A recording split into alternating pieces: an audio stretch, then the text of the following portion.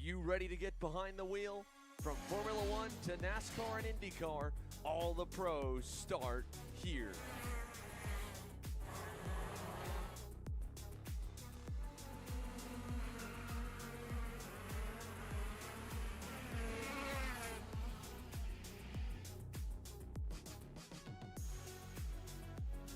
For more information, check us out online at mcckarting.com or call us and go racing today.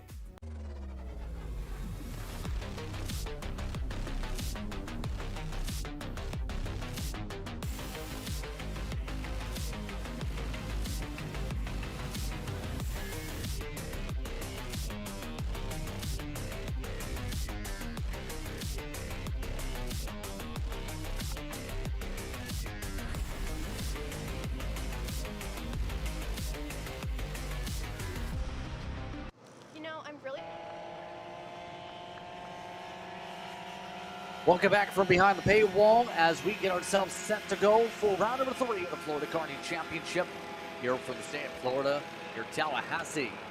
We are set to go from Monticello here this morning. Our pre-finals starting things off here today. We'll start off with the Bambinos for our IMEs and the T4s. Keep in mind, 2 different classifications. In terms of your Bambinos that will be layered on the racetrack, we get going here in the next moments or so. The IME Bambinos, map credit with points leader over Belosa and Tyminski coming into today. But Tyminski got the upper hand over Belosa in the qualifying session to start up the front of the field amongst these youngsters in the field today. Then you have the Sheltons in the field amongst those T4 Bambinos. Also mixed up with Ivan Gomez, who will be looking to get things going. You see some of the drivers like Adam Martin looking to get things worked together on the racetrack. Already the time is flowing on the clocks at least. This track, we're going to see 6 minutes plus 2 for the Bills today for the pre-final. We'll add an extra minute when they go racing for the final. So give or take here, when you think about how long the laps are here today, you're thinking about maybe in total about 6, maybe 7 laps here for these karts here today as they get themselves going. Yeah, looking at the times as they go through and looking at these karts as they roll along here. Tyminski and Loza here up in the front having a great run with each other here, following nose to tail here in the IME Bambino category, also known as kid karts, going through and having a great fight going along on the run on their day as they come through the middle part of this track and continue to follow through. One of the cool things about kid karts that you'll watch is, well, they will try different lines, they will do different things. This is the fun of this young category. Youngest category on the weekend we'll have is they will mix things up. Nobody decides to just steady where they're at. They decide to shuffle their way along here, and Justin, it's always interesting to see what sort of unique lines these young drivers can come up with. And this is all about driver development. We've emphasized, Tailpipe and I to emphasize that when we were a part of the first broadcast crew here in the booth. We went over to T4 Kartplex near Tallahassee, Petersburg, if anything. And really, one of the major things you've seen, we did see pop up, was the difference in momentum. So critical. You're basically on throttle the whole way around in this type of racetrack with these youngsters in this kart. So really, it's about lane choice. It's about how well it's set up. It's also about your racecraft in particular. That's going to get you the up right now. How much the upper hand goes for Velosa to try and find a way to chip away at the very least for the Bambinos for the IME package. Trying to get themselves up to Tyminski quickly. Time by. Lap times were half a second quicker for Tyminski, mind you. Up on the board in that blue and white, number 12. See, here's the interesting thing, though, looking at Tyminski versus Velosa going along as they go, is the fact that Colt Shelton in the T4 Bambino, it's quick, but you can see where that pace difference is really settling in between the IMEs and the T4s here going through, is that it is just a big delta difference here. 126.972 last time. As we cross the line here, the 12 versus the 1, where are those lap times going to land? Well, Kaminsky across, it's a 121.0 and it's a 122.0 for Veloza. So a second the difference there, and I don't think that that is really anything too major. I think that's third is really where that time loss is coming through. I don't think that a lot of time loss here through the first. I think it's genuinely third sector going out through Nelson, through Villeneuve, through the Schumacher corner, and then out of Cross. That is where I think most of that time is being lost there in the run for the top two. Indeed. At least the fans are enjoying the action, we'll say, for those who watch along here in KC Premium. I think Josh Holtz over, I believe that's from Holtz Racing Development, tried to offer a free anyone who got into the comment section. Unfortunately, no one made it in time, I think. I think it was half joking. In all seriousness, though, for the notes as we continue on here for today. Right now, the top two have built up 14 seconds. These T4 drivers in the nose. Right now, it's Colt Shelton controlling things at the front of the field over Gomez, you mentioned, in terms of that interval. Also making an appearance today, Emmanuel, his sake. Right now, amongst the top three in class so far. The Sheltons both look sporty last time out when it came to their racing. And Colt in particular in the 99, last time out, also was second out of those who were in the classification to start off the inaugural weekend. By the way, also was a part of those just last month who kept this kart active by racing team for Kartplex again for the America's Cup. So good to see them make the trek. So we have now reached 3 to go. We're going to come up to 2 to go this time by.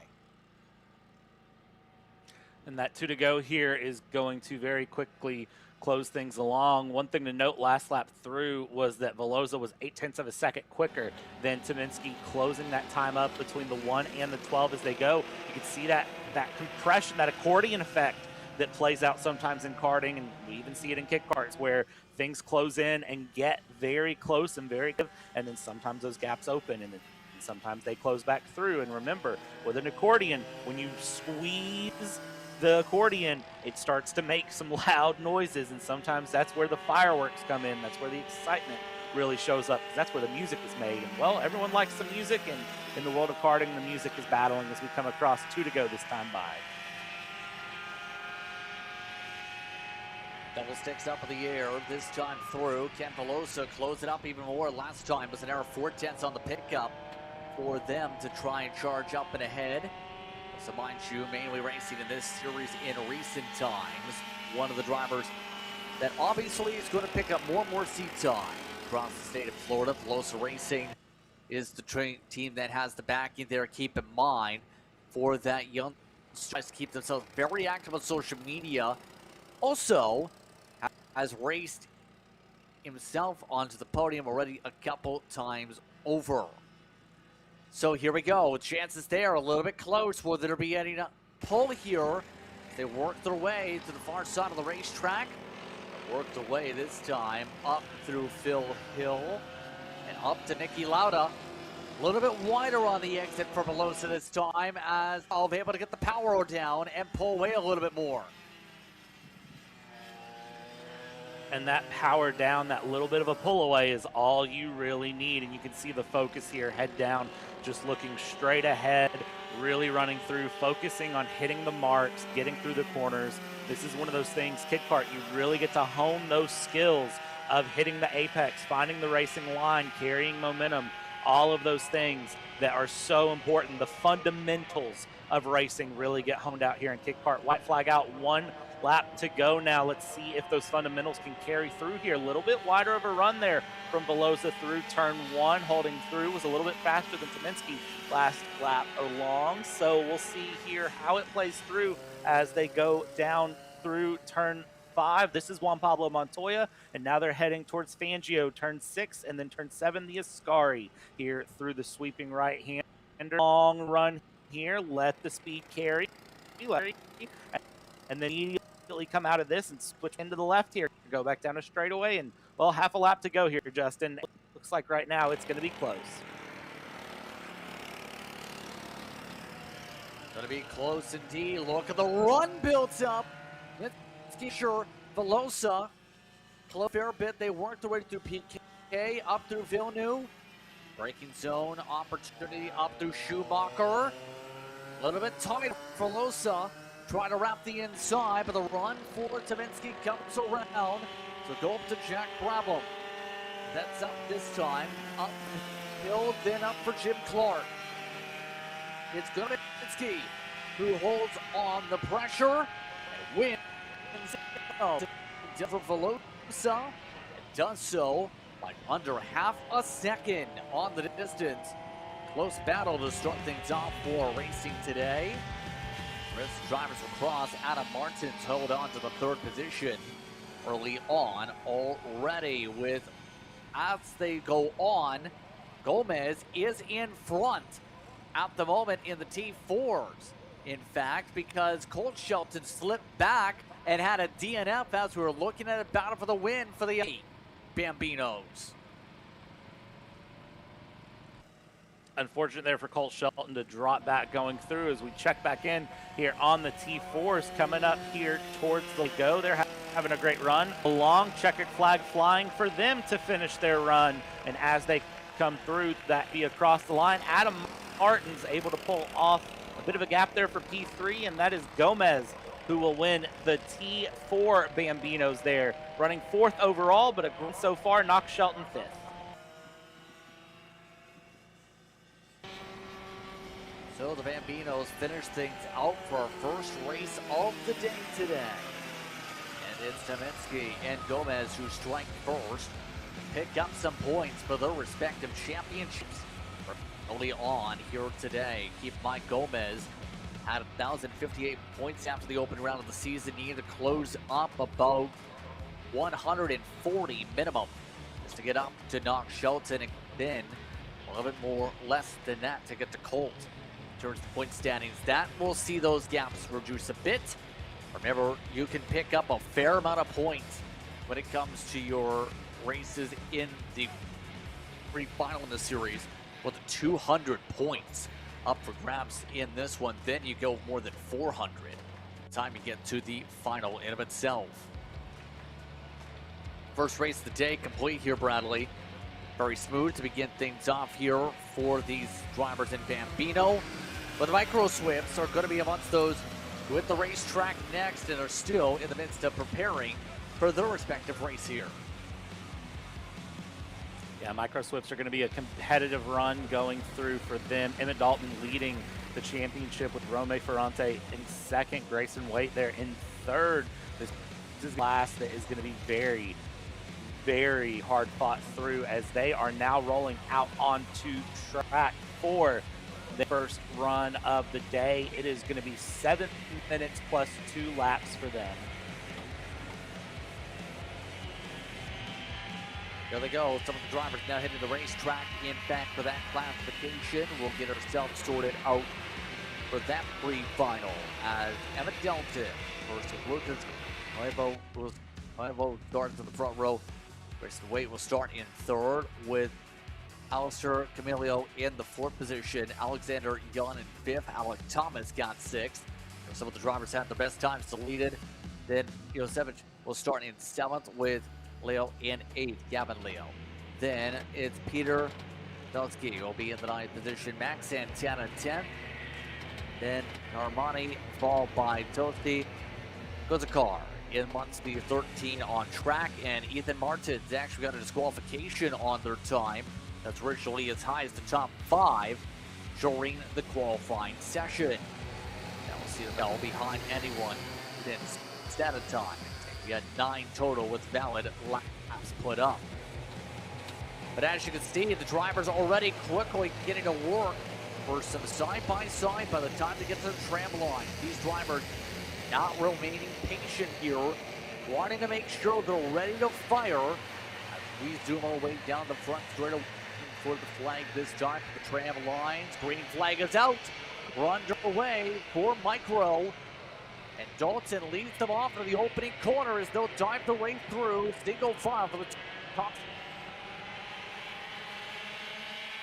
Great battles here early on up in the front as they go, and you can already see breaking away as they go through. And again, we talked about how important qualifying was to make sure you had there, Justin. Ethan Martin's disqualified from qualifying underweight, and Gonzalez and Thomas had their best lap times deleted because they had scrub tires on for qualifying here as they go through. You gotta make sure you're following the series regulations. You gotta make sure that you're up to weight as we go through. And Emmett Dalton here looking over the shoulder, already trying to pull a bit of a gap here early on and take off. Looking to try and make that build up immediately, if you will, but it's going to be harder to say at the very least. We will see some splits here and there between maybe the top 3, 4, then onward the next pack and so forth. As we step things up early on. First laps already coming off the board.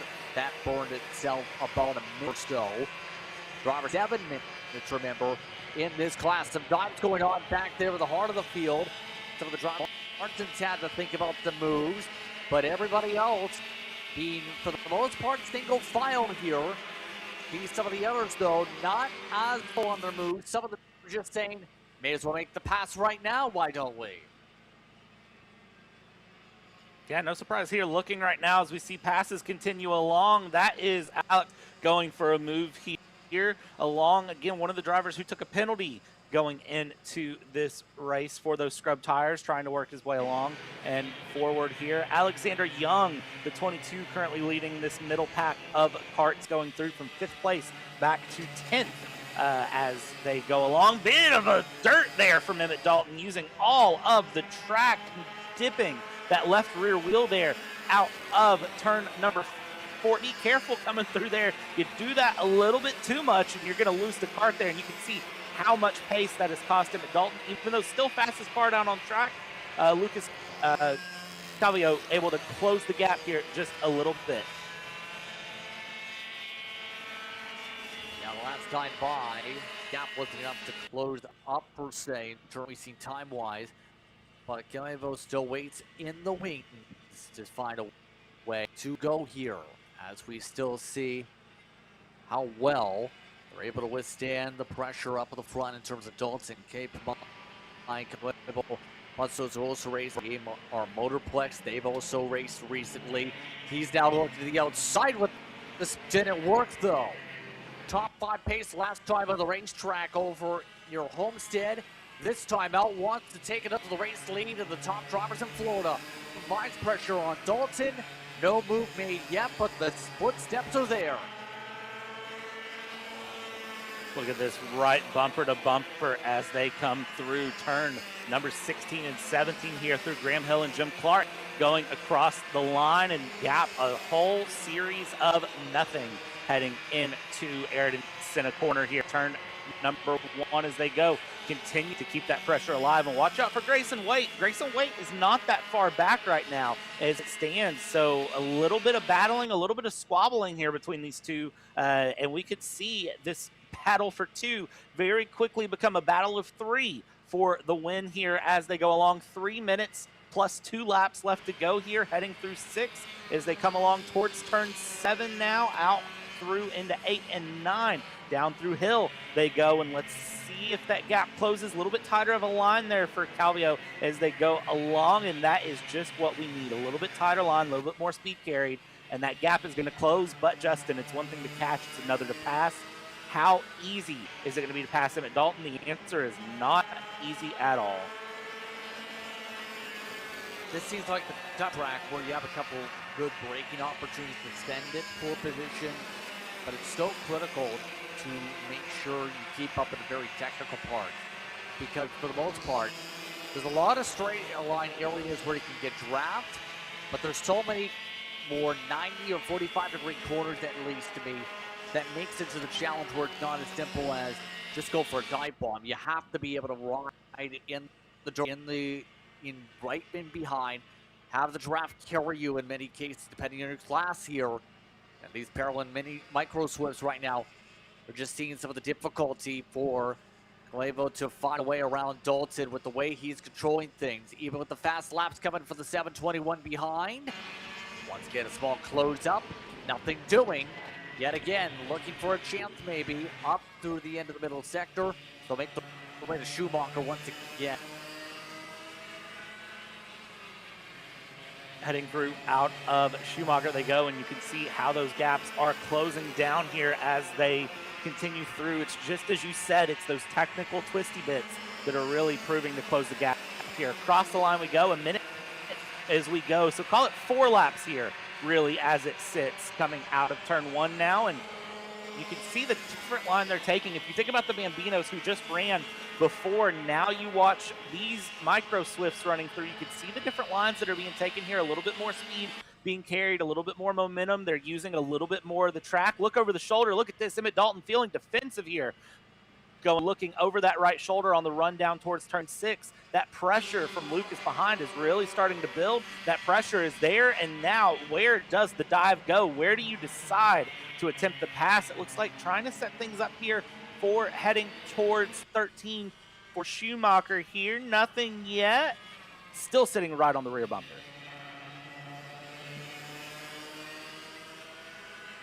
Still riding along and still remain patient-ish.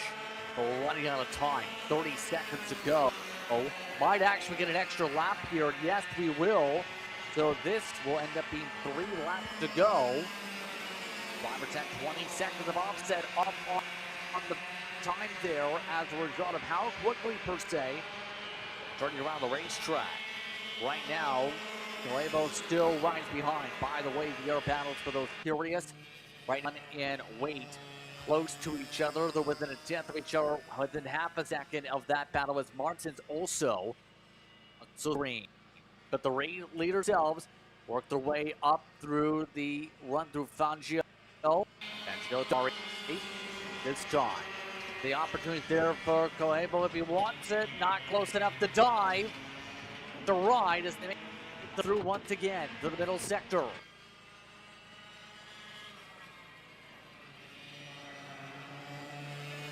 Now they all rumble the way down through 14, up to Prost, now heading to Brabham.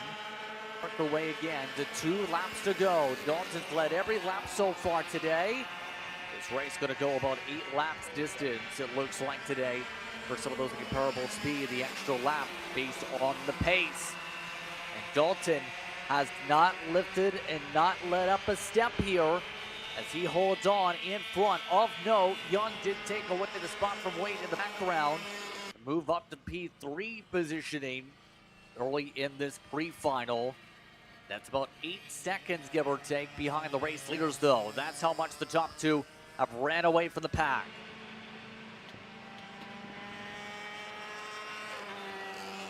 Look at the Hornets nest. You see at one end of the racetrack.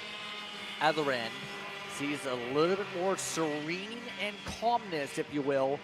The battle for the race lead. Right now, you see how much that Hornets nest is building up with drivers like Jan, with Wade getting a little bit of the bobbles. Jan back to the bobbles, in fact, there.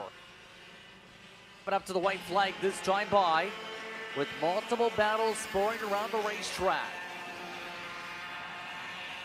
Coming up to the final time around this time through. White flag waves, all while Dalton looks to continue the laps controlled streak.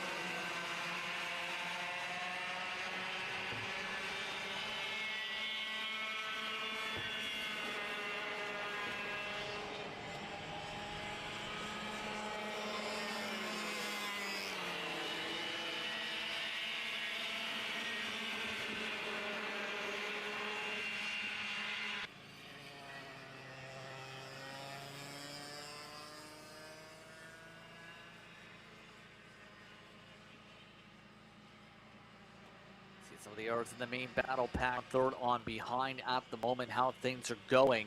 You can just tell so much. Some of those drivers go. The leaders themselves have a bit of separation. Dalton still, I believe, in control as they made through the edges of Sector 2 up to Sector 3. Yes, it is. Dalton has the advantage coming up to the checkered. Pulled it away, in fact, on this final time around. Dalton, who takes control and never relinquishes it in Micro Swift.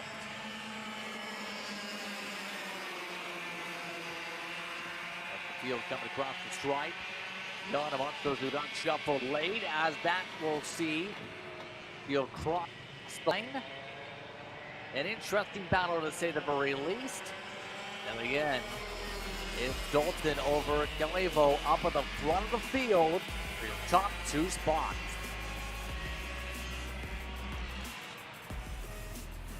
Top three will get looked at again on the pylon here as things finish up here. Amongst the notables, Young got shuffled leads to 5 spots with drivers like Wade, Martin, Thomas, all a part of a heavy battle pack. Group number 2 back there. See how things work out officially. Very unofficial in terms of some of the marks here. Thomas was 6th. Martins was 5th at the unofficial mark, with Wade and Young up amongst the top. Though thought Leo very quietly was in pack number 3 with Milosevich. Then Zalski also was on their own in the 10th position out of 10 karts. All got the green flag here in this one. Our second group of drivers complete here, to say the very least, which means it's time just about for your minis, led by Colton Brock in qualifying. Moments ago, Colton Brock in particular going to be looking to try and carry momentum we've seen here in the FLKC previously, but also has solid national in its previous start series. Got Charlie Grapowski will start in 2nd. Leonardo Tavares and Enzo Ramos will be amongst the top 4 with Garcia and Hank Lai amongst those in your top 5. Your top 6 should say, in your order on track. All those karts really are going to get themselves in a position to pounce in the next moment or so. We had 15 total on the entry list, but only 9. Which we take qualifying laps from the session. Now double checking in terms of some of the markers, by the way. No penalizations came on through for those drivers. So the minis now hit the race track order. Will feature Brayden Schoenbaum, followed by Caden Ladera. Then it's Cohen. Out of those who did not take time to put Miles Wilson, the Chiavos of Liani and Franco. Then Roman McChin, didn't make it on the track. Kai Johnson, Onrent Bateau, among others not on the circuit for the qualifying session. So we are currently working our way through the U-Race Mini Swifts as we begin this grouping on the racetrack. Right now, all of these drivers will get doubled up and quickly get to work as fast as possible.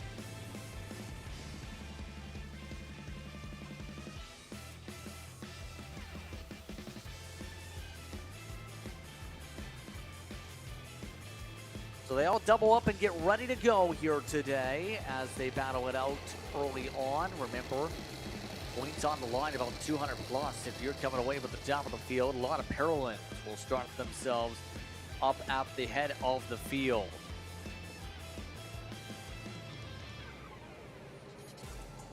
So we'll begin things off in the next moments or so. You see some of the teammates now offsetting, making sure it's a lot slower while the roll-throughs here so far this weekend. A little bit of bump into Baning actually coming up here as they go. We'll find out just how things go along. And happy to have you with us for today's coverage as we continue on with the festivities here from Florida. Waits for the green flag this time. Green flag is down, and we're already going 2 and 3 wide. They make their way up to the opening corner on the pounce. They'll rumble their way through the opening sector. All of this as well. Pressure builds for Colton Brock and company to try and hold back, as a lot of those drivers look to shuffle immediately. Skapowski amongst those who charged up early. You see everybody else going to the bumpers. Tavares also had a great launch, you can tell, with the number plates lined up astern.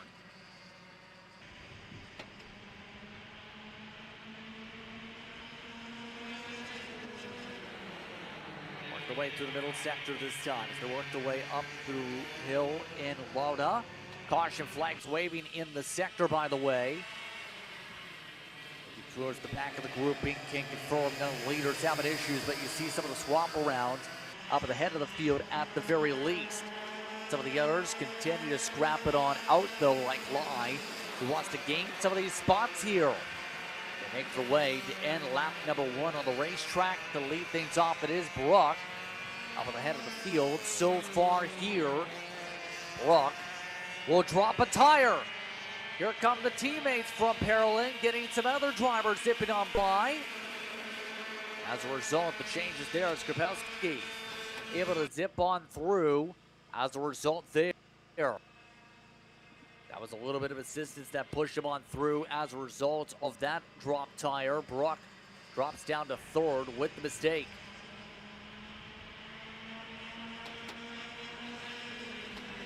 Making the way through Sector 2 once again as they try arcing down up through 9 and 10 yet again. All of this is going to be interesting where we see things go with the battles. In particular, you see that right now. Some of the competitors just trying to stay within their same number of points like Tavares in the 107. Staying on the rear end, trying to give assistance here.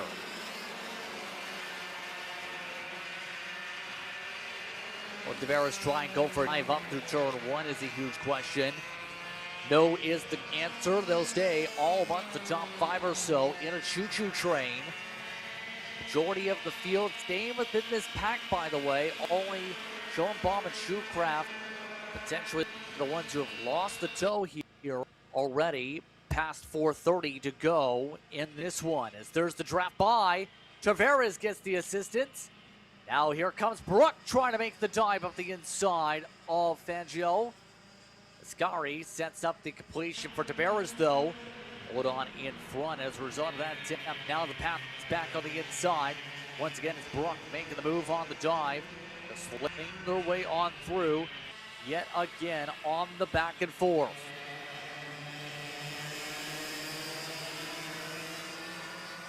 Seven minutes worked on initially on the clock. We're almost at halfway to go. This time by on the clock in of itself, mind you. For these cadets today, have a lot extra time compared to, say, Bambino. It'll be only 7 minutes for Bambinos, but 10 minutes for all cadet classes here today, plus the 2 laps. All the junior, seniors, masters for the finals will go 12 minutes plus 2 laps. They go 8 for their pre-finals here today. Everyone into a train with Brook leading it. See some of the drivers like Ramos trying to jump cards, but Tavares wants those who will slip on through this time with the swappity swap. Yet again, passes develop. Yet again, drivers change with Brook trying to move themselves through as well. Back and forth, continuously popping up here as they go themselves on through.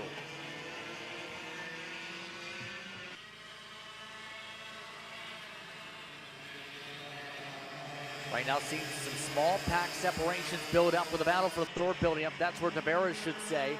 Did drop on back as a result of all the squabbling that's popped up here on the racetrack. See some near contact popping up with Ramos trying to make sure he finds a way around Garcia here and amongst their fight amongst the top 5. It was Brock up in the front of the field. Rapelski in second. Tavares rounds out the top 3 with Garcia. Wide along as things get a little bit calmer per se for now. This time, nothing doing in terms of a poke around amongst those in the battle for the 4th spot here. You see Garcia spotting that look away to Ramos. The front of the field will work its way through 9 and 10. Right now, Brock and Rapelski trying to ride and find a way to build up the next run with a few laps to decide it.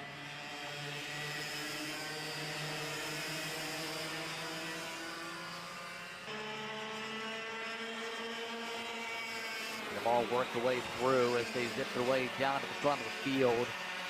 Right now, Kelski works their way into the draft yet again. The difference between them right now, both of the ones. Last time by, it was the 133. Touch bit quicker. Ran a 104, 108, the quickest run out of anybody so far. to work the way through on Pablo Montoya. Will there be an attempt to pass, or will it be patience until the final times around here? Everybody else not being as patient. You can just see, though, Brock every entry going a little bit deeper, even with the push from behind. Just able to get some separation and any pressure from the main passing zone so far.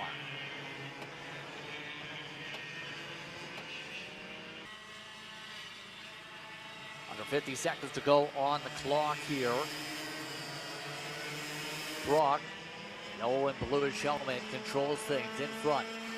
Krupowski rides on behind as the rest of the field goes. Tavares continues to plant himself amongst those battle for third, by the way. See some of the changes with Ramos trying to make the move. Garcia also following suit. Side by side now for fourth spot. Make the way out of Senna. With the move going in the way of very least of Ramos. Ramos able to jump their way up the podium spots for this pre-final. We're coming up now, should be 3 to go this time. Coming up to 2 to go at the flag stand.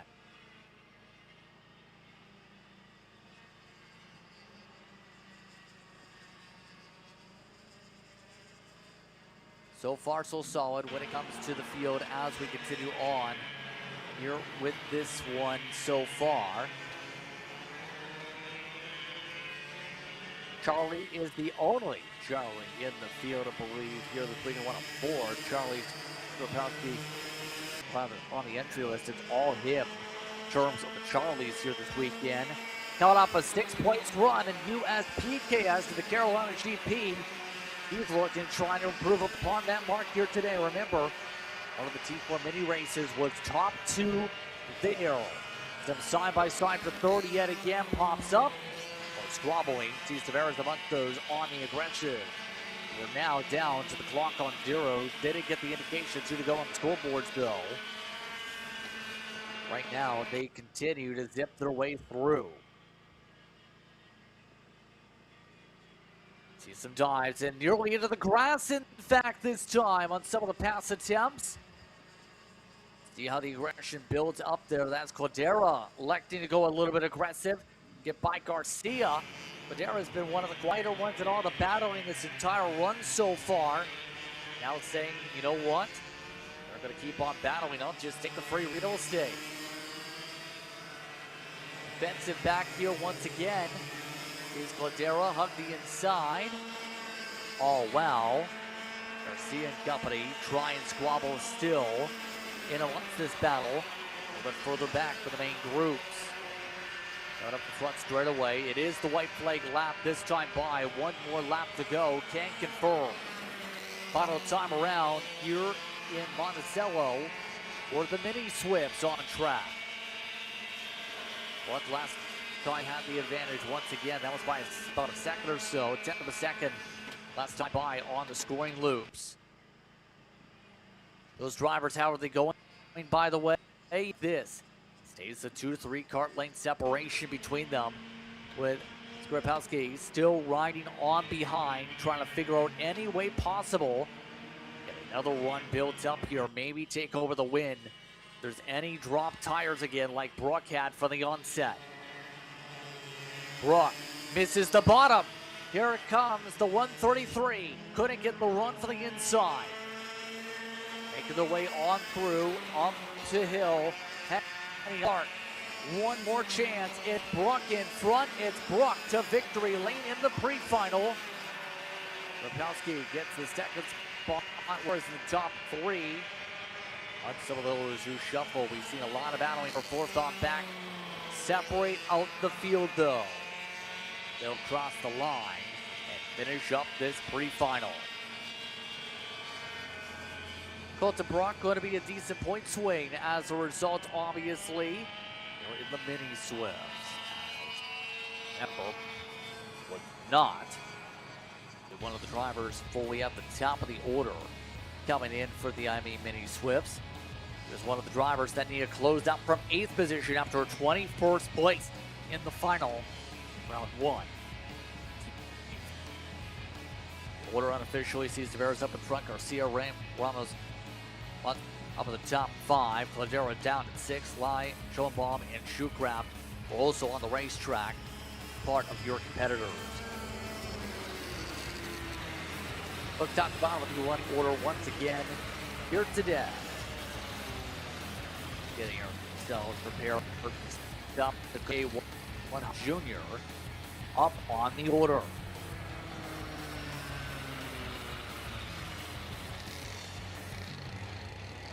So Brock is the one who ends up sweeping qualifying. Now gets the race. Now can he keep it out of trouble?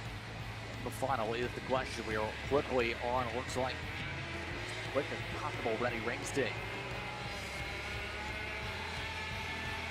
These karts quickly zooming away onto the racetrack after what's been a busy start to the day.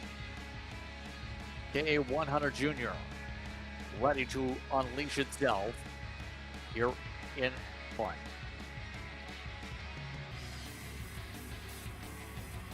So we'll find out how things go in the next moments or so for the juniors here as they prepare themselves. It's not Santiago Orioli though. They'll leave the field to green today. That orange and white machine. Maddox Ruiz will go alongside with the Norberg kart. Then Sebastian Bonoff will start in the top three. Then Vogeli should stay. Followed by Gabriel Souza, Jaden Louis. Once your top six.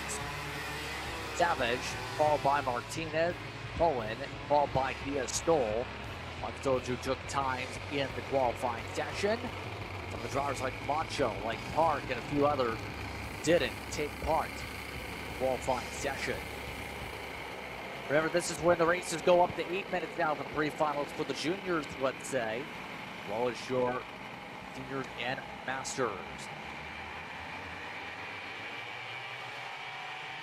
Green flag is out, we're underway, and immediately some side-by-side of the front goes single file. Ruiz falls on by. Good start for the 822 off the rip, and some drivers off the racetrack in the back of it. A little bit of chaos in the midfield. Some of the other drivers that hit the racetrack, that included Brian Santiago, who did not set a qualifying time, who did take the green, and amongst that chaos back there. Everybody else rumbles their way on through, up to the opening corners as more dirt continues to fly. Remember that lead kart, going to have to deal with that on the corner exit the next time by. That could cause a little bit of trouble for Olioli maybe.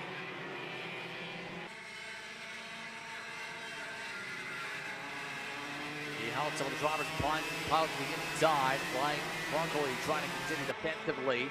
Once your top four or so. Shuffle it back a little bit with one of the other GFCs making their way on through. That's Milano making the cut as Orioli leads over Ruiz to start things off with the clock rolling. They'll rumble the way through as they continue on here. Now, by the way, the kart that was off the racetrack, goal, that was the 817 that started towards the tail end of the order initially and had been trying to pick up a lot of spots there. Some of the others, like Susan, saying, let's work together, please. We got to figure out something quick as we can if we want an opportunity to try and win this one, or at least get good positioning.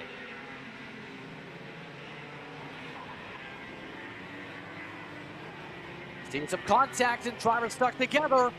That involves a lot of getting some problems built up. That was with Souza. Right on the rear end. Both of them slow up hard. Cost them a ton of ground. As a result, things change, and that sees Martinez well up as a result, right behind Vongoli. In terms of the order, in terms of the shuffle, and some of the drivers were crossed by the stripe already, about a minute plus burned off the clock here. A lot of the karts trying to make their way through, and a lot of the karts going off the track.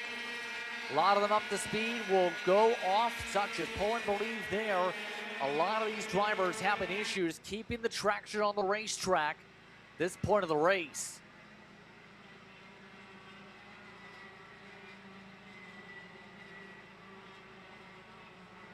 Right now, one of the major things noticing, though, over the course of this one, Olioli looking comfortable at the front of the field. You can tell with the eye test right there, zip on by. Some of the others, as they zip by, breaking into small packs of 2 or 3 as we go. Now, watch along with some of the battles here. Keep in mind, good opportunity to see someone like Martinez, Daniel Martinez, competitors that once the ultra races over at AMR Motorplex. Top 5 there actually just last time out on March the 21st. Been about a month or so. Last major opportunity to hit the racetrack. Been able to get some good seat time on this charge ahead here today. Oh, that's as well. Still, they ride and figure out where the game plan is here today. 873, Ruiz still providing the go-ahead over top of Vogli, though. That's not going to last for long. Here comes Vogli to the inside, takes the pass, takes the move. Up to P2 goes your 822, initially started amongst the top 4.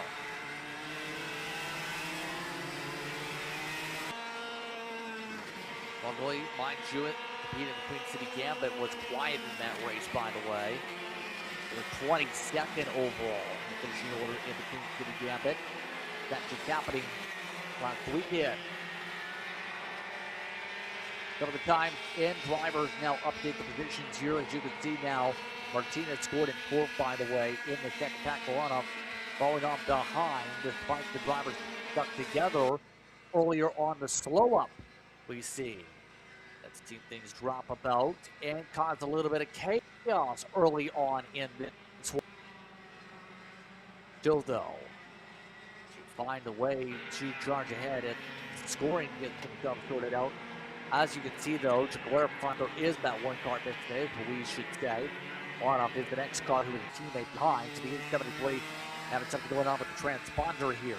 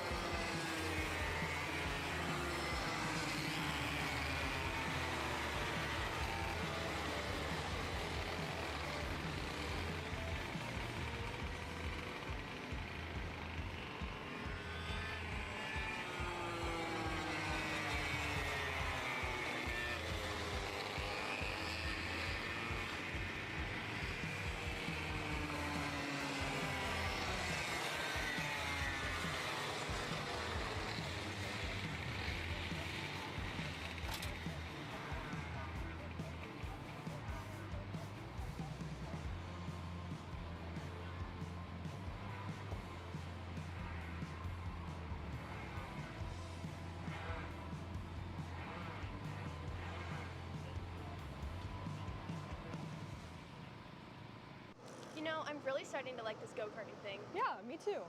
Oh my gosh, can I show you this cute dress I just got? Yes, of course. Oh my goodness, it's so cute. I just love shopping. I love shopping too. Oh my god. Wait, did you guys say you like shopping? Of Yeah. course. Well, dude, I have the perfect place to do that at. ShopPayCara.com. At ShopPayCara.com, you can get free shipping on orders $200 or more. You can get anything you want. Like MXC rims, gloves, rib vests, shoes, anything that you need. All at ShopPayCara.com.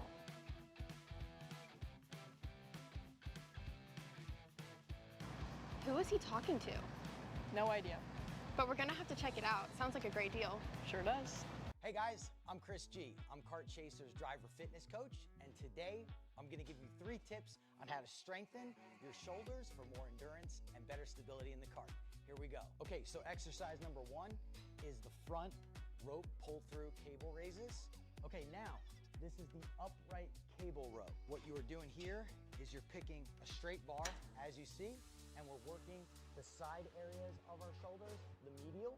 Exercise number 3, the dumbbell shrugs. As you guys can tell, I like to pause at the top before releasing.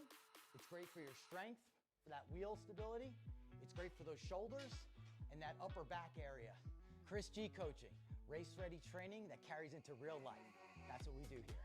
See you on the next one. Karting isn't just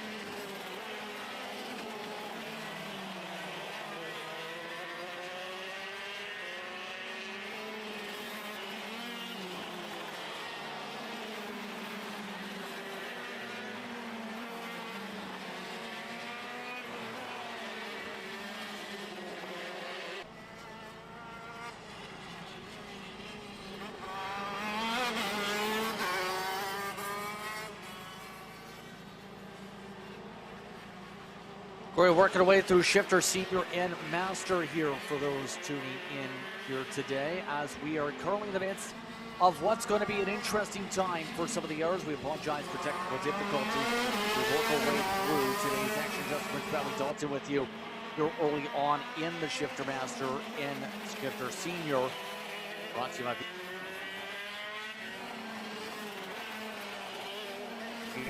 this race.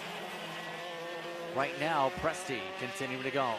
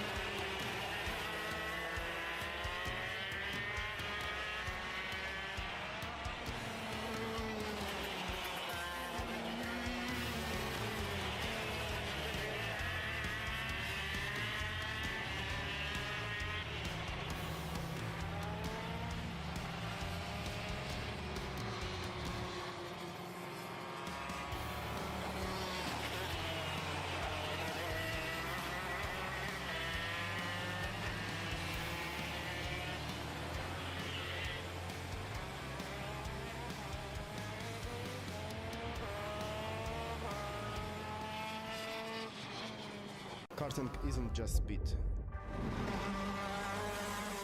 It's control, precision, freedom. At Atlanta Motorsport Park, Kart Freedom isn't just a team, it's where drivers are made.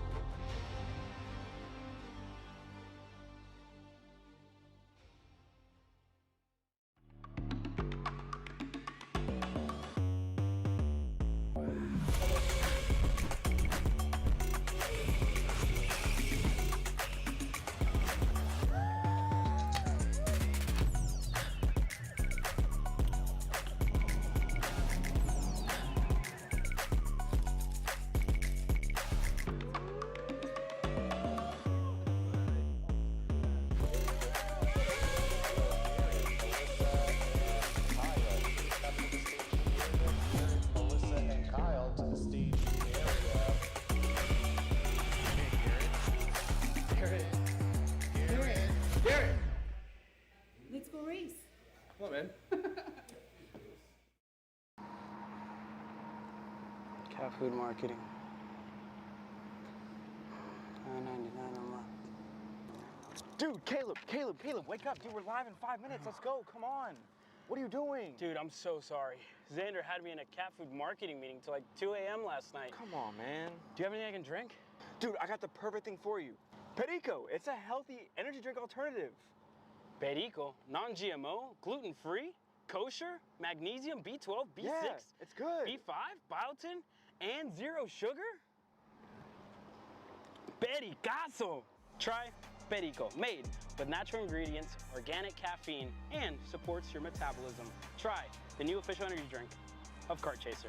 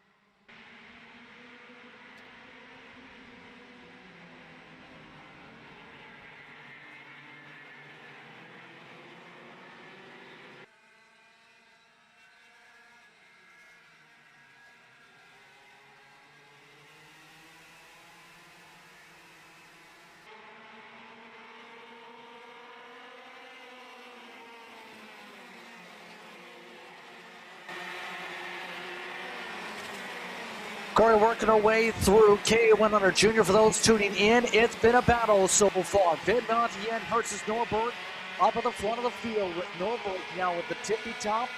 But the thing is, everybody's been trying to fiercely fight here. All up there, Manning has been in the conversation. Frank's been in the popcorn seat a bit. No spot's been safe as Norberg gets shuffled. He tries to charge the outside for good measure to try and keep up here. But as Ramojo gets up to the point with those moves, and Vid Montien at the old plate rides on in the second spot and goes back and forth for the race lead. No one has been safe here today to keep control in KA100 Senior, brought to you by Norberg and his Karting Academy.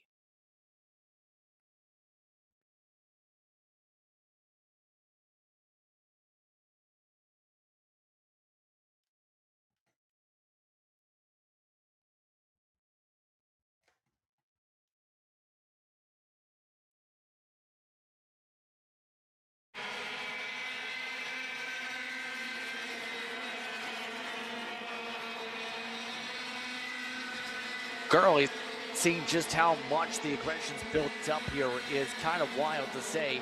When it comes to this field, this entire pack has made it clear they want to fight, they're here to race. They're going to get everything they want in terms of their package here today. Norberg, mind you, there's no introduction needed when it comes to Ryan Norberg, a multiple-time national champion to say the very least. He's already, in the past year, been successful, to say the least, in some of his races. He's been busy in terms of team ownership side, though, more than anything, especially with him working on the academy side, working with GFC, and building out that respective program here in 2026. And right now, for his sake, under 2 minutes to go, he runs in second right behind Vid Montien early on. Now it's the later going, should say, of what is essentially our middle portions of the races here today. We've already zipped our way through the first 5 events. Number 6 has been a barn burner so far. Norberg stays in the pocket of Vid Montien as Vid Montien continues to ride and find a way, any way, to get himself away from all the chaos. Look at this going on behind him, though. Third yet the falls. 9:58 amongst those on the pass attempts. Everybody continuing the back and forth here. Watching these great battles come through back and forth here, Justin, as it goes. Less than 60 seconds to go here in KA100 Senior here. Great pre-finals so far today, as it's been, and well, as we watch here head down, hard racing going through the charge to the front here as we sit through turn 1. Everyone you can see putting some great pressure on the cart ahead. You see the clear hand signals move forward, get the battle going, and we'll just watch and see how that capitalizes out as they come up towards turn 6 and 7, heading through the run now. More scuffles, more battling involving Raul Montzos trying to take some pokes there, or at least prevent them. Frank amongst those who drops back a bit as a result with that move. And coming up, what will pretty much be 2 laps to go in terms of the time coming up here. We have only 7 seconds left on the clock. Of course, Vid Montien versus Norberg. One of the younger drivers per se in the field versus the whistled veteran, if you will. I don't know if that's necessarily the best categorization of Norberg, but I can't say he has been around for a long time in the racing scene, for at least half a decade to a decade plus. And right now, he's in the popcorn seat with 2 laps to go to fight. They've got a 6/10 cushion to the rest of the field. And that cushion here through to the rest of the field. I mean, it's a good cushion for now, but will stay that way is going to be the big question, because anything like that is going to be very hard to hold along. It's not guaranteed at all for that to stay there, because one little move, one little moment, and that can close all the way up and cause all sorts of issues for these drivers as they go along here, continuing through top 2. Still close here, gap closing very, very quickly. Still pressure is on. But look at that, here it comes. We're looking to try and make a move. Bird trying to find a way to pass by them both. Norberg thought about a move in the late going.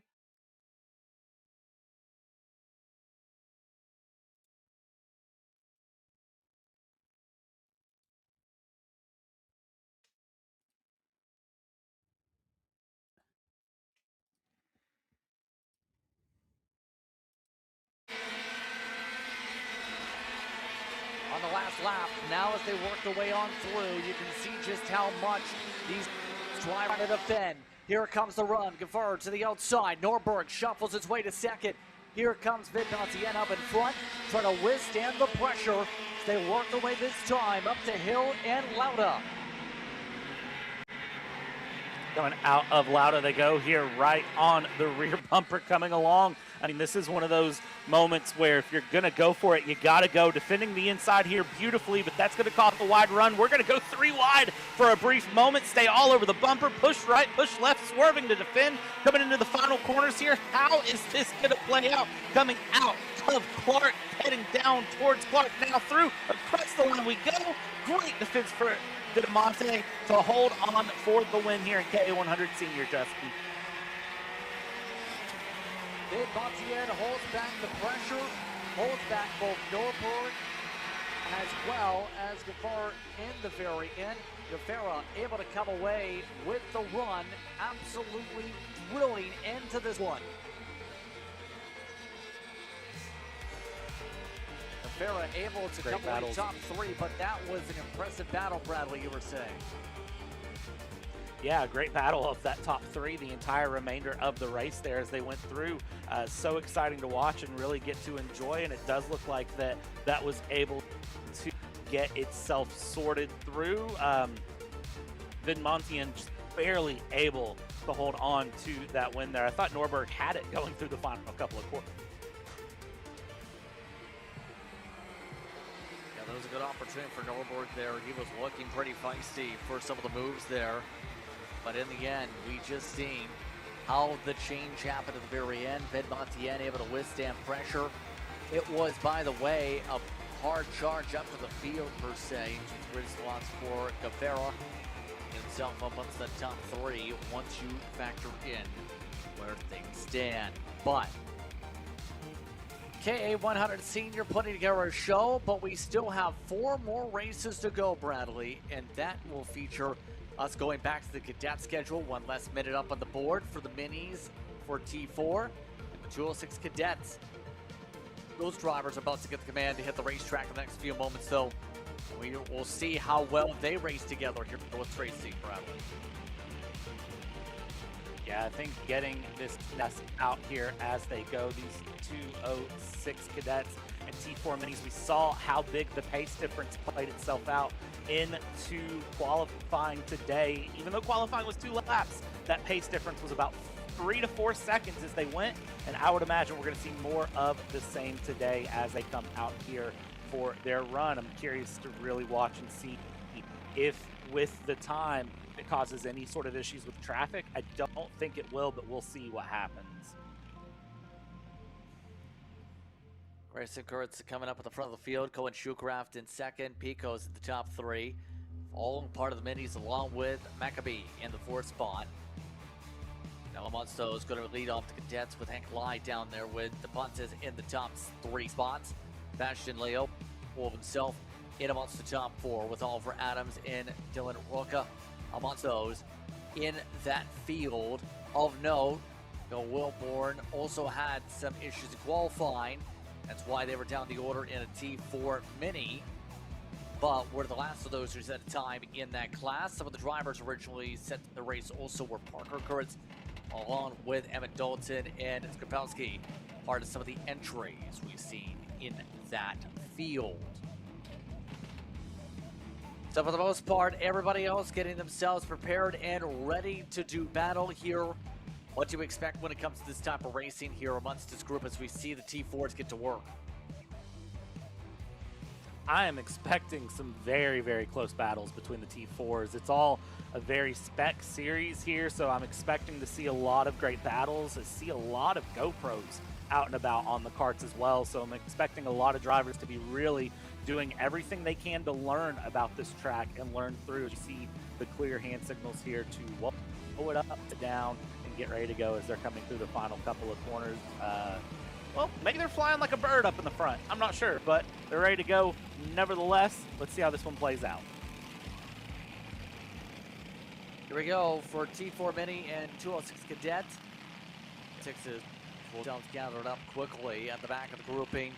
But the front of the grouping is off and away. We're underway. And already a good start coming sideline that time. They work their way through the T4's battle, and we have spinners in the back. Shoecraft with the best of launches up in the front. Great launch up into the front so far as the karts come through out of the first, heading down towards turn 6.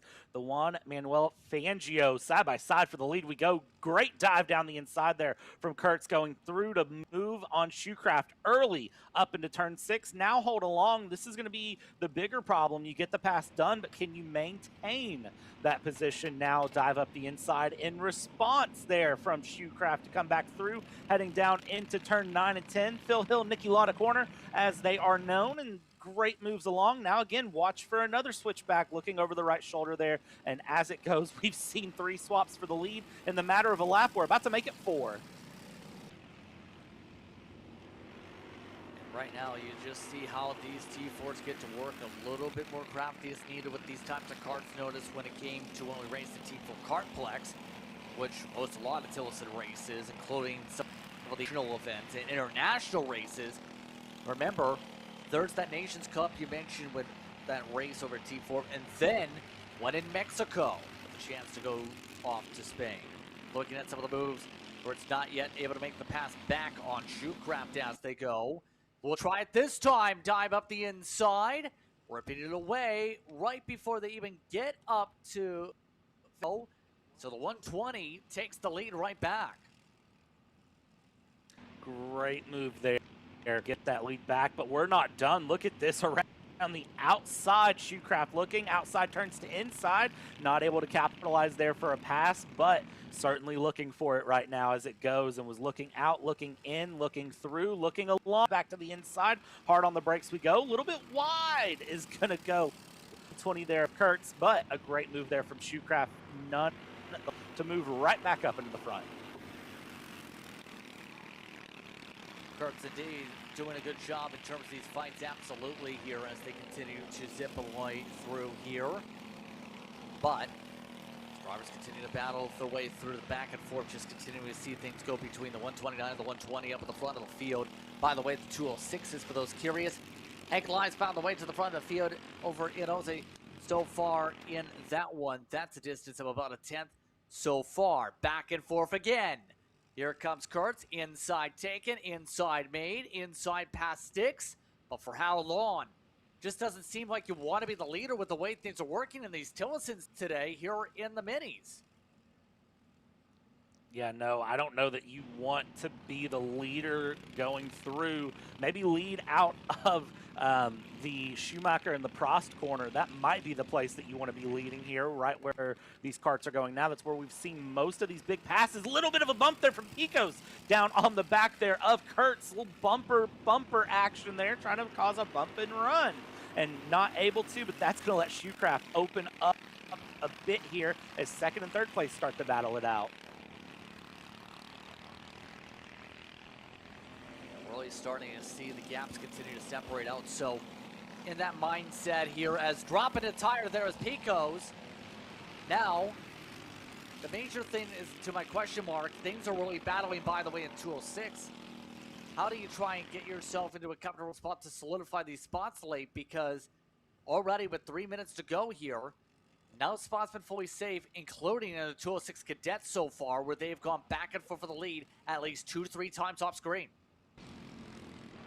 Yeah, I don't think that really anything is safe here going through, unfortunately. I don't know that there's a way to make yourself safe. I think you can get yourself in a position later on into this run when we get down to the 2 laps. I think you may just want to think about, would I rather be in second place and go for a pass into turns 13, 14?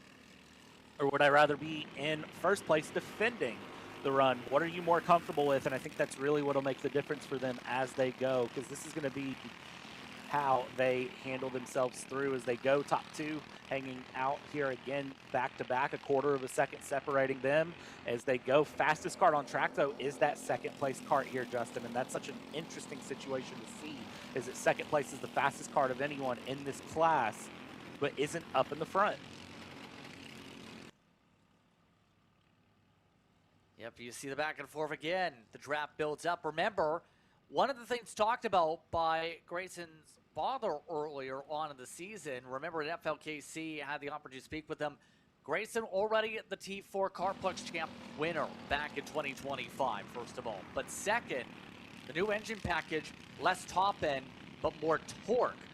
It's very fun, as someone described to, and affordable, where you've seen the speed on the difference compared to a 206. The back and forth continues, though. That little bit of that speed and that ability to dig at the corners here, Bradley, continue to pop up where these passes are being made with the top end pull at the draft, but then sticking by the corner to make it plant. Yeah, it's a unique setup compared to the 206 or the IME packages that a lot of people are familiar with. There's another wheel dip there out of turn one from Kurtz going through. It is a very good blend of the two, I would say. It's faster than the 206. It's slower than a KA. It's more affordable than all of the above. I mean, what's not to love about it, too? Because one of the things that you want to make sure of in any sort of motorsport world is we have a great dive down the inside here going through. Kurtz finally working past Shoecraft here with 45 seconds to go. But one of the best things about racing and karting is, well, what sometimes keep people out of the sport, Justin. You and me know this very well. We've seen it play out time and time again, is money. And, well, if you've got money and you can afford to get in, it gets your foot in the door and it can get you more opportunities. So this is a great class to kind of allow that possibility to come in. Yeah, let the talent flow, I think is the way you're trying to say, especially since with the Spec Series, there's not as much of a wiggle room to find that little advantage, so to speak, compared to, say, a KA that you normally would see. Big defensive maneuvers on the O point, by the way, as yet again, Shoecraft getting blocked off a touch. All while Kurtz looks to try and hold on in front.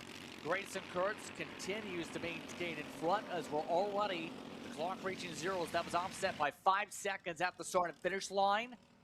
Right now, see how much they've really built up. By the way, Hank Lai still continuing to hold on in 206.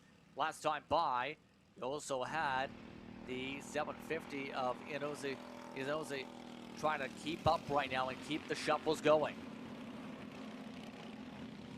Yeah, this is going to be one of those to watch on through the final 3 laps of this run. This lap plus 2 more here. And look at that. Again, defensive to the inside, parking the bus very, very well as Kurt's trying to hold on, but that compromises the run out of the corner, which lets Shoecraft there in that zero-plated kart come through and get the pass. Look over the shoulder, sees the pass is done. Now moving through the final corners here down the main straight we go. A little bit of a wiggle there in the seat as we come across the line, and we'll see how this plays along for them as they go.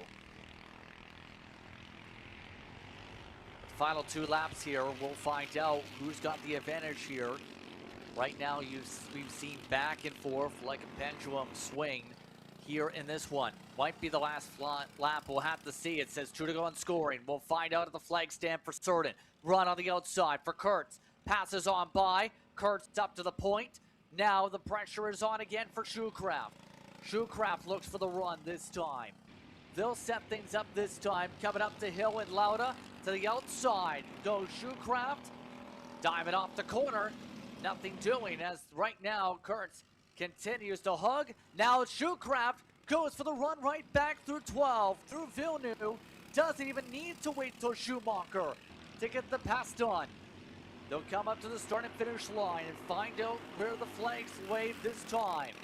They'll run their way up through Hill and Clark, and indeed, down to the line will indeed be checkered. It is Shoecraft who does take the win and gets it by 2/10 over Kurtz. That's how close it was in terms of the lap count here, Brad. And in the end, Kraft who takes advantage as one kart, their Barrel art, is off the circuit and is being checked out by staff immediately. One cart off the track there on the side, going through, well off, going along, but a great battle there between Shaft and Kurtz as they go through, checkered flag flying, and yeah, you said it best, that shows how close we were in terms of the pace and in terms of the run. So for those top two, I mean, it was a great fight, and it was just seconds separating a bonus lap. So the driver who just recently in the Carplex Cup, a couple of weeks ago, in fact a couple days ago, came away as the second step of the podium in this T4 mini class. It's done after being a winner the opening weekend of the series history in the races down the other side of the state. It's Shoecraft over Kurtz, followed by Picos and Maccabee. Parker Kurtz did get up to the top 5. They were in the top 5 in the end, coming over Hank Lai. Then Tiano Inozzi picks up the win, the second spot rather, the 206s. Montes Amonso's in the field also. So look top to bottom of the order as they scroll on through. 12 carts take on the racetrack. And so, as they wave yellow flags here again, an interesting one so far, Bradley. Your opinions coming up to 3 races to go in the pre-finals before lunch break. Man, pre-finals have been great this morning so far going through. It's been close, hard-fought action. I've been really enjoying it going through and watching all of the battles coming through. And, well, the fun thing is we have finals after this, and then we get to do this whole thing again tomorrow, Justin. That's the other fun part, is that Saturday and Sunday are 2 separate rounds, which I think make things very, very exciting going through between the two days, as it's treated as 2 separate rounds. Yeah. It is, and it will be scored for those points. That's why some of the drivers scored as many as 1,000+ points so far. Of course, this weekend, say, as we've gone about, a lot of that tape that was set up at the front straightaway kind of showcases how quickly the grip can rip away things here on this track. You go down that straightaway, it sticks to the track per se, and you can tell cleanup going on parts of the circuit.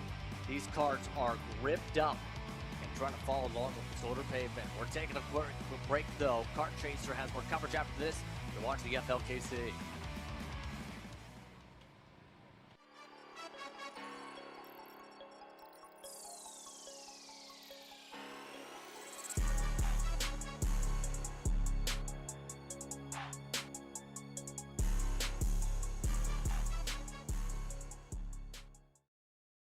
This is Henry. Henry feels sad.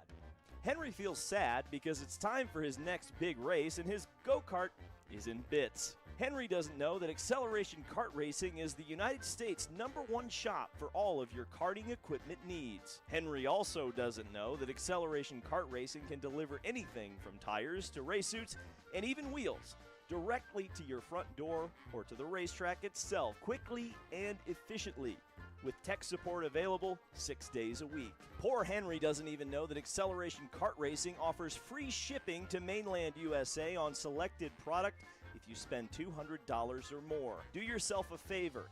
Go to accelerationkarting.com and make sure that you are never left stuck on the pre-grid with Henry. Be smart and don't be like Henry.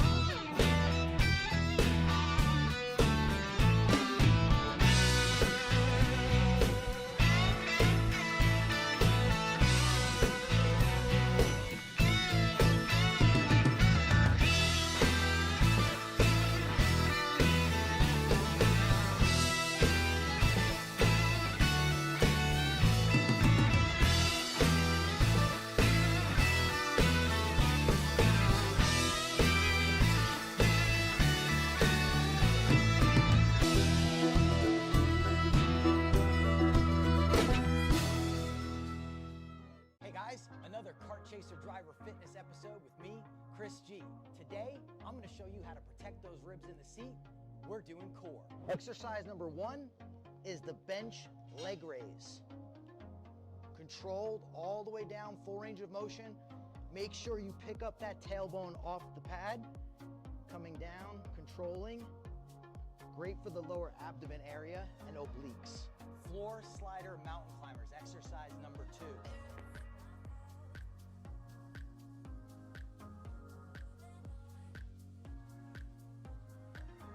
Exercise number 3, the plate loaded decline bench sit up.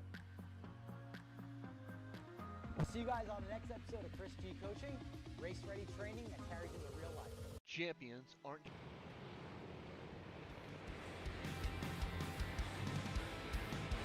Time for some more racing after a injury stoppage. We are working our way now in to the RSTS P4 Juniors and the Elvo 206 Juniors. Our third to last race, third to last race, should get my numbers right, in terms of where we are before the lunch break here this afternoon. So, getting all set and ready to go here for this pack, where Tyler Paget will lead things up at the front of the field, followed by Nick Farley, Bill Fortune, alongside Ashton Pearson, Thais Gonzalez, Max Hudman, Bias Matheson in the top 7 in the juniors, also followed by Poland.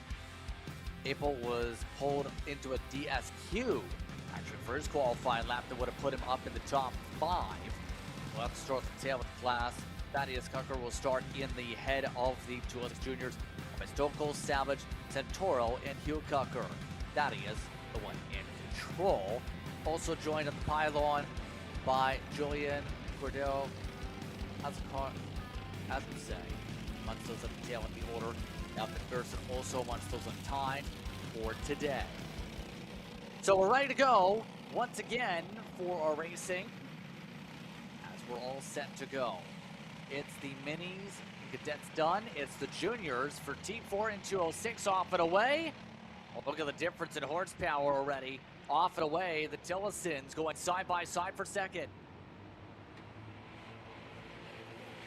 Great battle here from the T4s up in the front. You can already see side by side for second, side by side for fifth.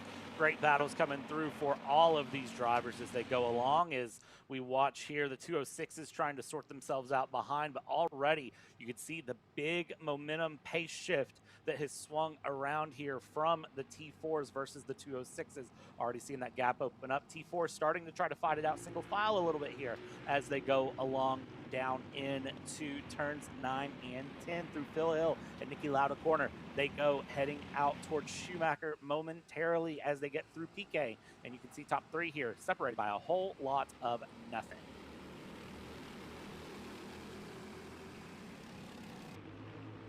All of them rumbling in a good spot here and a good clip, if you will. Paget continuing to see things start off well, at least his year, by the way, and to take part in the America's Cup was top 3, in fact, in it. But these are amongst those feeling pressure here, as you see Farley amongst those on the shuffle. All those blue cards continue to go back and forth, and everybody waving themselves by in the 4th and 5th spots. So already, some of the drivers just quite simply making it clear they want to get to the front, while others again are saying, I'm not worried about this right now. I just want to figure out where I'm going to be on the racetrack in my draft pack.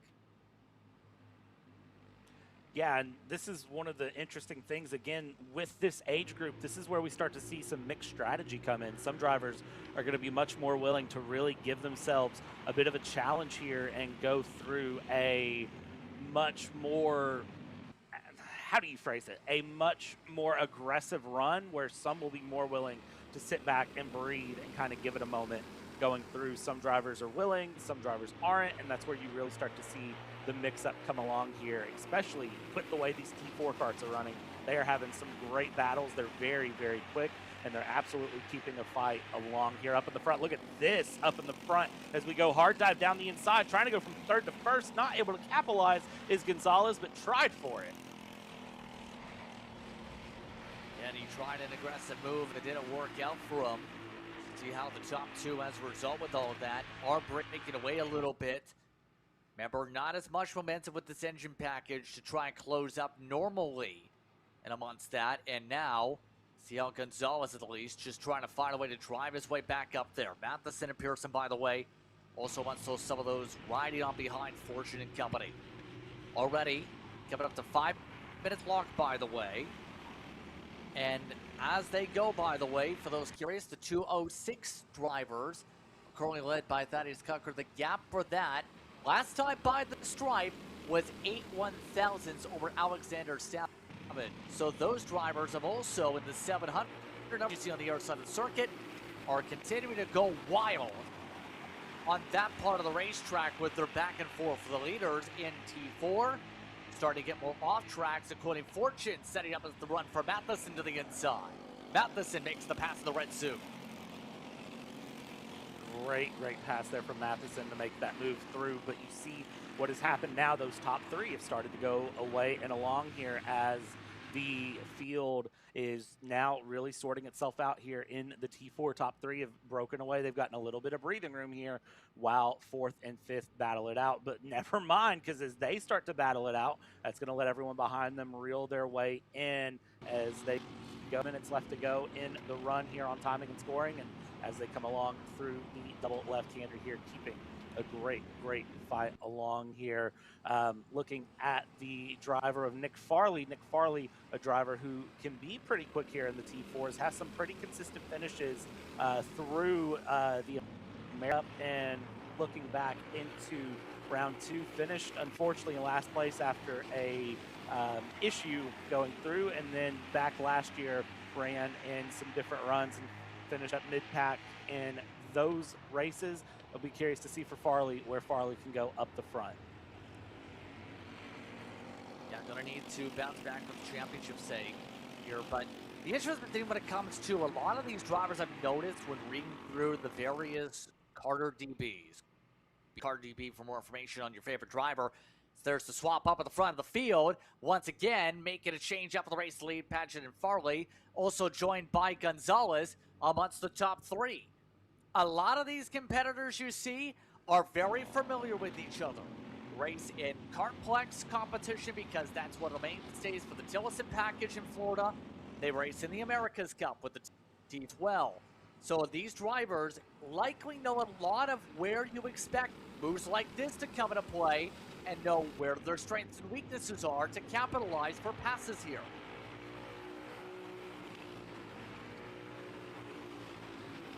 Oh, and off track in the heart of the field. That's going to push back one of the other drivers off the circuit as we continue to go. Great battles all the way up and down this field here as we see the drivers really trying to settle their way in here, figure out where to go on track, where not to go off track. And well, it seems like it's easier said than done for some of these off track runs for these drivers. Some of them are having a very easy time finding the edge of the run to go along. Look at this dive down the inside through the long way around through turn 6, heading towards 7, outside turns to inside. It's a good move to go for, but unfortunately, turn 7 immediately being that left-hander shuts down the opportunity for a move. Causes the shuffle once again as they go about here as they all their way on through the circuit. Already coming up to 90 seconds to go on the board here for the drivers to think about. Where are they going to take the runs here amongst the T4s you see on picture? Again, on our battles. But right now, Padgett's starting to build up the biggest lead and more off tracks again. Yet again, off the circuit goes Gonzalez in that case. So Gonzalez will lose a little bit of ground and the draft. You can see them just trying to get the door off.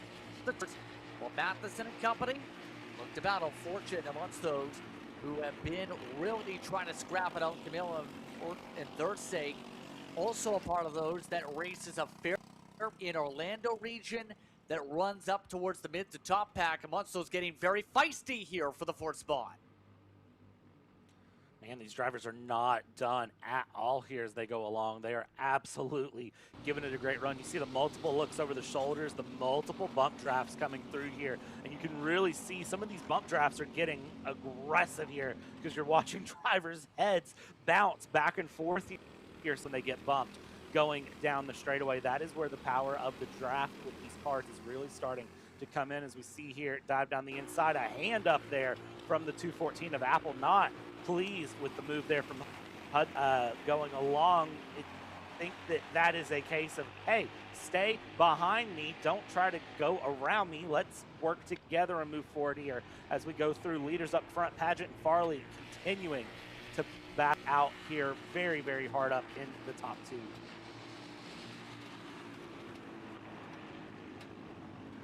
Yes, you see right now April has been amongst those really trying to scrap it out over the course of this race with the white with the red suit here today. It's been hard for the lander to ruin the spot spell. That's the thing I noticed over the course of this race. Every time they've gotten some track position, there's been an off track that's kicked them into the grass and nearly into the weeds, and as a result, it's been a back foot type of a race. It's going to be for April. Where can the recovery go next time out in particular to have an opportunity, especially with them being one of the drivers that have had experience in other series running on the Coyote chassis also in the National C races across the nation there. 2 laps to go, by the way. Pace for reference is 2/10 for the race leader's distance. Those drivers were separated with the leader getting a 10th quicker. Gonzalez was actually quicker than second. All while the battle you see here with April now amongst those in the top 5 was actually a little bit quicker than some, but not quicker than Pearson in his fight. Yeah, trying to find the improvement here in the pace as they go find time, and that is one of the things that has been really interesting to watch through from some of these drivers, especially like Roman Poland, who said last time out, you know, I'm just focused on listening to my coaches and just keep doing what I'm trying to improve little by little here as we go. And you can see improvement continuing to be found as these karts continue to battle their way along here out of the run, heading down through the 3rd sector. They go heading out of Schumacher Corner now and Prost as they go through, and well, you see the clear hand signals there pointing forward saying, let's go, let's move ahead here, don't let them break away. But at the same time, at some point, you start scrapping amongst yourselves for the positions as they'll come across here. Last lap through and 4th place through, all mixed up, and Roman Poland moving up into 5th. Again, right now trying to hold on in front of the field, as right now Farley figure out any way possible, maybe, just maybe, to get a chance for this race lead here. See some of the drivers in front of the field, just where the separation lies for the top 2 right now within a kart length. Going to require a little bit of a better run or a mistake for the 223 here, Bradley, to get this done. That it is, and that better run can happen here coming up as we have one car off the track there in the foreground of your shot going into the final couple of corners. Here we go, dive down the inside. Is this it for the pass? There it goes, deep to the inside. Do we switch it back here? Paget and Farley now swapping through. It'll be a drag race to the line for the top 2 here as they go. Justin, we'll see how this plays out as they go past the yellow flags through the final couple of corners. And at least here in T4, it's going to be a hard-fought run to the line, drag race through, but in the end, it is Farley over Paget who gets through. Farley able to come away with the advantage in the very end with the last lap move to get ahead as things solidified there. Again, able to come away in second. Gonzalez, Pearson, Abel wants the top 5, as some will say could have gone a lot more differently, especially in the case of Matheson here in this one. So, of note, as they close things up here, the 206s, but Thaddeus Cocker the whole way, even with the hard battling. Here this one, we'll take a break coming up here. You're watching Kart Chaser for today's coverage as the rest of the drivers will cross the line now with Cocker taking the win. Santoro in the very end instead is the one who will take away P2. As you can see, some of the others will fall at the very end on the pylon. A blistering race, and blistering action continues after this. On the kart track. At SimShop, we deliver professional-grade simulators with the best performance-to-price ratio in the industry. Founded by racers who understand what you need, our SimMagic and Moza equipment is powerful enough for the pros, yet affordable for everyone. With unmatched customer support and a thriving community, we're your racing partner. Visit simshop.com today. Florida Kart Racers, you asked for it and we're going to bring it. Introducing Florida Karting Championship, FLKC, a brand new racing series coming to Florida in 2026. Are you ready to get behind the wheel? From Formula One to NASCAR and IndyCar, all the pros start here.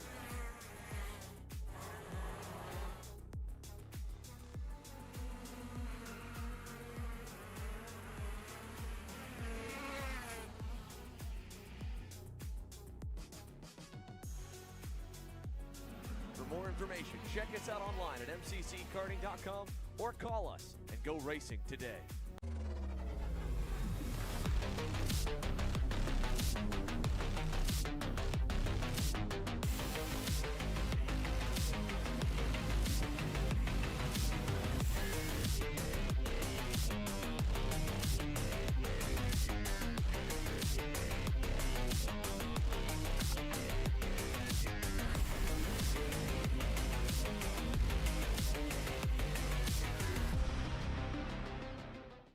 You know, I'm really starting to like this go-karting thing. Yeah, me too. Oh my gosh, can I show you this cute dress I just got? Yes, of course. Oh my goodness, it's so cute. I just love shopping. I love shopping too. Oh my god. Wait, do you guys say you like shopping? Of Yeah. course. Well, dude, I have the perfect place to do that at. ShopPayCarrot.com. At ShopPayCarrot.com, you can get free shipping on orders $200 or more. You can get anything you want, like MXC rims, gloves, rib vests, shoes, anything that you need, all at ShopPayCarrot.com.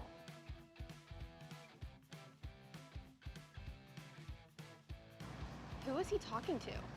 No idea. But we're gonna have to check it out. Sounds like a great deal. Hey guys, I'm Chris. Kart's back on the racetrack as we get set for our next group. You like senior, then you're in the right place because we're going to see some of them. For 206 senior and the Masters on the racetrack.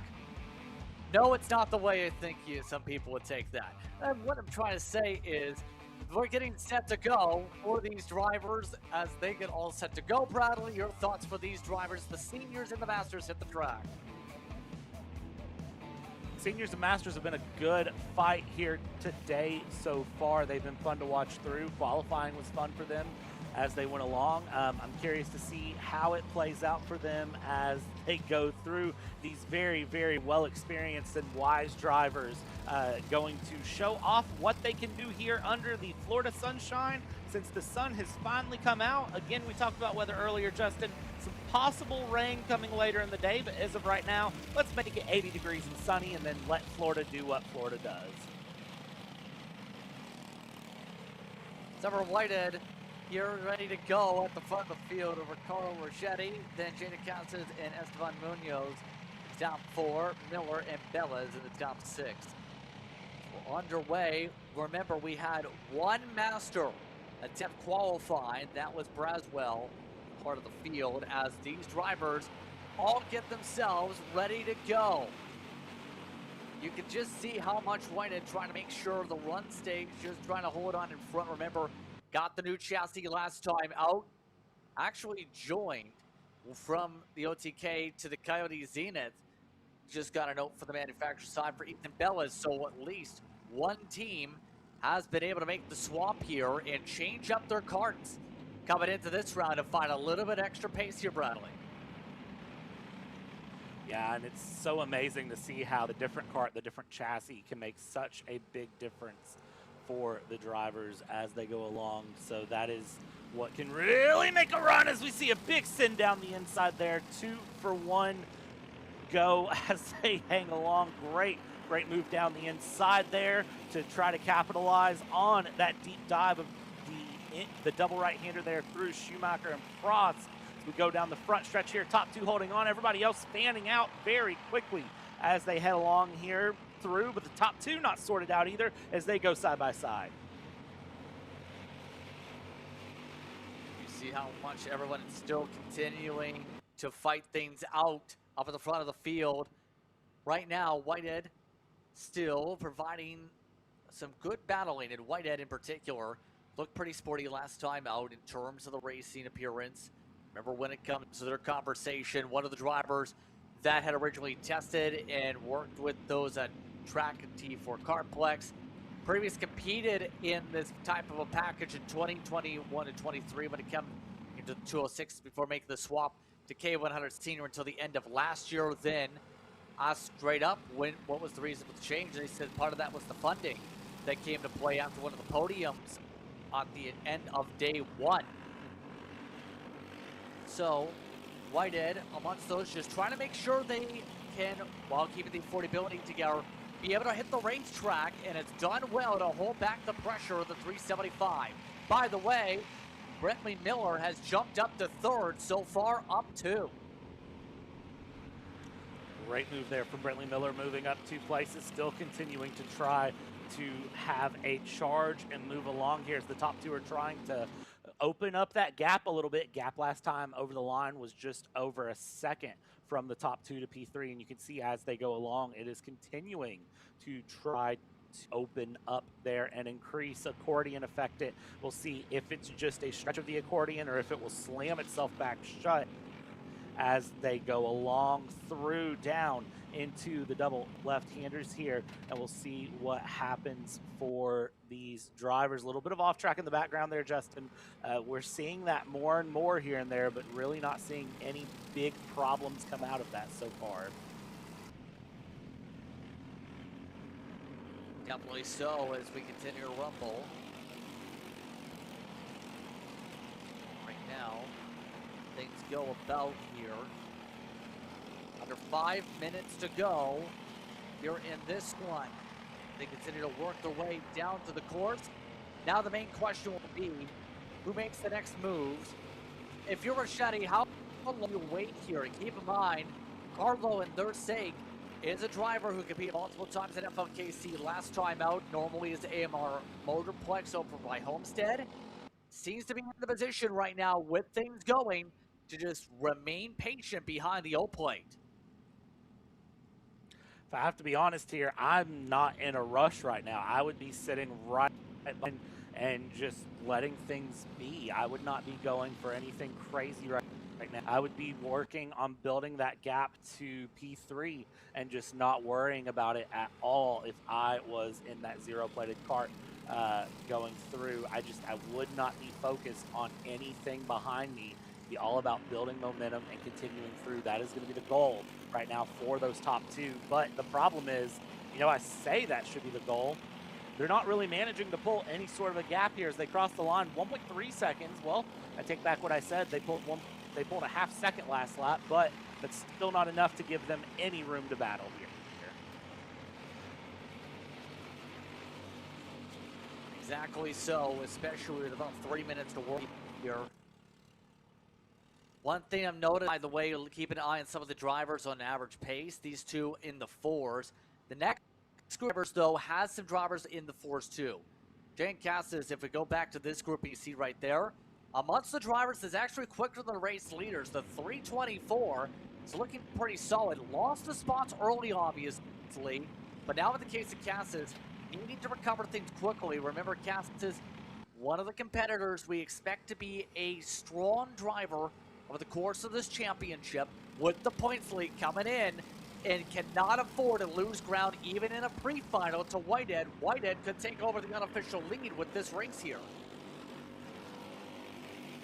Yeah, this is going to be a situation where if you are gunning for the championship, everyone sort of gets the chance to have a bad round, but right now you really cannot afford it here. But that is, we talked about it in qualifying with the 2-lap qualifying. If you aren't careful, it can prove to be a big, big problem here as we see carts going side by side. One cart pushed off onto the dirt a little bit there as we went side by side out of turn 1, and everyone tried to shuffle their way back into position single file, and nobody wanted to let anybody back in there. They all wanted to hold the line, and well, when that happens, sometimes you just got to get the elbows out there and force a line into position. Great move there, nevertheless, for them as they head along and head down into the middle sector of this lap. Great moves here so far, and the gap as it's seeing this from P3 back to the top 2, 1.7 seconds last time over.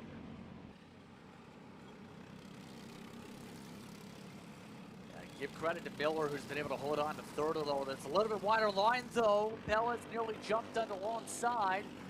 She's over. Ethan Bella's already trying to provide a way to get alongside. Nothing doing yet. They stay bumper to bumper for now. Defensive for Miller. Once again, and Miller does not want to let things go by as they cut through the dirt. Miller doesn't get a good exit again. Second time in a major braking zone, going a little bit wider on exit. That whole field, Cassis takes advantage. Cassis trying to pass by several as they stagger out and lose a little bit of ground. Miller, by the way, one of those who races upwards of 4 different categories in CKA competition, and on top of it races the North Florida Karting Club in terms of how things go in the NFK down in Jacksonville. Still trying to show what Jacksonville can do for you here in Tallahassee region. And a great switch back there through to defend. You see looking over the shoulder again.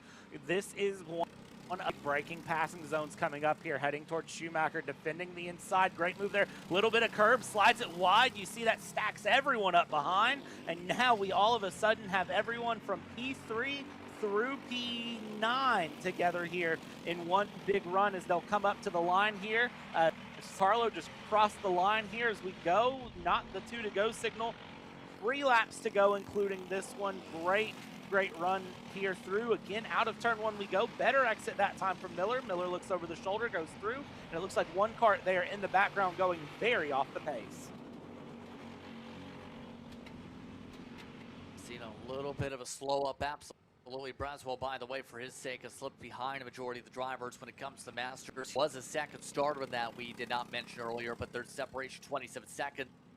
Matty Sola, who took a part in this one, took it in part in this race. Miller still though for third. They continue to make their way this time. Out of Lauda they go. Once you can defend and so long you can with Cassis providing pressure. Cassis amongst those, feeling some footsteps along the outside. Now on by some of the yards into the grass. Goes Bellas. Bellas putting the line tires into the grass and will lose some ground. They'll go. Coming up to the one time by, as you see. He's up front for the race lead. Now is the time to strike. If you're Rochetti, you'd have to think. I would agree with that completely, and we'll see if he decides to do so on Summer Whited here as they head long into turn 6, heading through the Fangio 180 plus here as they go along here. The sweeping right-hander goes downhill. You got to just hold the momentum through, and now it's the left-hander Higari as they go along now. Let's head through Surtees Hill and Lauda as everyone goes stop to nose to bumper at the moment as they just keep trying to find a way to keep building gap. They're building great gap right now. 7 seconds was the gap last time through, and I'd argue right now it's probably about 9 seconds just looking at the space they have behind them. But going through, I think Rochetti needs to make a move very soon, is being very patient as we come to the white flag here. 1 lap to go here, and into turn 1, no move to be found. It's got to come sometime. This is the final time now. We talked about watching about what's going to happen. Rochetti has been patient this entire race, falling behind the 377. Unofficially would get the points lead with this race, with everyone separated up the top 3 by 12 points. Rochetti, though, yet again, loses ground going up the straightaway out of 5. That run through Juan Pablo Montoya onward seems to be where a lot of people, if you have heart, just been able to steady their way out where there's a little kink there. Yeah, it's a little bit of a case there of momentum shift in straightaway versus twisty bits. Here we go, though. Watch this. The defense here to the inside coming through from Summer Whited, holding the defense. Swerve through Rochetti. Going to try to set up a move through Schumacher here. Big defense, big bump there. Down the final runs they're going to go. Let's see. Eyes out, look left, look right, look over the left shoulder, hold the defense coming through to the line and back through the final corner, switch through, drag race to the line, bumps through, and by the skin of their teeth, it is Summer Whited over Carlo Rochetti, 41 1,000th. Look at third place back though, Miller fighting it out. 3 wide across the line. Off into the grass goes Munoz. A little bit of a chaotic end to that one. Steel Steve just tackled the going to take it. 206 is here today. 206 machine will come across and finish things up here today for their pre-final. Let's take a look at the results. 41/1000, Bradley. That's close. Absolutely ridiculous. And you saw the bouncing in the seat there, trying to get a little bit of extra momentum in those 206 engines. But when it came down to it, just barely separated. And I mean, that is a gap of nothing. That tells me those two are going to be very competitive in the final. Dylan Braswell, by the way, holds on amongst the two drivers that took part in the Masters today. Now Braswell will try and reset. Braswell also technically a part of the heavy, that is part of classification, technically a part of the series side. Normally runs in the heavy class or an AMR Motorplex. And he has been a multiple-time race winner already over near Homestead in those cars.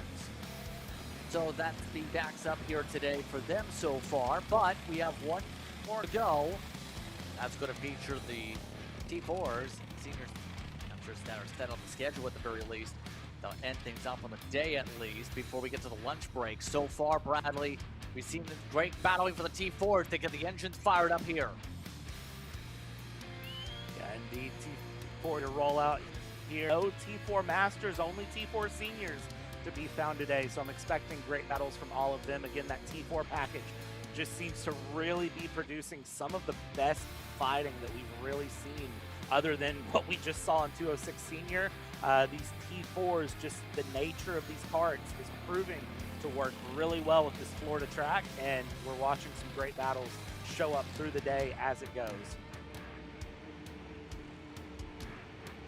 Here we go, karts are unleashed onto the racetrack this time through.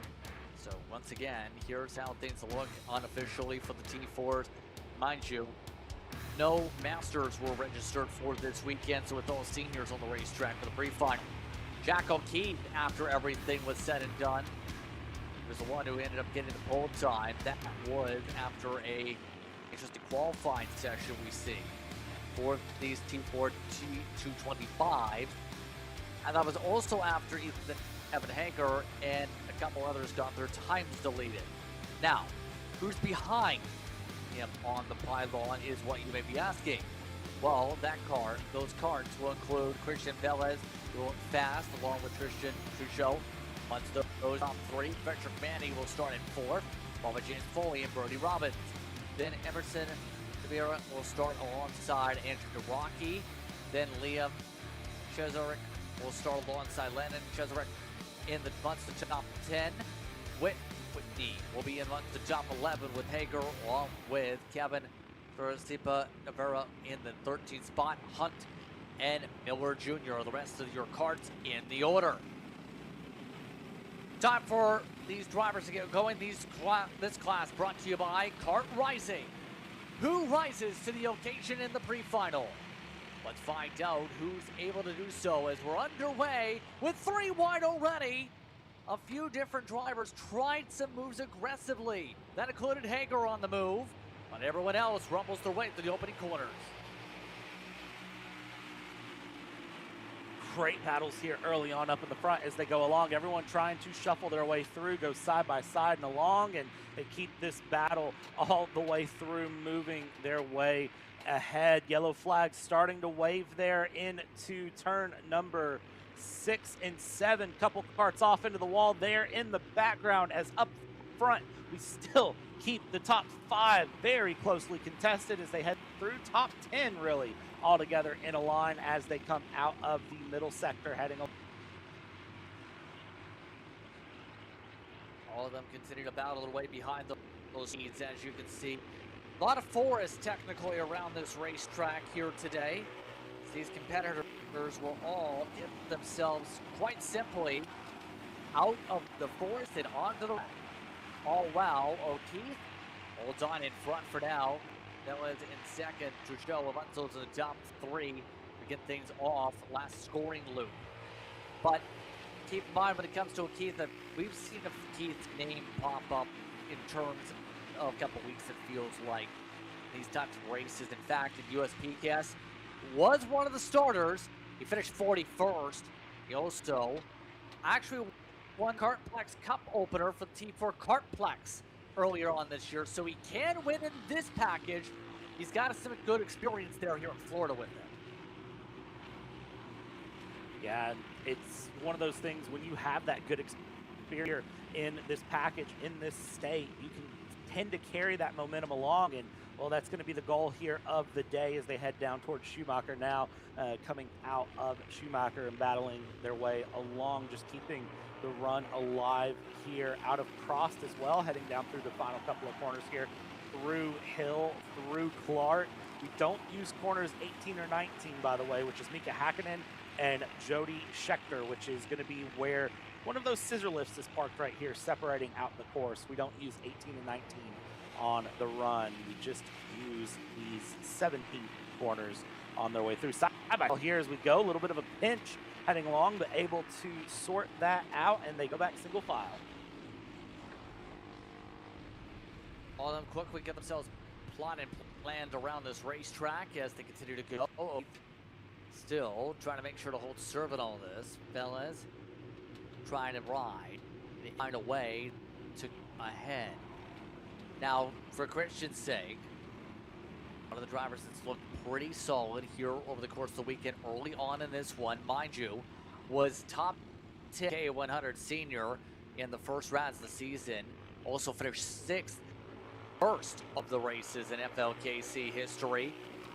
When it comes to T4 seniors, last time they raced over T second race, a little bit more on the quieter side, which broke down the point. Still though, maintaining solid clip. Ran last time by a 106.3. Problem was the leader ran a 106 flat. I mean, good for a 106.3, but when you've got the carts around you running 106 flats, even P3 running a 106 flat last time through, puts you in trouble. And then look at that. Tristan Truchot and Brody Robbins running 107s. Everyone else is running 106s though. So we're really starting to see a pace differential open itself up. So as these carts go along, I mean, we're showing more and more potential problems happening for some of these drivers as they head along, because that's going to create just more and more hard-fought moments for everyone as they head through down towards the run into Schumacher Frost, keeping their way through and heading out of the final couple of corners they go. This is just going to be one of those races where it's just hard fought, hard given, and it's very, very hard to get a pass done once the field settles into this great rhythm that they have right now. Yep, I agree with that here as we're already past halfway, by the way, as you can tell, with 3 minutes plus to go on the clock. Keith is staying well in command here as we follow about here. Of note, some of the others that have been on the move, +4 for Phoenix Whitney. They've gone up from 11th to 7th, +2s for a majority of the others, including the Rock. That's gone shuffled down to, should say. One of the Chesnicks in London, Cheserek should say, did jump up to 8th position in terms of some of the others that are trying to find their way through some of the progression. You see some of the drivers as they go again in terms of the pack compression. And one of the things going to be keeping an eye on in particular as they go about here is how well we see someone like Manning maybe try and find a way to adapt to this. Remember, you have that small wheel workaround in terms of what you can do with the cart, with it being basically you're fixed in terms of what you have setup-wise. Mind you, when it comes to Manning's sake, was a good driver so far at the Kartplex Cup during its second round of the season, and was a top 10 competitor, as mentioned, in as well last time out of the same track.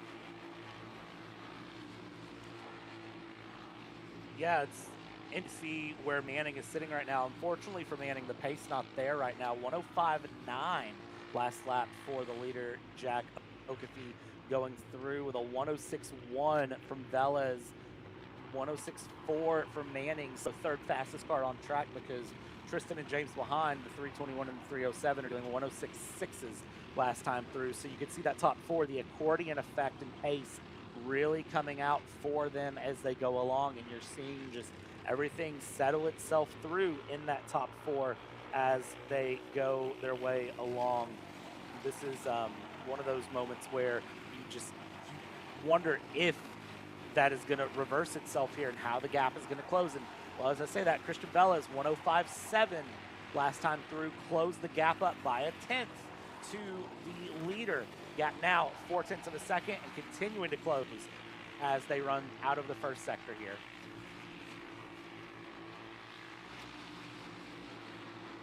Now we're down to the final minute up on the board here.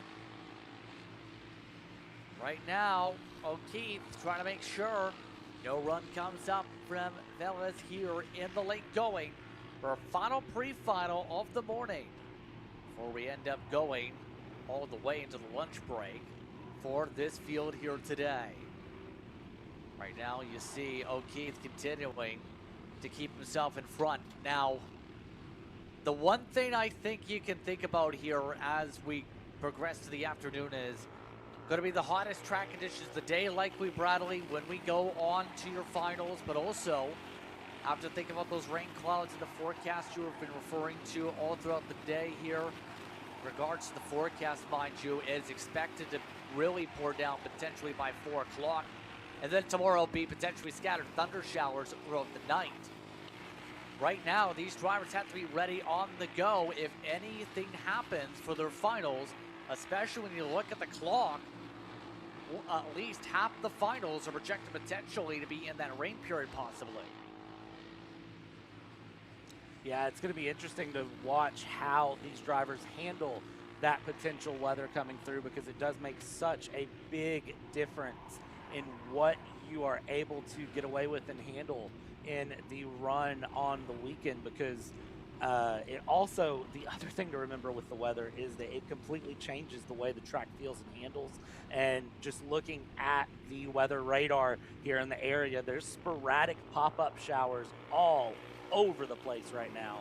So anything can come up and just completely shake everything up. It could be dry, but, well, one of the things with Florida, sometimes you get random pop-up weather that can hit, and with some of the storms in the area going through, I mean, as of right now, that big pop-up is looking somewhat more likely as we go along.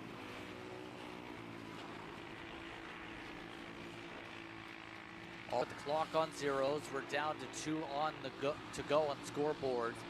See what happens at the flag stand to make sure, though. Right now, O'Keefe's gap is growing as large as it's been. He's got the long run pace. Right now, 7 laps into the run. On lap 8 now. He's still running the fastest laps out of anybody. 105.6. He's gone up 4/10, remember, on the tire pressure buildup since the last time we talked about how things were going on hot lap speed. So that's how much these tires, as we go about minute after minute here, Bradley, they start to pick up more temp. You get more speed built up because the pressures are higher. And right now it seems O'Keefe has nailed that part of the setup as well. Has not really had to bobble the wheel too much around this track. As he takes the white flag, the gap stays at 8/10. Yeah, O'Keefe looking very, very comfortable here coming into the white flag. All looking pretty solid right now as well. Their times have continued to improve. They are the only karts right now that are running into the 105s, running their way along. So they are having a great run here for them as they continue their way through. Tristan Truchot in 4th place, 106.4 last time across the line. That is the gap difference of the top 3 in terms of pace. And really it just goes to show just how competitive this T4 senior category can be. Because here's the thing, though. Into finals, if he doesn't get nearly as good of a start, which is possible, it's going to prove to be a big challenge there to get the pass back. We'll see how finals play out, but right now pre-finals have been absolutely amazing. They've been brilliant, and you see hand raised by O'Keefe there for a moment. He's going to stay on the track regardless, though. It's O'Keefe who gets it done and takes the win in T4 Senior. Brought to you by Kart Rising. He rises the occasion to a 1 1.1, 1.2 second gap over Velez, Manning, Truchot, and Foley. I want your top 5, Robinson, Whitney. The top 7, then the Jesuits are going to fall behind 8th and about 9th. That's going to be Landon up in front. That circumstance. Iraqi, Tavaria amongst those up at the front. So, your thoughts, Brad? We've seen some intense action here as we get ready for the lunch break. This has been fun to watch here going through. Pre-final's been great so far. I can't wait to see how the finals shape up here when we reset the whole field and we do the whole run again here, starting out with Bambinos here shortly. Absolutely. So it's lunch break time here on Kart Chaser. That in mind, as the last of the drivers take that checker flag and then peel on down to Tech. We'll be back at 2 p.m. when we go back racing once again. You're watching Kart Chaser for the Florida Karting Championship. Lunch break is up.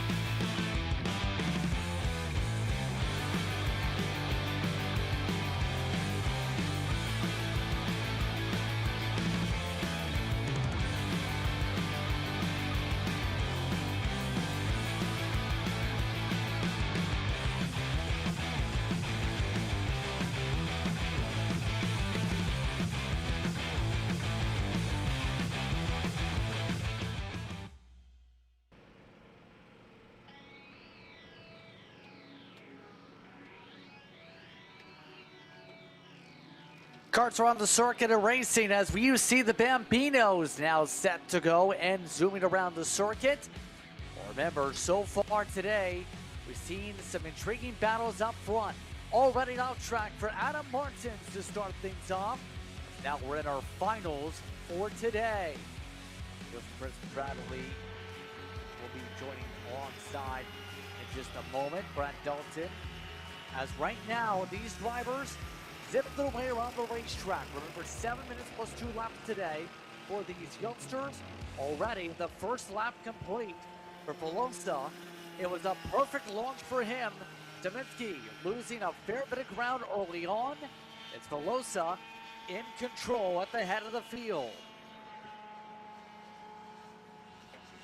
Right now, Velosa in a very comfortable spot, to say the very least, with the jump to begin things off, at least when it comes to the Miami Bambinos to start.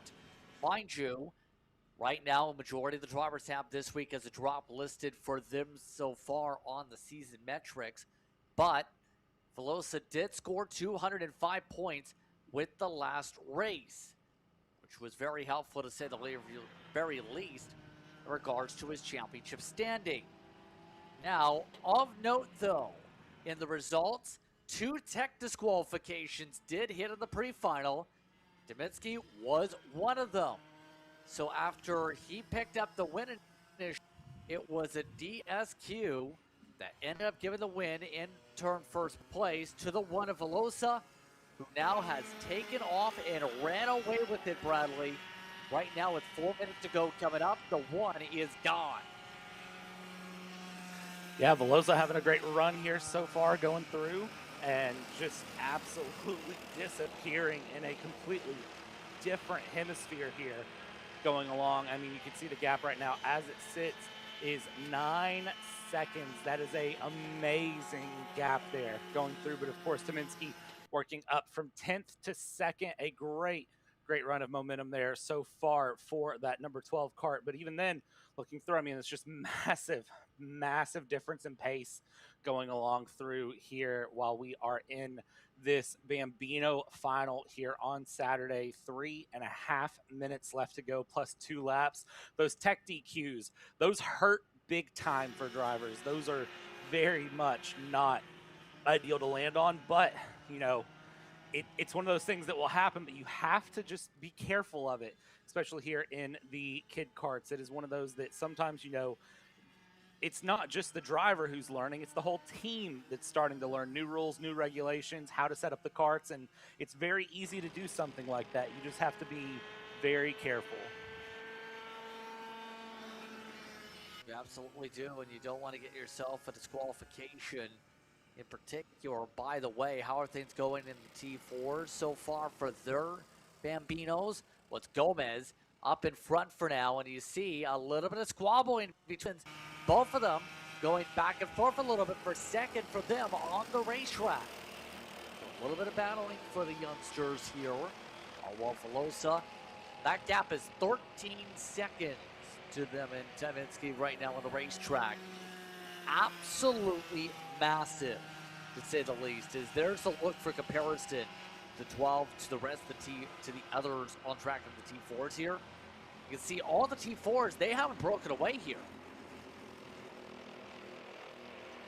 They have not. It's really been kind of a characteristic of that T4 class, just how close they have stayed on the battles. Nobody's really been able to break away here, and they've been doing great runs so far as we see up into turn 6 here through the Fangio 180 plus. Here they go, and then down into the left-hander of Ascari, and they hit the left-hander of Ascari, and you can see here holding that single file run. They are for now. They were going side by side before T6 and then getting back into a single file run as they continue along here into the final minute and a half plus 2 laps to go. Plenty of great battling left here for these T4 Bambinos, and they are having a great run so far between them as they continue to battle along here in the mix. Yeah, all of them trying to find different lines. You see that right now with one of the shelters. That's Knox trying to find the different markers right now. Now, how are things going, by the way, for those Kyrie's and the Bambinos? Well, Knox, remember, was the points leader coming in. That was a gap coming into today of about 60. Right now, trying to set things up aggressive. Couldn't get anything set up on Gomez, though, as yet again, they'll offset. Under a minute to go on the clock now here from Florida. Under a minute to go, but still plenty of action here as they head down towards through turn 3. Jackie Stewart now through the right-hander of Andretti and then the right-hander of Juan Pablo Montoya.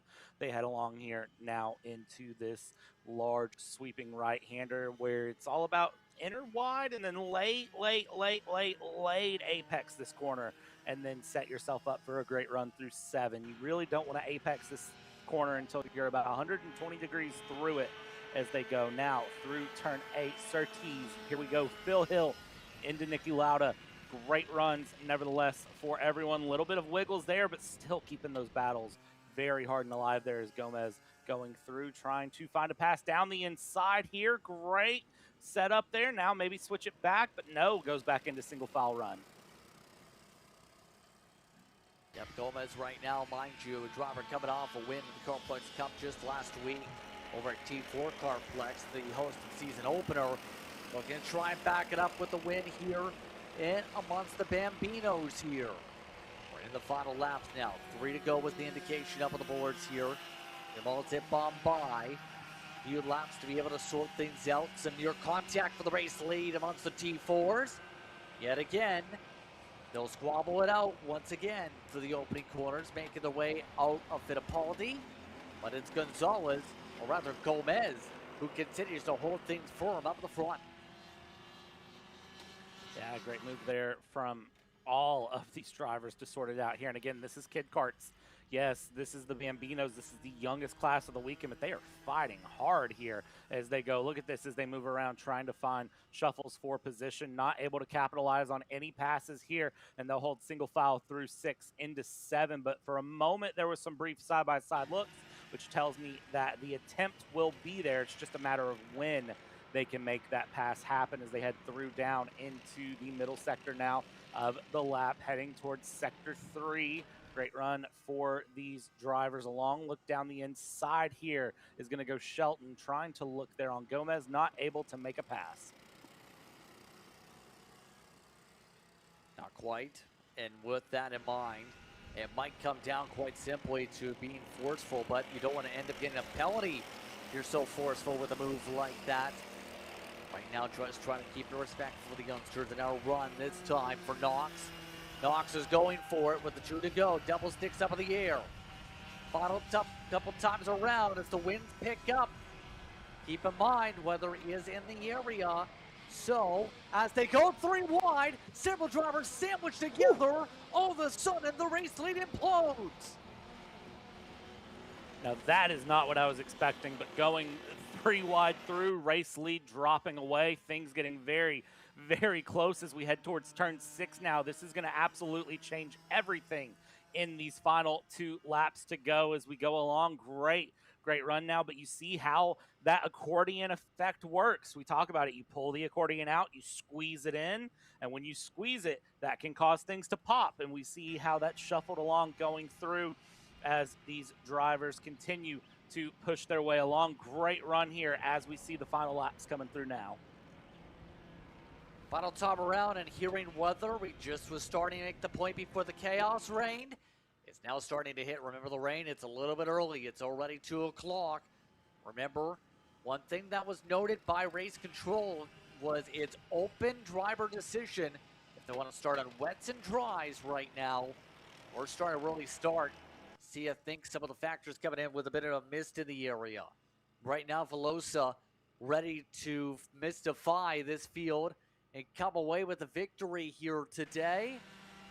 He's won already at Cartplex, but he's ready to get a win here with the FLKC, get his first win in this series. Just has to make it through the final sectors, Bradley. That he does, and we'll see here if he is able to do so right now, hanging out in the front with a 25-second gap. That is massive up in the front here going through. Head down, great run. It's a great way to round out this Saturday for this go and then get to sit back and watch everyone else and see what you can learn. Coming through the final corner here is going to be Thiago Velosa, who is going to cross the line here and is going to win in the Bambino category here in the Miami Bambino. Coming back through, looking at the 12 of Tyminski. Again, that gap very large, but not to be overshadowed by the great run that Tyminski had all the way up from 10th to 2nd to come across the line here and find P2 on the final. After the disqualification, able to charge his way back up there. As you can see with the chaos that happened in Team 4, Nawara is right now the one up in the front of that field. Last scoring loop. Who's going to come away with the line for that class? Let's find out as the light rain mystifies over the field. But we find out how does this go. It is Nawara up in front. Martin gets mixed in somehow with the Team 4 as Gomez falls behind Colt Shelton. That's how things look in the first couple steps of the podium here all of a sudden. So the 08, who had been riding 4th or 5th in amongst the Team 4 Bambinos all weekend, is the one who takes the line first.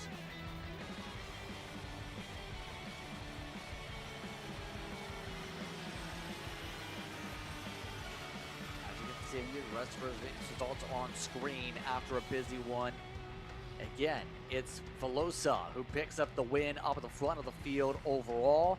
It's Tyminski followed by Nawara amongst the overall top 3. Manuel Nawara gets the win.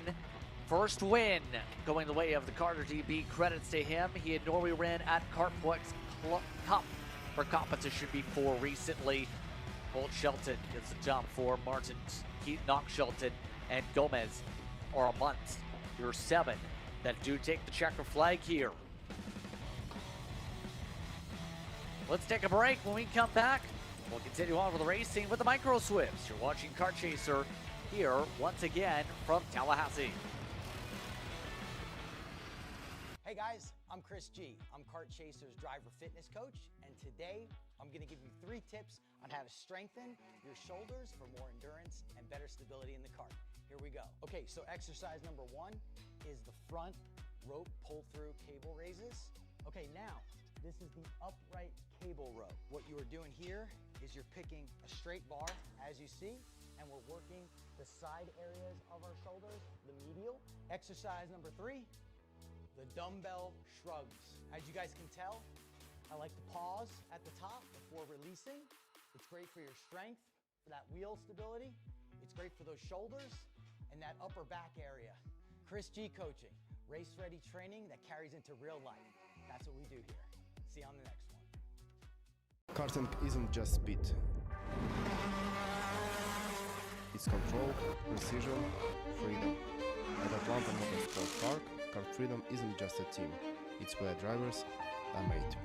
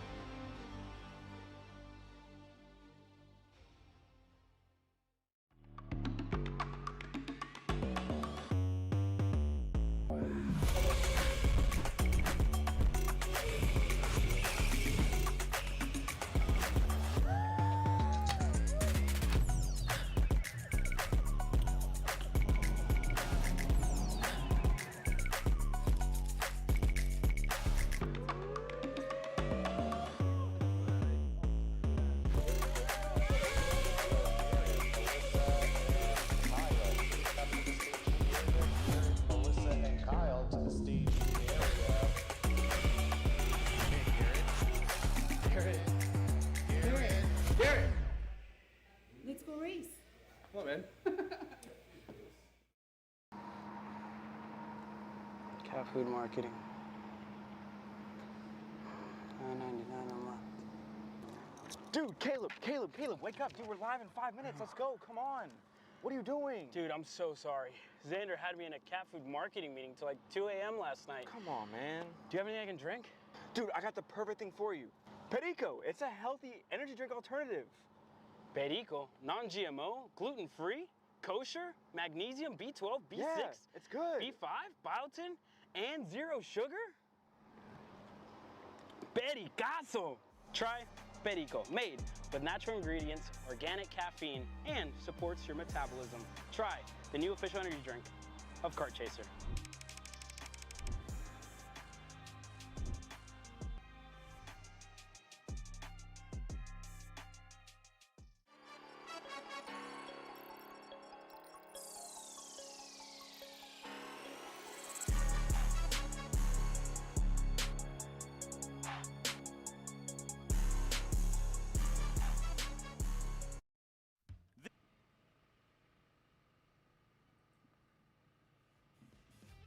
So the rain has turned into sun showers here around the racetrack here in Monticello. Monticello just outside Tallahassee. Tallahassee, the main metroplex in the region. As these drivers get set to go, it's the micros that will hit the racetrack now and get themselves prepared for a throwdown. Right now, we already have talked about the craziness so far in amongst the battles we've just seen in amongst the kid karts and the Bambinos, if you will. Evan Dalton ready to bring us to green here in this field with Cajevo, along with Wade and Gunn amongst your top 4. Yeah, this is going to be a fun class to watch through and see how they battle it out here. Microswift has been great so far today as we get ready to bring them along for the green. As you see, they're kind of sorting themselves out, trying to find who goes in what position and shuffle things out. Looks like there's a little bit of shuffling to be sorted into what position, but I think the drivers sorted out amongst themselves as they're pacing through, getting ready to go. It's going to be an exciting run for them. 10 minutes plus 2 laps for this cadet group as they go along, and we see just how these micro swifts fight it out. And this group brought to you by Pearl, and happy to have you with us, and we're not ready. Multiple flags come out on the racetrack. The back half of the field there probably wasn't even close to bunched together there. It felt like it, at least. So they're going to try this again. Try and make sure everyone's on the same page on launch point as well as on speed, so no one gets that major upper hand. And they will take the cut through here, so it's not going to be the full distance around here. You can see going to go right back to work. Let's find out if this works this time.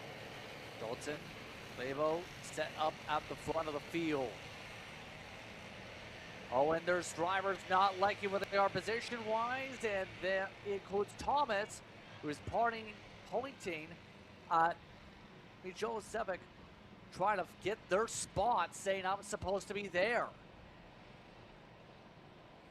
Interesting to see that this has shuffled up this much. That was kind of the issue I saw, and you see them really arguing about it right now, saying, hey, you should go there, you should be there. You see everyone kind of waving their hands, and I'm wondering how this is going to get sorted out, because none of the drivers are happy with where they're at anywhere in the field right now. It looks like this is just an absolute sort of miscommunication and mix-up of the grid here as they sit, which is unfortunate to see, as they're going to slow them all the way down, like as slow as humanly possible. Send them through the cut through yet again, so that way they don't have to go. And, well, look at this. They've slowed it to a crawl at the front of the field and said, you know what? All right, we'll play the game. Let's slow it all the way down here. But some of the other drivers in this field, by the way, you have Alistair Camilo, you have Ethan Martins, you have Gavin Leo, and Gazelski are part of the other entries in this order. All ready to go and all zipping on through this time. And we're under the guise of battle. Oh no. And the rest of the field zips through, and obviously a rough situation as you see Dalton zip ahead. And Dalton threw ahead as the karts will run their way through the first couple of corners here, moving their way along and trying to battle their way through And everyone here through the first sector holding on as they go. And very clearly, red flag out. We are going to stop the field after what was a scary moment there into turn one. Let's step aside. Red flag situation immediately on the racetrack here from Monticello.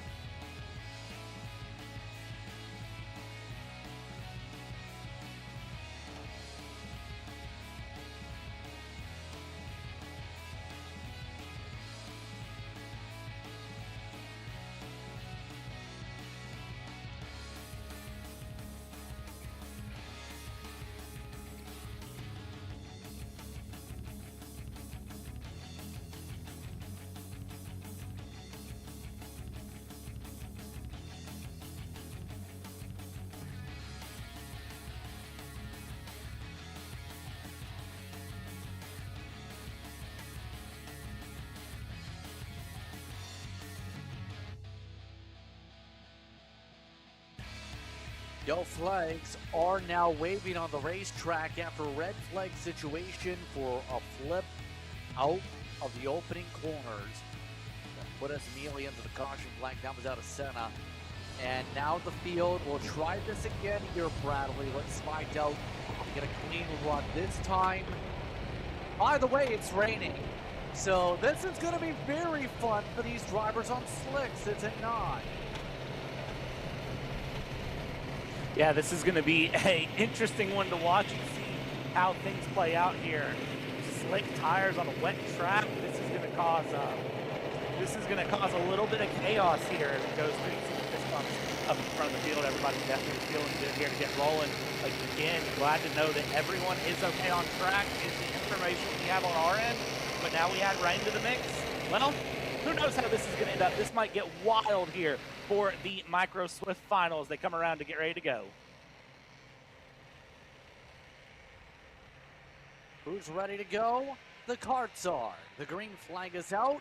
Let's find out how this goes as Dalton tries to lead him off into the opening corner. As they rumble their way through, no one slides off track. Dalton stays clear, and look at the pelting of the rain. It is absolutely boring right now. I wouldn't even call this like a general just little rain, and second red flag is out at this time. I would imagine that is because of weather. Oh, disregard. No red flag is out. All this is while the field itself continues to zip its way through here. As you can see, everybody just trying to work their way through and around with Dalton controlling this pack up at the front of the field so far. It's actually not really staying packed together here, as you see. Some of the rain covers have to come out for camera equipment. Some areas of the racetrack. Right now, Dalton, though, withstanding the challenge so far, has built up a 5-kart length advantage here on the opening lap, and there's the off tracks we expected to see with the rain coming down. A couple drivers pick it up. Coelho amongst those who jumped to second.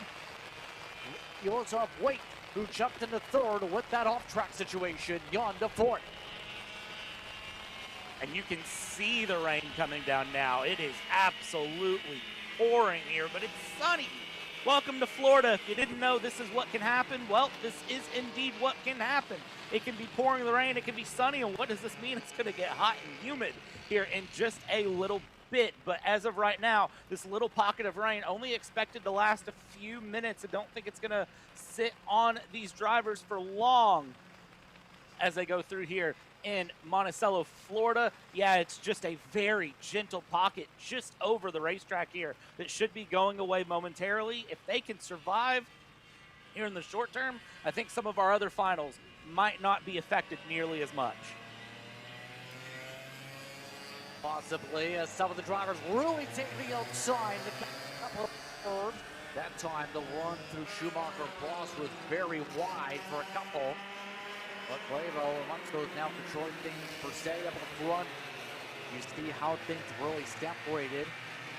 Some of the drivers here is Cross. Dalton for his sake. The 117th. Coelho in the battle pack in second though. Just backing down the pace. These drivers are 2 seconds off Dalton's pace. A lot more careful on how they're approaching the track at the moment. I think that's a difference in confidence level more than anything. Emmett Dalton feeling very confident in the kart there up at the front of the field to run through and run along. Isn't concerned at all at the moment about the weather and sees the track. I think that is a little bit of a mental factor there, honestly, coming through. The rain here showing really the difference there in the confidence level in some of these drivers. You know, rain is a very, very scary thing sometimes, especially when you're on slick tires. If you weren't expecting rain, it can cause some big moments here. And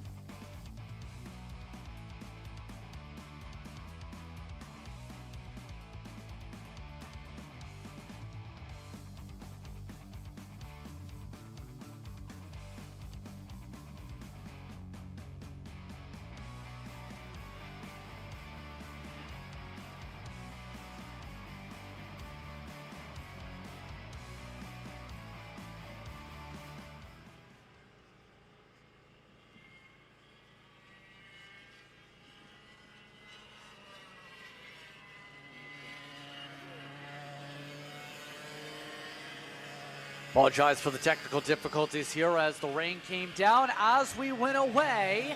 Yes, that is the NASCAR panel that has popped up on Dalton. How in the world is he driving this kart? I'm not sure because it is completely blocking his view right now, Brad. Somehow, some way, he is surviving on the track. Obviously, I don't think that's going to stand in the official results. That's why the lead is now the 721 up front.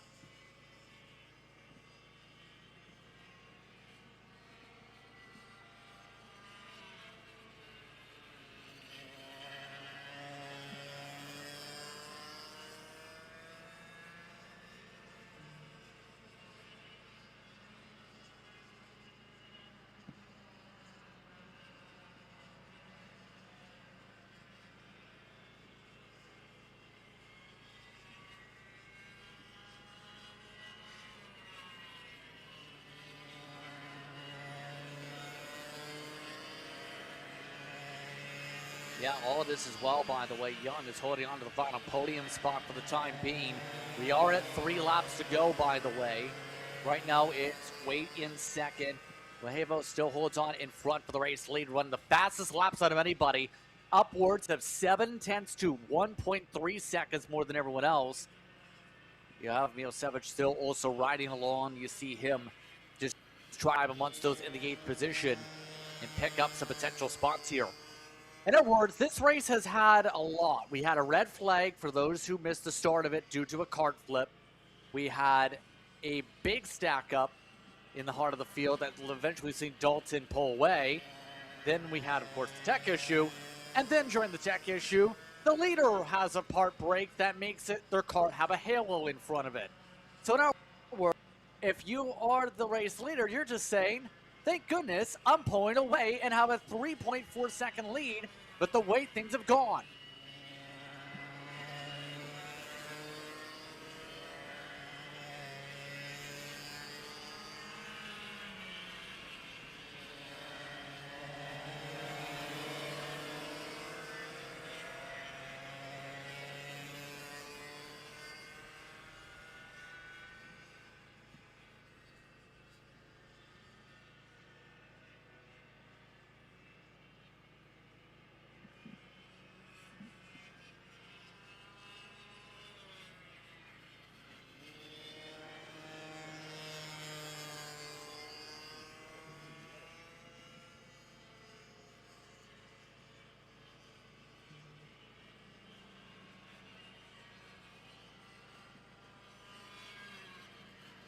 Absolutely. These drivers coming up to the checker flag right now as we see everyone pass on by. Some big separations built up here. Felsky, for reference, running last of those on the track. But this card here is your leader. This is Vallejo coming away with what will end up being probably one of the more...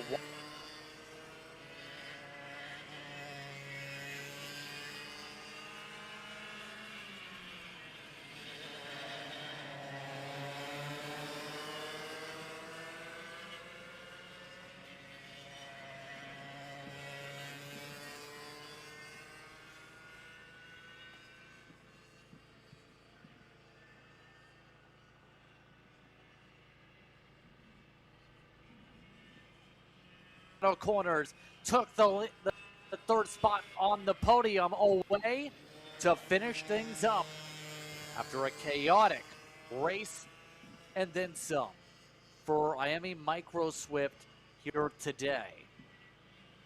In other words, apparently got the money's worth on the sponsorship, but also everyone had to sail their way over what was a chaotic run through here for this final, and we're only 2 finals in here today, Bradley. Yeah, that's the craziest part. We're only 2 finals in, and I don't know what else we can really get today other than just, wow. I mean, we still have Mini Swift after this. We go to K100 Junior, Shifters, K100 Senior, the T4 and 206 Mini Cadet, and then T4 and 206 Junior, a 6 Senior Master, and then T4 Senior Master. There is literally, every time I see that cart come around, I have to take a second look and say, wait a second, is that cart right? No, that is right. That's stuck there Halo style. Not a lot we can say, but Man, what a wild, wild Saturday we've had. And yeah, we're not even a quarter of the way done with this.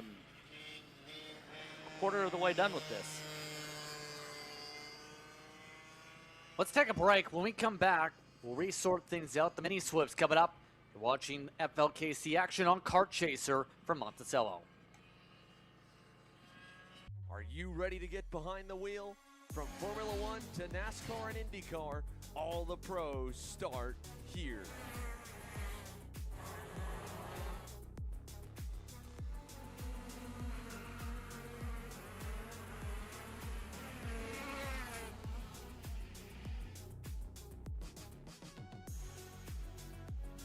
For more information, check us out online at mcckarting.com or call us and go racing today.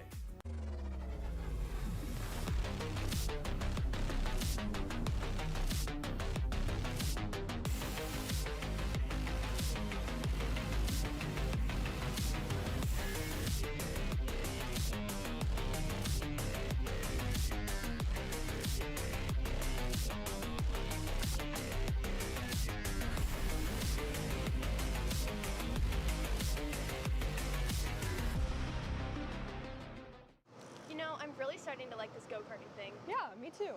Oh my gosh, can I show you this cute dress I just got? Yes, of course.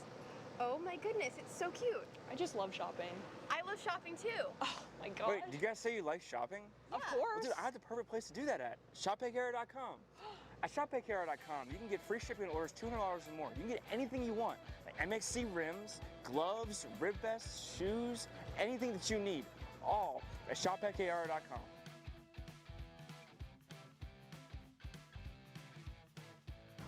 Who is he talking to? No idea.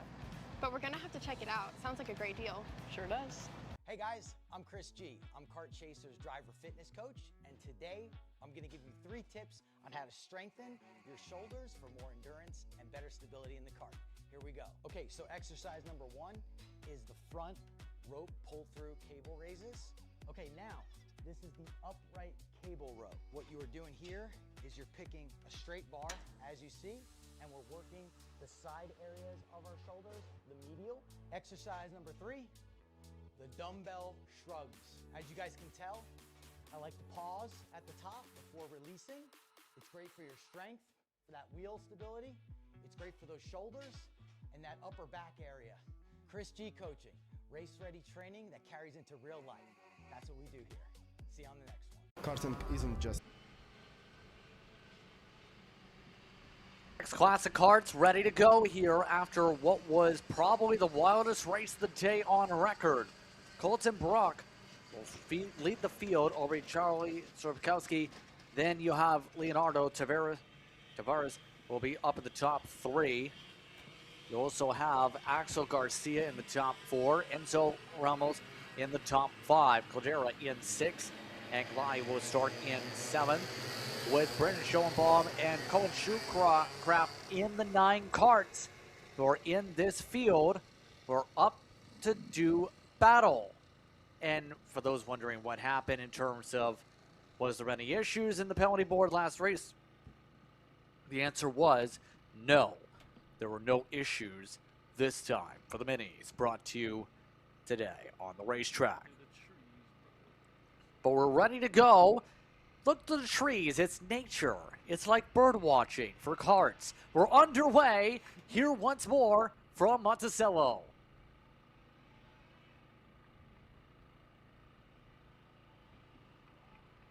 See all the karts make their way through the treetops as they make their way to the far side of the circuit. Clean start, some side-by-side already building up here, Bradley.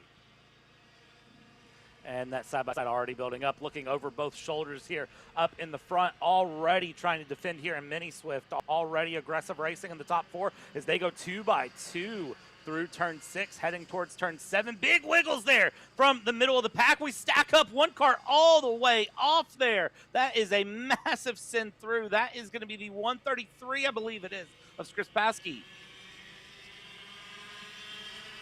One of your top drivers in this field gets shuffled all the way to the back. One air car looks like was off the circuit. We're bumping and banging for second spot, mind you. But a bit of bumper car's going to have to be careful and try to avoid damage. As a result, remember, We're back to USP kits, which uses pushbacks we've seen in terms of that series, but now we're going to have to make sure no one else gets any damage built up in general, I think is the main point. Cadera is the one up in second with that, by the way. Over top the 114 of Ramos already as a result of some of the shuffles. By the way, Tavares was the one that stuck off the racing surfaces, yet to cross until now. Very unfortunate to see carts shuffling through already and seeing it that far back, that hard early on. It's very, very heartbreaking here as these battles will continue to shape their way along. Top three there holding through very, very close as they go. And that's the 170 of Alex Garcia trying to dive up the inside, go through. You see the point forward there from the 114 of Enzo Ramos. Very clearly giving the indication of, hey, let's get a move on. Let's catch up here to the front of Colton Bruck. Don't let Colton get away here as they come down through the Schumacher corner. And now we continue along here, and that is the 168 of Braden Schobaum, who is hanging at the rear of the field. Right now having a bit of a whirlwind of a day, or as you see zipping on through in his sake. But one of the major things to note here with all the shuffling is second is just a powder keg of action so far. Things in control of Bruck. That's exactly what he needs to help out build up an early point standings gap. But for like Garcia and company, they're just probably thinking, can we calm down? Can we calm down? Can we calm down with me in the second spot and running away? After all, remember, Miami Grands last year, he actually picked up a decent finish in 14th in that one. You see he's already zipped on through and trying to hold on in terms of any more zipping on through. See him trying to defend to the inside right now, in fact, with Ramos trying to go for the up and under. They go up and through. All well, he has already recovered with the fastest lap of the race. Recovering through very well, hanging on to it as they go. And here we go, everything shuffling up as these carts continue to race their way along. A great paddle through on the front of the pack, heading down into the middle sector of the track. They'll come, and this is where things are going to get very, very competitive. But a great lead up in the front so far for Colton Bruck, hanging on there. You see looking over the shoulder and then tucking right back down, saying, you know what, it's okay. I'm pull a good gap here and find some momentum here early on.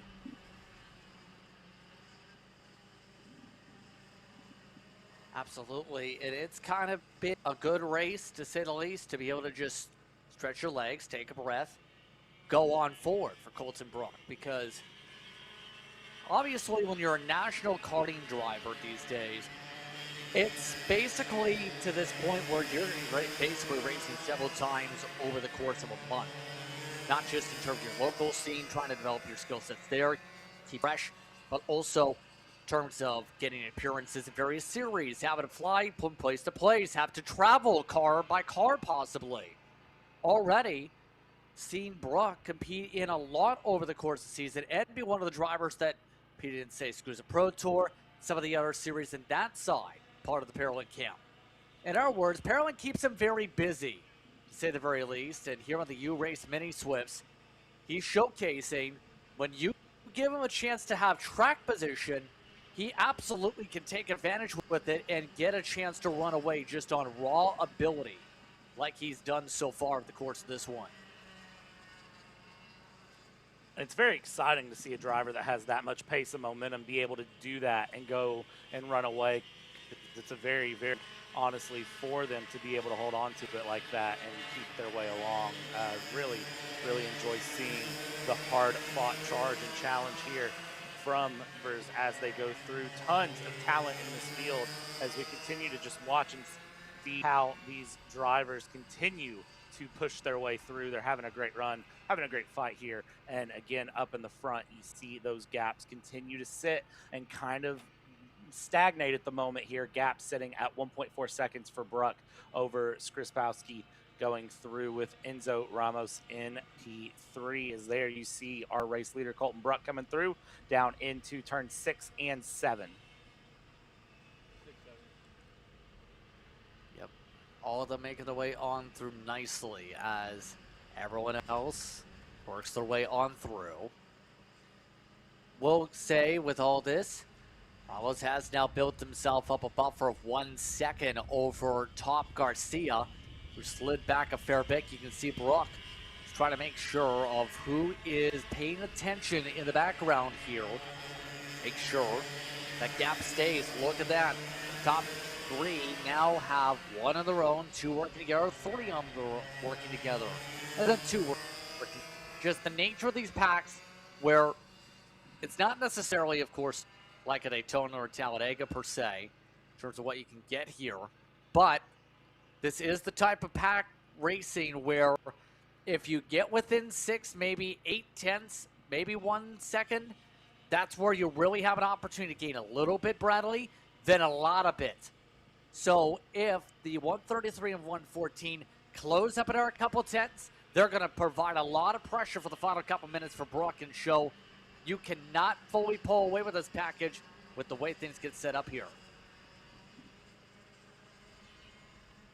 Yeah, this is one of those that we'll have to wait and really see what can happen here for these drivers. That little bit of momentum swing can make a big difference. Looking over the shoulder here is the 133, and you see the hand signal forward of let's chase down Colton Bruck there to Enzo Ramos, and then there is Axel Garcia and Braden Schoenbaum coming through now on the run behind as they work to make their way along and continue to fight their way through. Gap right now is a second between first and second place, and a second is not a comfortable place to be at right now, especially when second and third are being very clear on the indication and the goal to work together. You really are not safe right now at all, so you've got to keep the head down, keep going. You see where those gaps are coming through right now. You see the look over the shoulder and then the immediate tuck back down.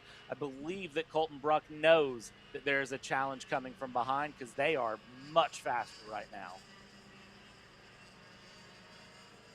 He's definitely being cognizant of what's going on, especially since they're his teammates who are trying to join up with him, and knows that's going to be conversations that you have amongst the team trailer, right? Look at the film of what you can do, what you know for the characteristics of this kart. Better yet, what your opponents are going to do once they get to you. I think they're now within that range. They can pick up the little bit. Now the lot of it's going to come up next time we see them on the cameras, believe. See some of the other groups, how they are slowly but surely getting themselves sorted. Shoecraft, for reference, stays in front of his respective battle for the time being. Interval is down to 3/10, so Brock will need to play defense. On the other side of these trees, look at the top 3 as they go. On the far side of the racetrack, they work up to Fangio, coming up towards Ascari. They'll work in a moment as well. Side by side for the race lead. The recovery is complete. Trpkowski has gone from off the racetrack to the front of the field, and it only took him 10 minutes of recovery.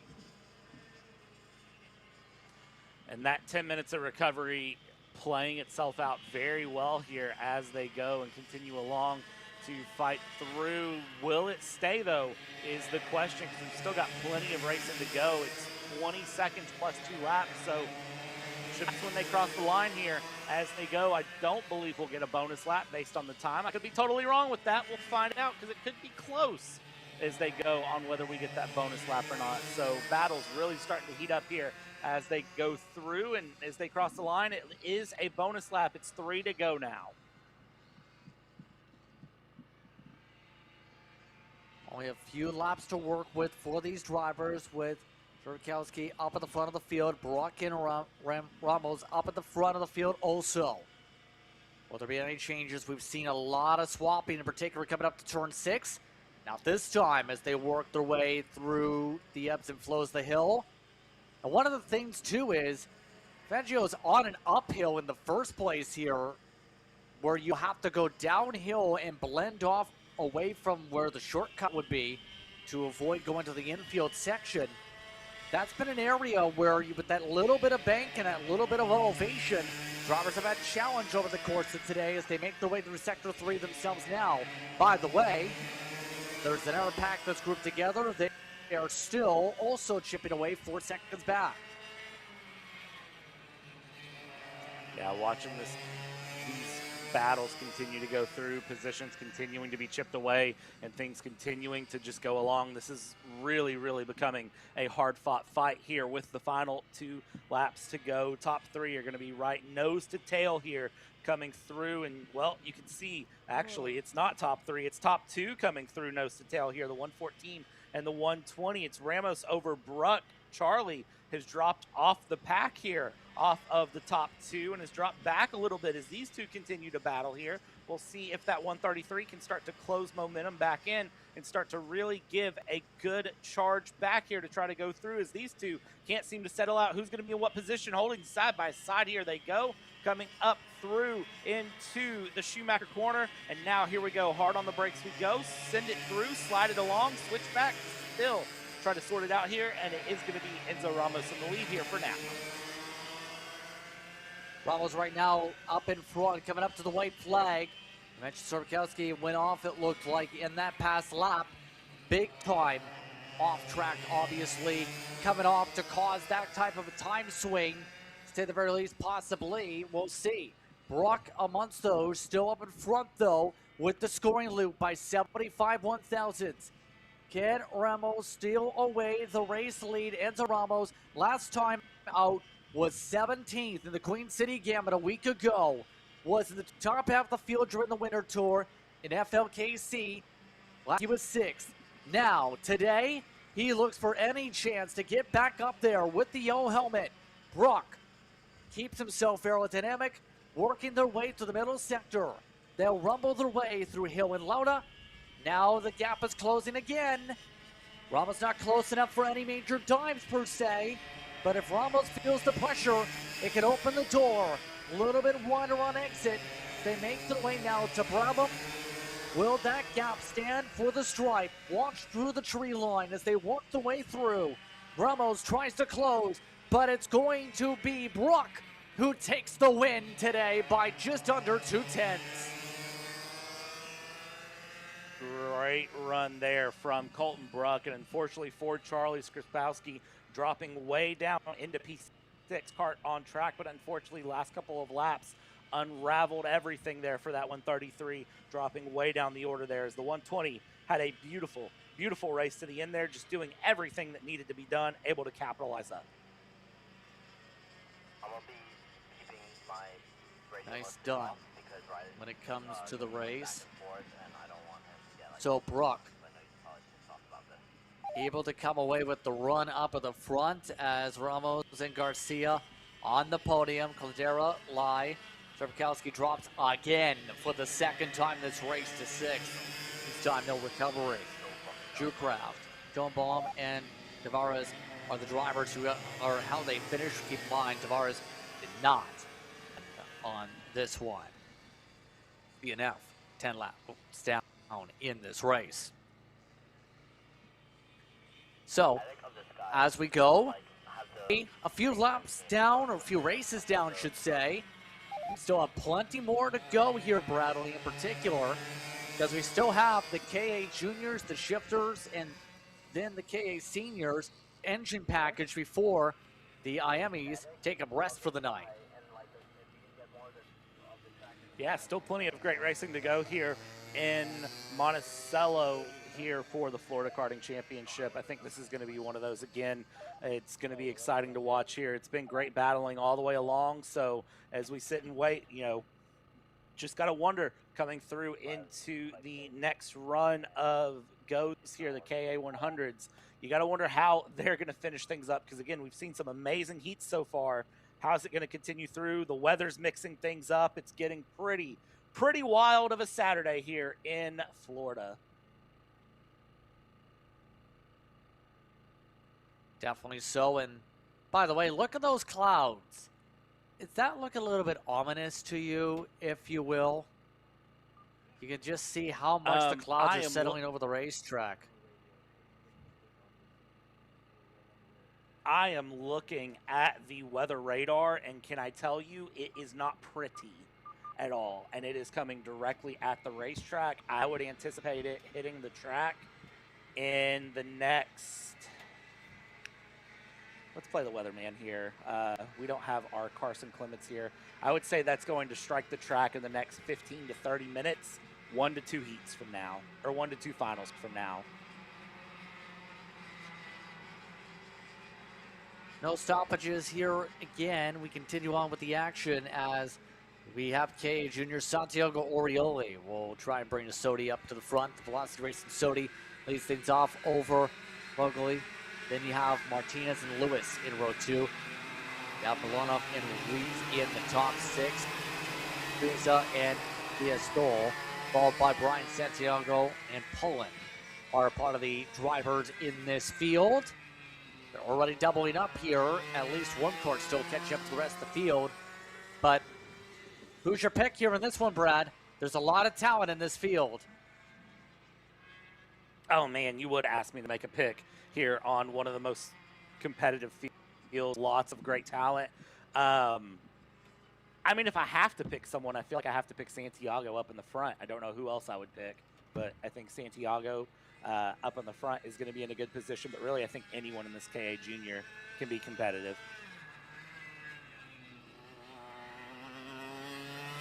Shout outs, by the way, to those taking part in other motorsports, because from my understanding, a majority of your national juniors that have had experience in KA in particular are part of some of those making debuts or running in various different series here this weekend over at Circuit of the Americas. Nathan Dupuy, one of the notables, for example, wants those making appearances this weekend for the national average. Max Schweid also amongst those with some of the kart experience. But the drivers right now getting themselves ready to plow around the track, already zipping their way forward. As you can see, they're up and away. Your KA Juniors are ripping and looking to fly. Look at Orioli's gap already. That gap there for the lead, massive so far, but everyone behind absolutely jockeying for position through. They're trying to find runs through. A little bit of bumping here and there as they head down through the corners, but should be okay so far. Everyone getting away with it as they continue to fight their way along. They continue to battle, and we'll see how it plays out as down into Schumacher. They go a lead still pretty large. Everyone else behind continuing to battle their way along. Continuing to sort themselves quickly on the opening lap as Orioli sets the tone. Continues to try and put a stamp on this entire pack here. Again, 12 minutes plus 2 laps the distance for these competitors in this race as the clock should be moving forward here. We'll find out the exact time in a moment or so. But as they go about, Orioli, again, such a competitive driver in terms of the mindset. Got the chance to speak with him during USPKS in terms of how he feels. Even though he was mid-pack that week, he almost felt like, given the right position, Orioli would have the ability to win. He's been with Velocity Sodi for a while. Started as a mini Swift driver, got the chances now in junior, ended up picking up the win early in his time with Wisconsin last year in Stars competition for reference. And now he's amongst those that's picked up multiple national Driver of the Month awards from various press outlets. Orioli is going to be difficult to keep up with. He keeps a gap like this early on during this race. You see the rest of the drivers, how some of the spreads have gone. 1.2 seconds is the official interval now as it updates. Yeah, Orioli is quick there, but Leighton Vogley is a driver that I would be watching as well. 14-year-old who has done some testing going through in Spec Miatas last fall, running through and ran a 14-hour endurance race in Sebring last year. So is a driver that will be one to watch through the season as they go through. Their home track was T4 Kartplex, which was the home of rounds 1 and 2 as they went along, and we continue to watch and see how they go through. Is going to be to get to see what Vogley can do there. Currently sitting P3, trying to hold on there in the mix as this battle will continue to develop there. You see, as they come out of the corners, everyone keeps looking over their shoulder, Justin, and everyone just trying to gauge where someone else is at, where the next battle is coming, and what they need to do to defend.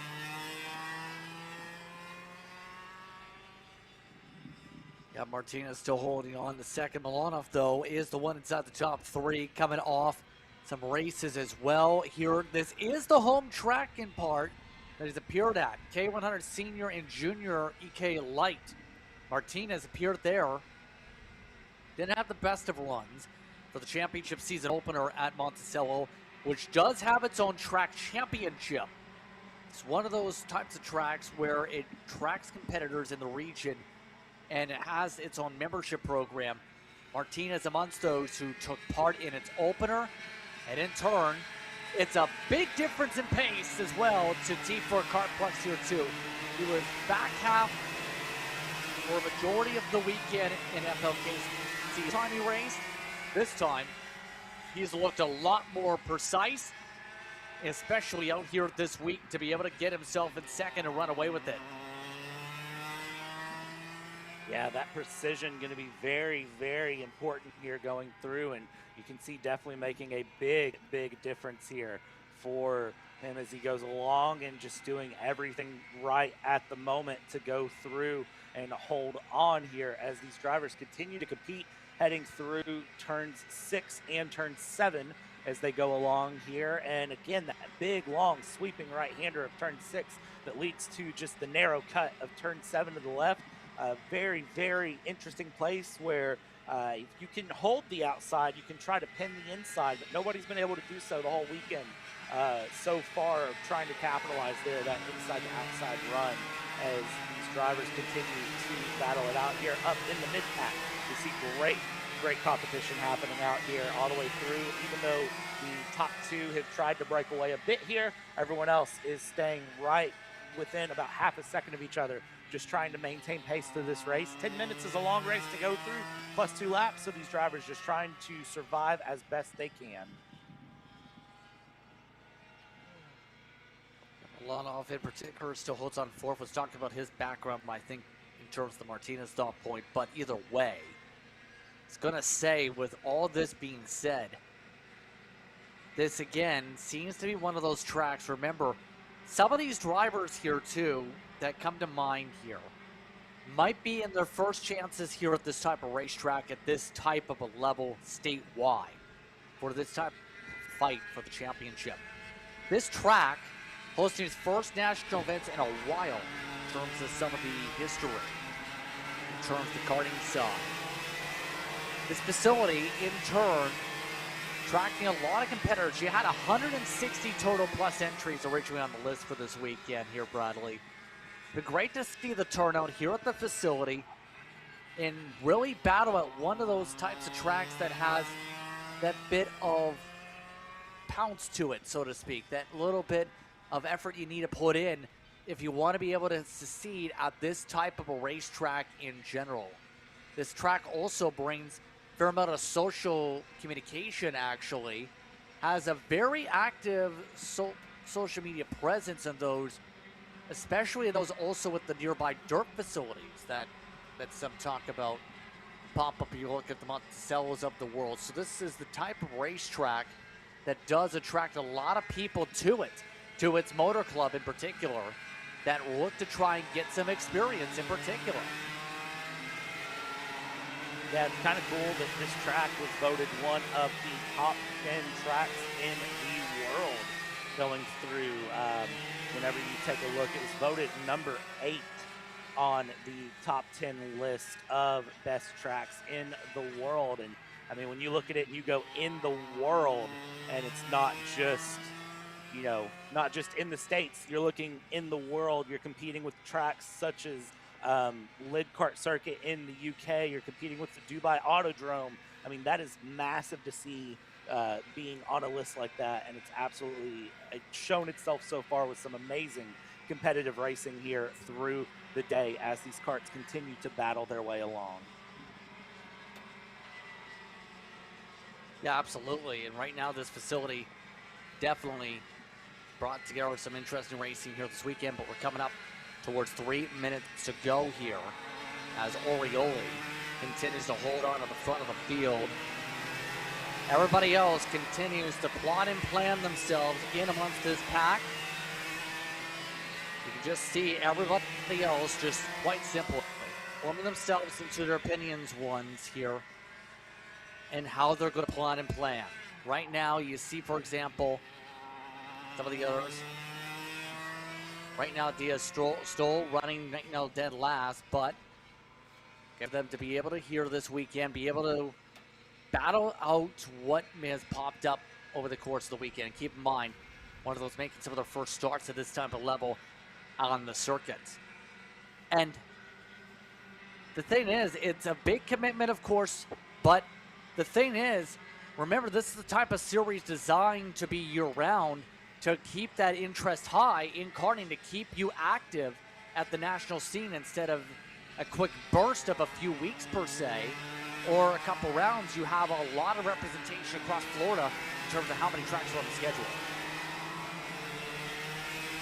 Yeah, it's amazing to see just how competitive everything is going to be here going through. So I'm excited to get to watch and see how this goes. And, well, one of the fun things about this track, too, to remember is that this track is exclusive.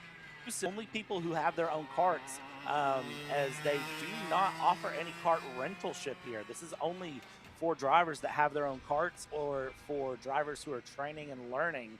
This is a very, very unique track in that regard. A lot of tracks that we go to, such as MCC Motorsport Club Cincinnati, they will have rental karts whenever they are not running any events. And even after the events, they'll get the rental karts out and have rental karts running the track. Here at the Monticello karting facility, that is not the case here. It is exclusively for drivers that own karts to race.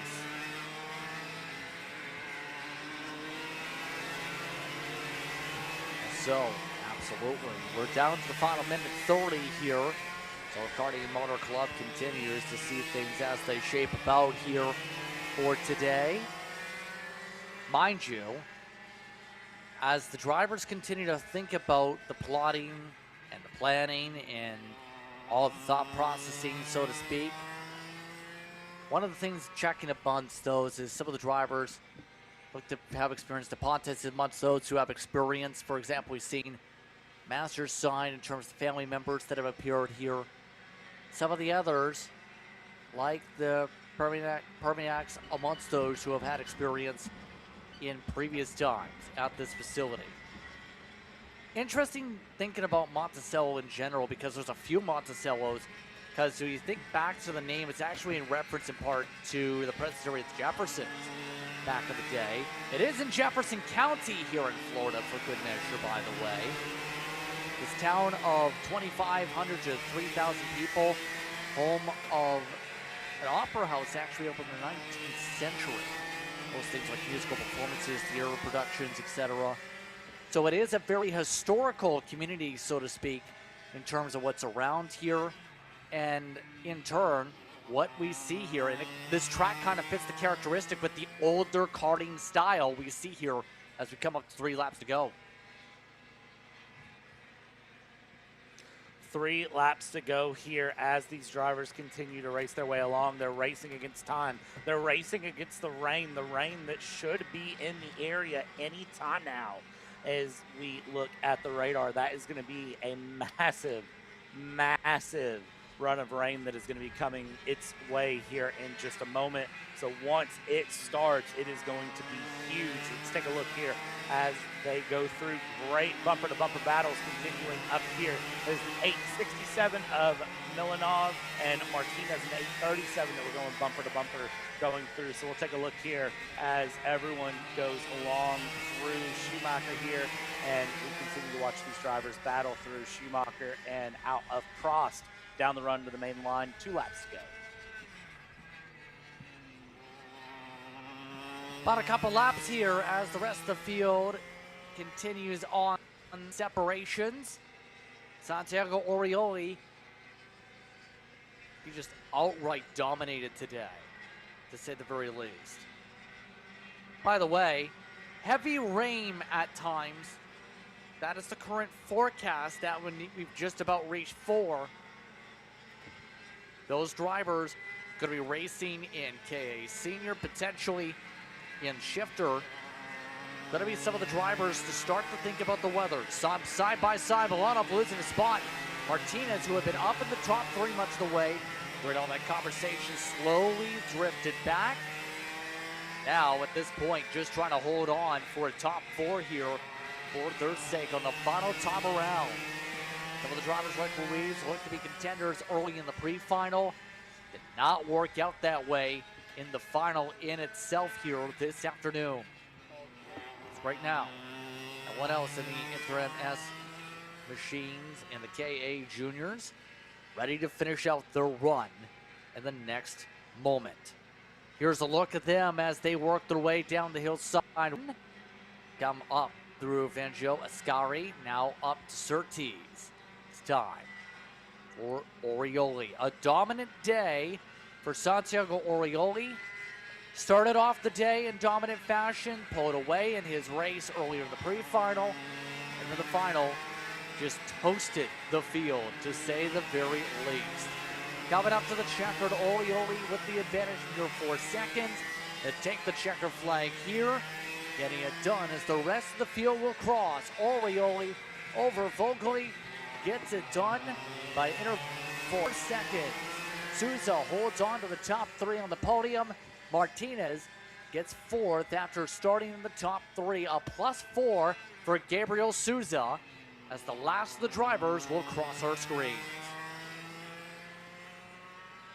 A great run from all of our drivers here as they continue through, racing the rain here as they went. And you see the thumbs up being given there between Vogeli and Orioli through. They are both very happy with how that ran through, as they are going to pace their way in now to finish out their race. Great run here in the K8 Junior Final here for Saturday as they go through possibly one of our last dry events of the day. I tell you what, it's been crazy here so far. We've had amazing runs, and well, I kind of was saying going into this, anything and everything that can happen will happen. We've had some crazy moments, and what's about to happen next? Some great heavy rain is about to hit our shifter master run as they go through, and they have 12 minutes plus 2 laps on the track to try to hold on to it, and there is no telling how that's going to affect these drivers as they go. As we see those clouds overhead, ominous there. It's coming. At what point during this race does it strike? Yep, so absolutely. So it's Orioli, Vogeli, Souza, Martinez, Milano in the top 5. Lewis, Savage, Weiss, Santiago, Poland, Diaz-Stoll are the drivers who raced in this one. Those 11 cards now show up on your left side of your screen here today. 4.050 seconds was the difference as Orioli picks it up and adds to some sizable points tallies. KA 100 juniors today. That will really help him close up a points gap to Manchu, who is not here today. Likely take the draw. Nico Kotowski, who is second for the point, not on property. The next rain clouds, by the way, on the radar, they are showing a mix of red and orange. They are just about on top of the town. Get ready to get your raincoats out. If you're on the property, be prepared for any rain. Still expecting that to hit at the next 20 minutes.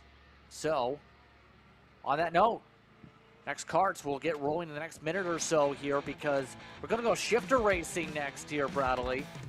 And we had a bit of an issue last time, of course, with that, but seeing in qualifying, it was very technical. They were the fastest carts on property earlier today.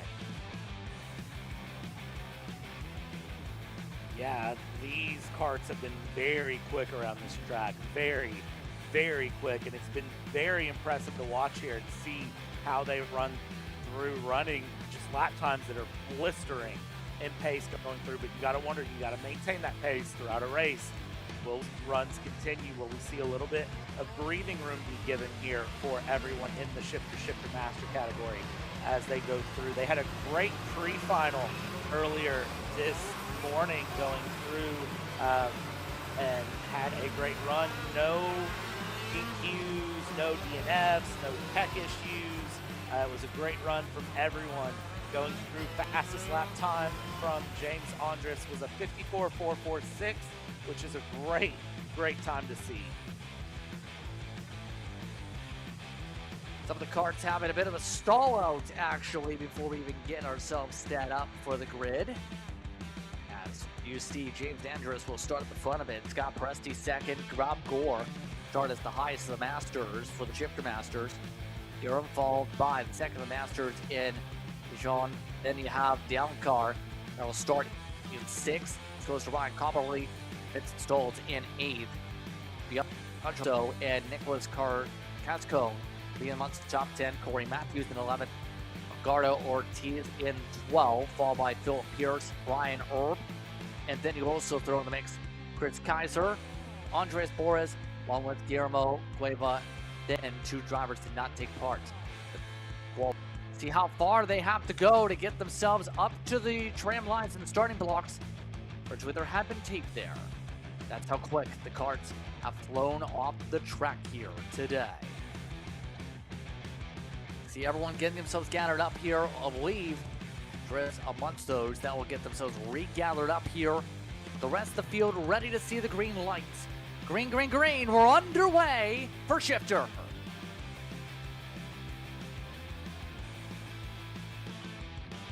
And a great start from everyone there in Shifter so far to get off of the run. You see here already heading up towards turn 6. A great jump from everyone. Top 2 nose to tail already looking to swap positions here very quickly as they go through on the run here, heading down towards the turn 6 and 7 run. Top 10 all within a very close pace of each other as they head along. Now remember, the opening round of the season, interesting to note, a lot of the motors come from VTM, who is the sponsor of this series after all. After all, these drivers, in many of these cases, clothing in, especially those in the red and white, that Dibru, Morn Van Tonk in particular, we're having a good conversation with him about the karting side with him over at T4 Kartplex. His team, also seeing some of the drivers battling, but James Andrus right now holding things up at the front of the field with Scott Presti second to start things off at the opening lap. Those two were fighting pretty heavily, I noticed, in the scoring, though, during the pre-final. These two going to be even on pace likely all throughout the day. Yeah, looking here at the run here as we've got one car off on the back end of turn 6 there, going through down into the runoff, but everyone keeps going through. Looks like everything okay. Just a little bit there off the top of that hill as these carts get down in through the Schumacher corner, heading their way down. Great battle still continuing through as we head down through Schumacher and Prost. So that is another Shifter cart that is going to be out of this race so far, as we've had one didn't even make the start, and then we had one that dropped down the order there, dropping off.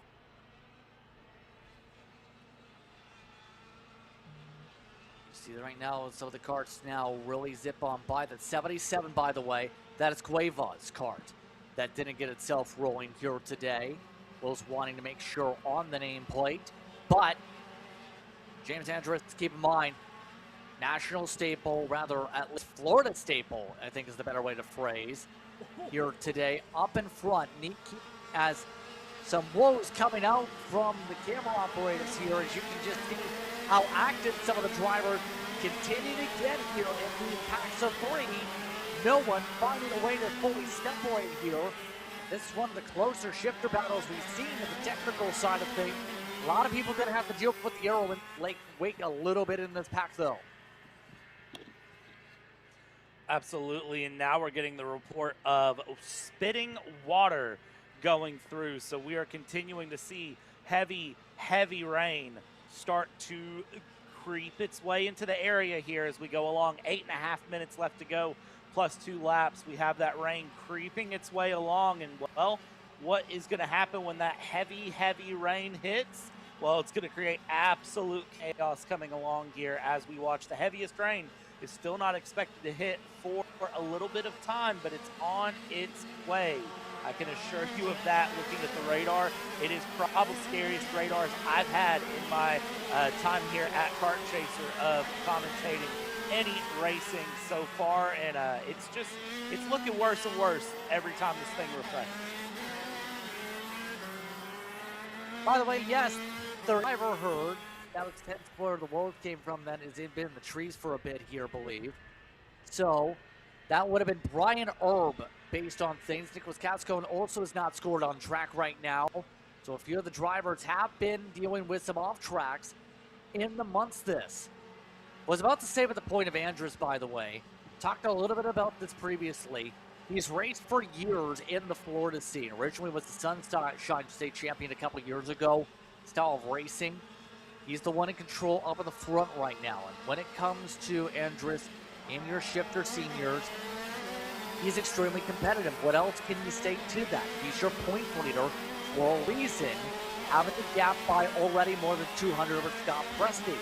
Both of them have their own experiences, their own right, but Andrus, remind you, has picked up champions on his side of the card, joining the predecessor of the series, looking like they have problems there. 27's going to have to raise the hand, and that is Philip Pierce with some issues. That is heartbreaking to see another kart with issues through. This is part of the thing with racing, is that it's somewhat unforgiving at times in terms of the mechanical side. You can be the fastest kart, and you can have a several second lead, as we saw just earlier today with Dalton. You can have a good chunk of a lead and then all of a sudden lose it to the most catastrophic of mechanical moments there, as there was a kart off in the background, I believe, if I'm not mistaken. And yes, that's the 28 who has went off the track there. Yep, an error driver indeed with the woods. At this point, some of the people, at the very least, are becoming one with the forest, if you will. I mean, it's a nice sound buffer for the community, but also, at this point, you have to make sure your kart's able to get out of all the dirt at this point, and make sure you don't get covered in it by the very end. Don't do, skateboard tricks, if you will, in the dirt. Oh, come on. You don't want to see someone do like a double ollie kickflip, whatever it is, into the dirt. I don't know skateboard tricks. I know kickflip might be a thing. I don't know. You don't want to see drivers do that into the dirt? I think that would be kind of funny. I don't know how go-kart, shifter kart specifically would handle in terms of trying to do a kickflip, but listen, Justin, I think it's an idea. I think we ask a driver to try to do a kickflip.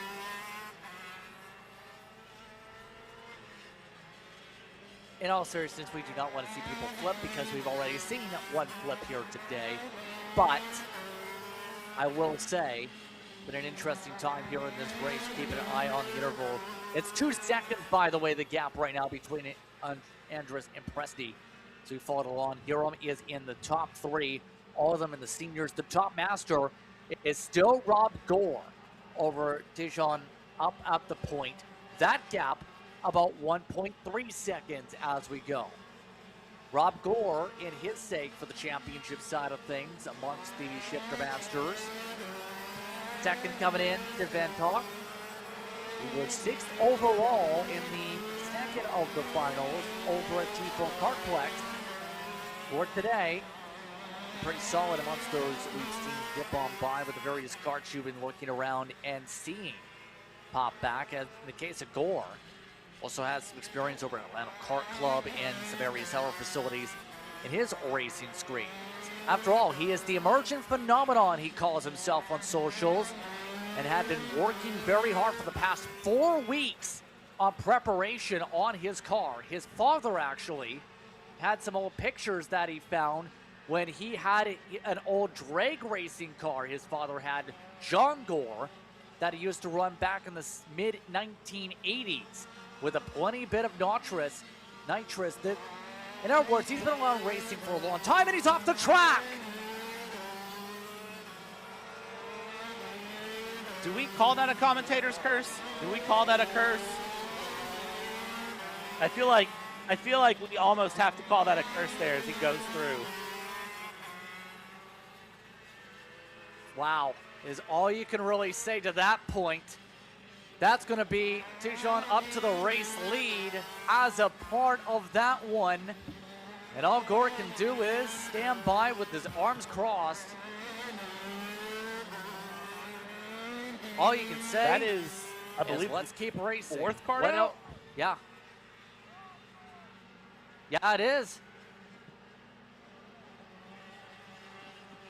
That is, wow. I don't have anything else to say about that other than just wow. This race has been a race of attrition. Dive down the inside, speaking of attrition there, from D'Alan Kart trying to get past Jean there for the lead. And I believe able to clear and do so. Great move there to get up in the lead.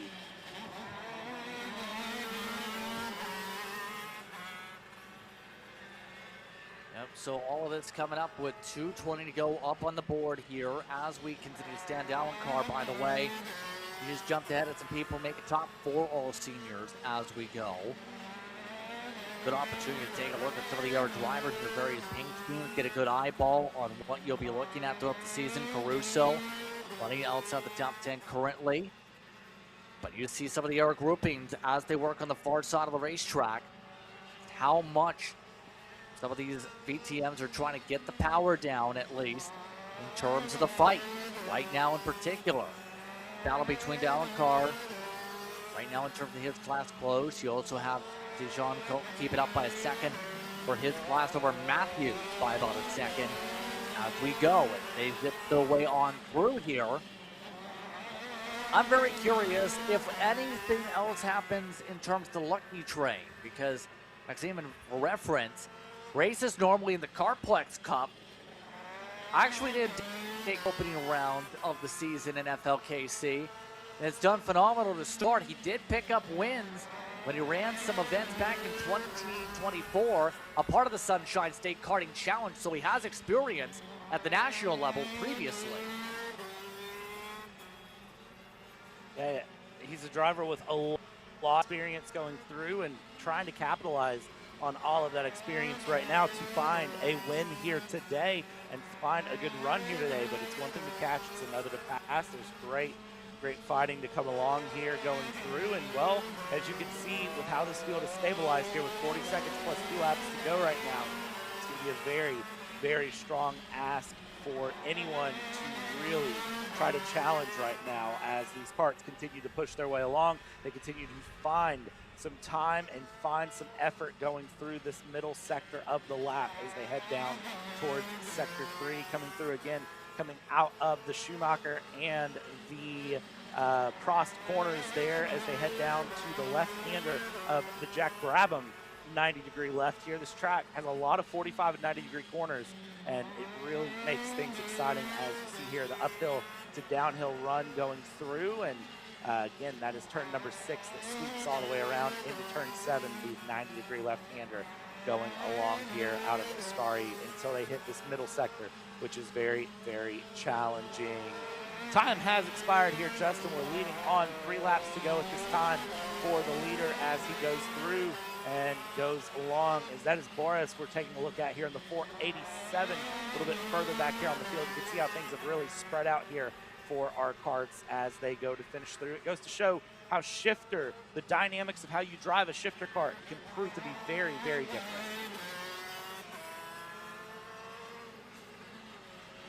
Definitely so, as you still see some names pop up here. By the way, Andres Borges, you mentioned in terms of the experience, has been a driver, has appeared in international starts. His racing time also, in particular, amongst those, trying to really learn because he normally ran the Tillotson T4. Remember that conversation in regards to getting him seat time to learn shifter. And quite simply, at the very least, for some of the drivers here, with a couple laps to go, this series might be a good opportunity at least to get your feet wet into it at a bigger scale. Yes, you can learn at the local club, but if you want to test your true talent and see where you are, just the kind of weekend you try and go to say you're serious about learning where you can improve upon from the drivers who can dominate the state. Yeah, it's always exciting to see how things play out whenever drivers are challenging their way through and really trying to find the run, and you're trying to mix things up. That bit of traveling, that bit of challenge can be really, really exciting to watch here as we see our race leader here coming through into the third sector at the moment. Andres having a great run so far, heading down to the final few corners of the lap here. It's been 13 last lap, and it's a 4.6 second lead. Andres dominates the day, gets the win, gets it done in Shifter Senior. Presti second, Gillum in the top 3. Then you have Dalenkar amongst the top 4. Those drivers separate far back 14 seconds. All while it's still relatively close. Dijon holding on in front for the Masters. We'll take it over Matthews. Corey Matthews in second. Then next to the Masters was Ryan Coberly, followed by on track. Stoltz 8th overall on the pylon. Shifters are complete. And just like that, 5 down, 5 to go for a racing slate all of a sudden, Bradley. Yeah, crazy to see that we're halfway through at the moment. And as it runs, we look at the sky again, more and more ominous looking here. Final gap over Andres and Presti, 4.9 seconds as they continue along here going through. But it's very, very close to seeing just how challenging can we make things. As if this track didn't give enough of it a challenge, we're going to add a bit more challenge to it. Thankfully, I think the heavy stuff is splitting to the north and south of the track for the moment, but we are going to get some pretty moderate rain coming up here any time now. Commentator's famous last words, I'm sure. Kind of so, potentially. My bet is it's going to start pouring. I think that's a relatively safe bet, but as you can see, we're going to have to get some karts out of the woods here because, well, you mentioned a couple drivers. I think 2 different ones may have gone off track in that area. One definitely did, and that is going to be a deep hill climb. You're talking about an elevation drop that has got to be 5-10 feet.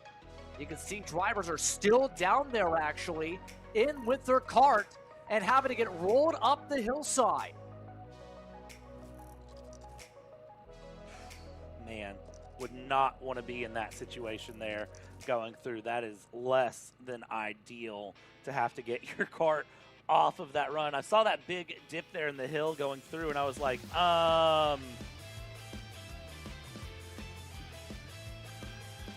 But no, look at that. The kart's out, the driver's out, everyone's fine. The kart's rolling through. Yeah, look at this. They're out. They're good.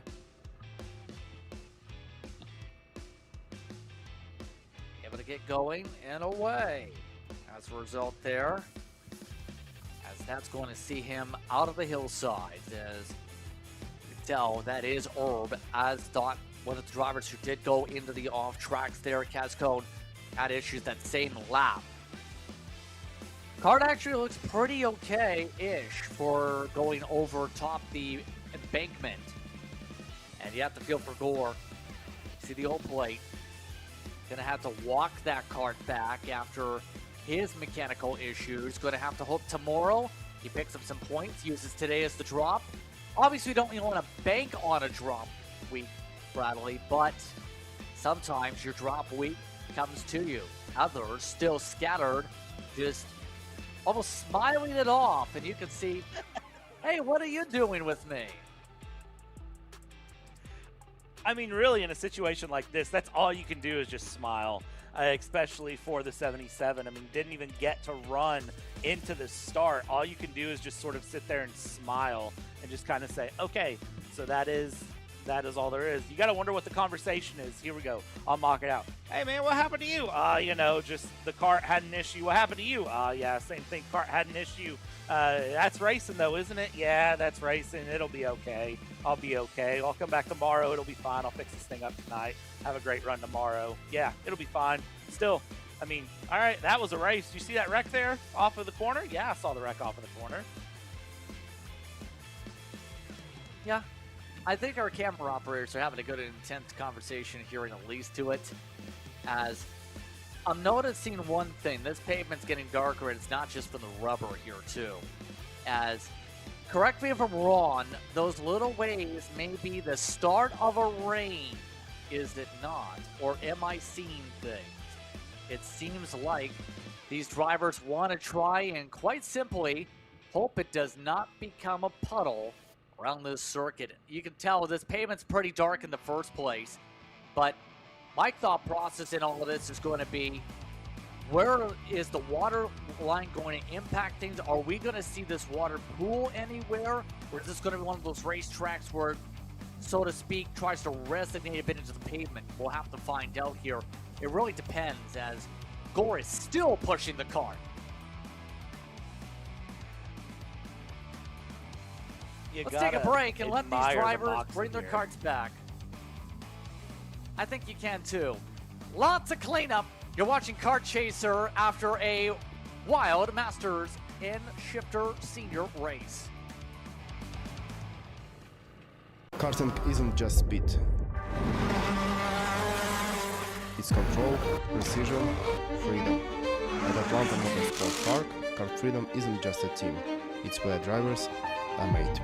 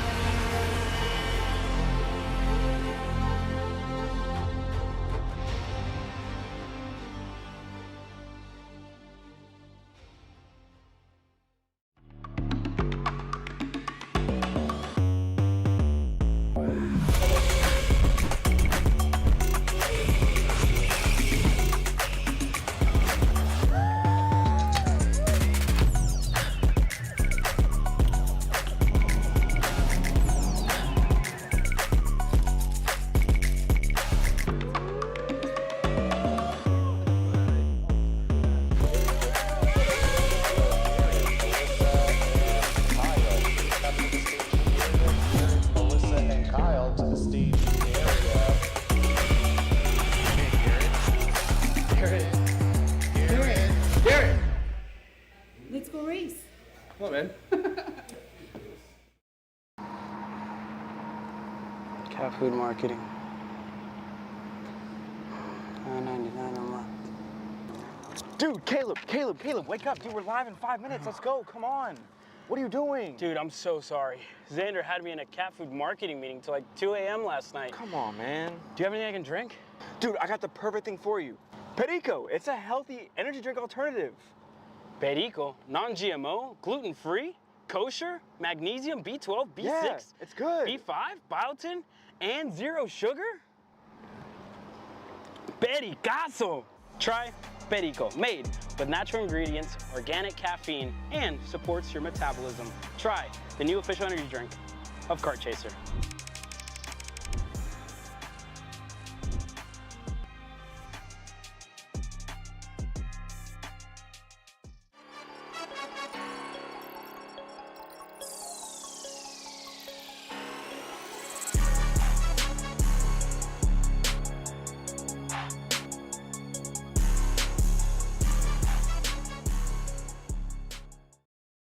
This is Henry. Henry feels sad. Henry feels sad because it's time for his next big race and his go-kart is in bits. Henry doesn't know that Acceleration Kart Racing is the United States' #1 shop for all of your karting equipment needs. Henry also doesn't know that Acceleration Kart Racing can deliver anything from tires to race suits and even wheels directly to your front door or to the racetrack itself, quickly and efficiently, with tech support available 6 days a week. Poor Henry doesn't even know that Acceleration Kart Racing offers free shipping to mainland USA on selected product if you spend $200 or more. Do yourself a favor. Go to accelerationkarting.com and make sure that you are never left stuck on the pre-grid with Henry. Be smart and don't be like Henry.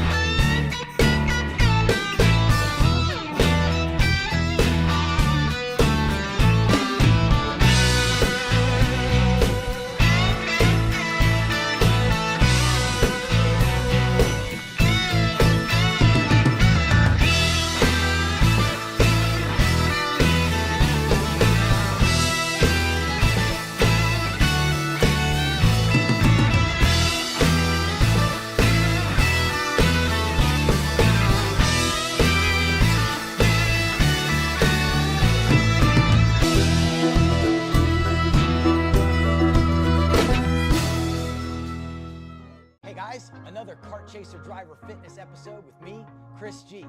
Today, I'm gonna show you how to protect those ribs in the seat. We're doing core. Exercise number 1 is the bench leg raise. Controlled all the way down, full range of motion. Make sure you pick up that tailbone off the pad. Coming down, controlling. Great for the lower abdomen area and obliques. Floor slider mountain climbers, exercise number 2.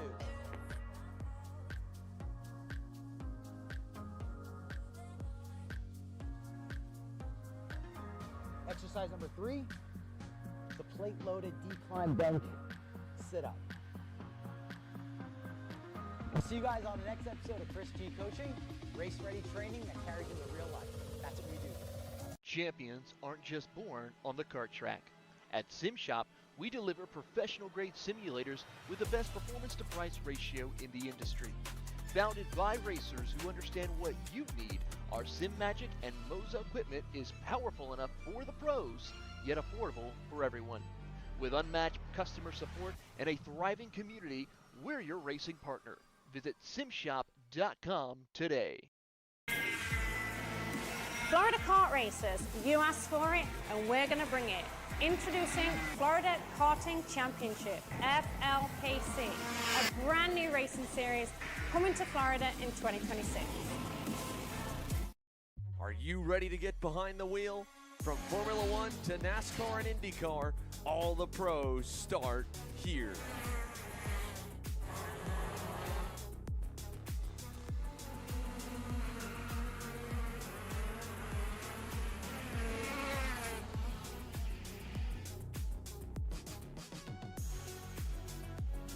For more information, check us out online at mcckarting.com or call us and go racing today.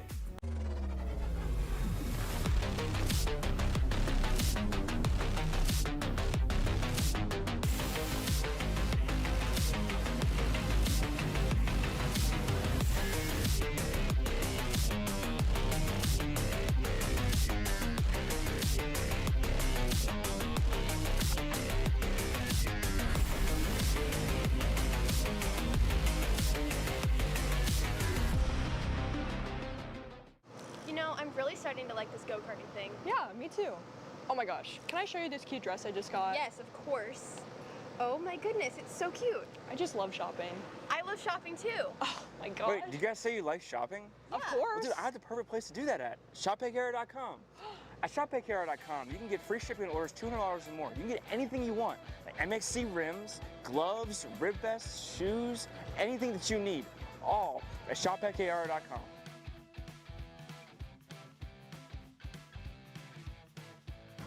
Who is he talking to? No idea. But we're gonna have to check it out. Sounds like a great deal. Sure does. Hey guys, I'm Chris G. I'm Kart Chaser's driver fitness coach, and today I'm gonna give you 3 tips on how to strengthen your shoulders for more endurance and better stability in the kart. Here we go. Okay, so exercise number 1 is the front rope pull-through cable raises. Okay, now, this is the upright cable row. What you are doing here is you're picking a straight bar, as you see, and we're working the side areas of our shoulders, the medial. Exercise number 3, the dumbbell shrugs. As you guys can tell, I like to pause at the top before releasing. It's great for your strength, for that wheel stability. It's great for those shoulders and that upper back area. Chris G Coaching, race-ready training that carries into real life.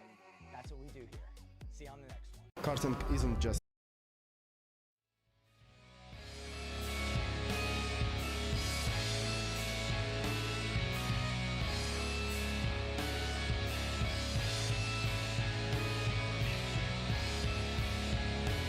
Looking at the racetrack as we get set to go for KA100 Senior, brought to you once again by the Norwood Karting Academy as we get set to go in the next little bit for these competitors. I'm Justin Prince, Bromley Dalton with you for today's coverage once again, as today these drivers are now dealing, for this session at least, look down, look everywhere. Doesn't it look a little bit more wetter to you? After all, this looks a little bit of a light rain, does it not, Bradley? Yeah, this is exciting to watch here. That weather finally making its appearance while they were clearing the track there. That weather that we so talked about was coming its way, and that period of rain finally hitting as it'll continue through. And so we'll get to see really how it plays out, how it affects how these karts run, what tires they decide to run on, and well, who's feeling brave, who can hold on to it, and what is going to be the end goal for all of these drivers as they get out on track and get going here for the KA Senior Final here for Saturday.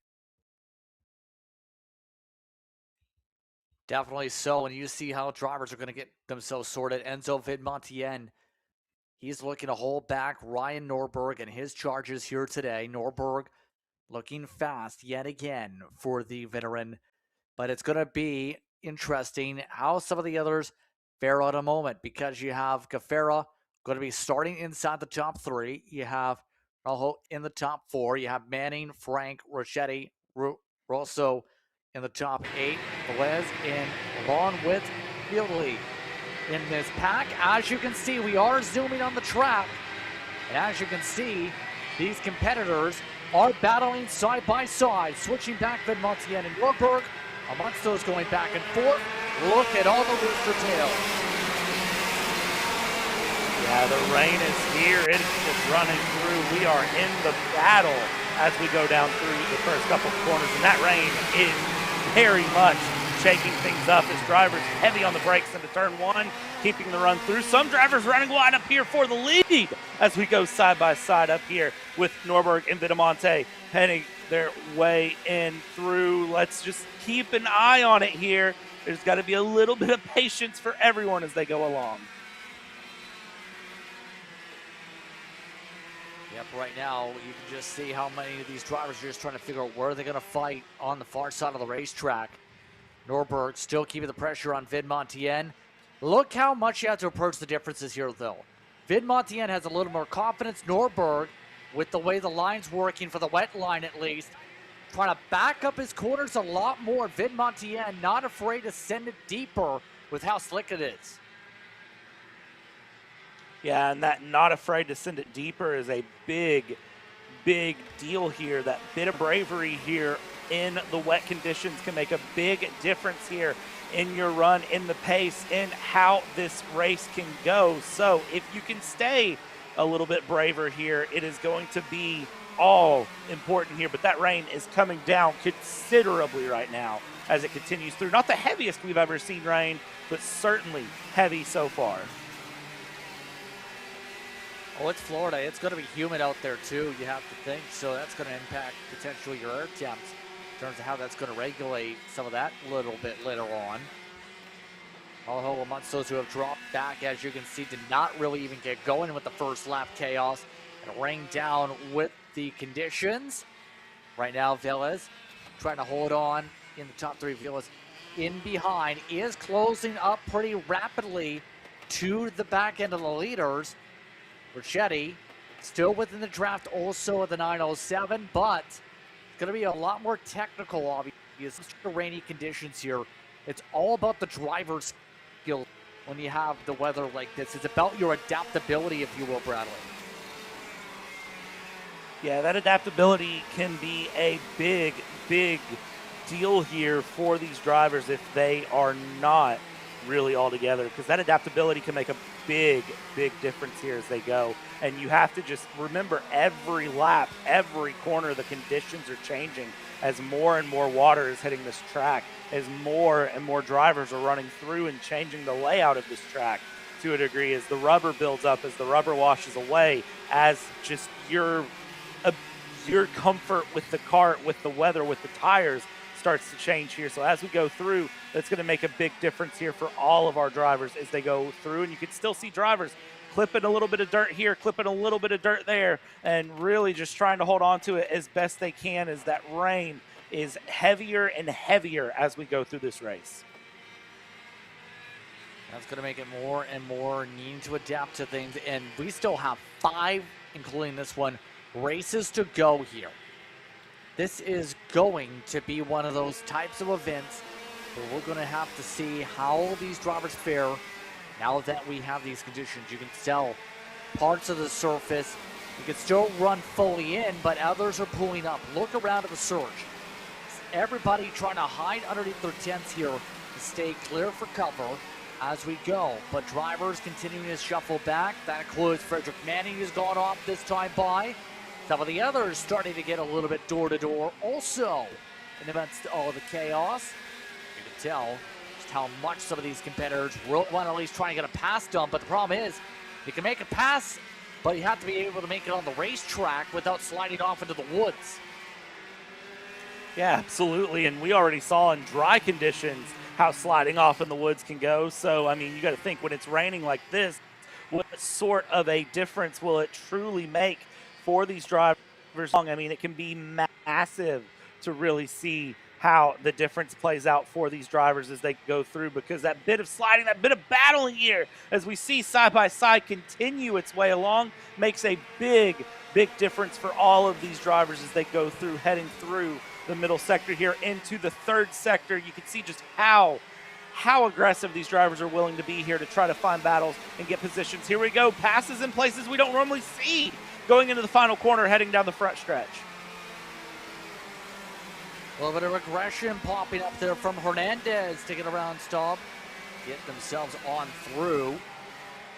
Now, you can tell Hernandez still wanting to keep that up on the aggression levels too. After those sends, now you can tell as they work their way down to the far side of the racetrack to Andretti, Montoya, and Fangio on company.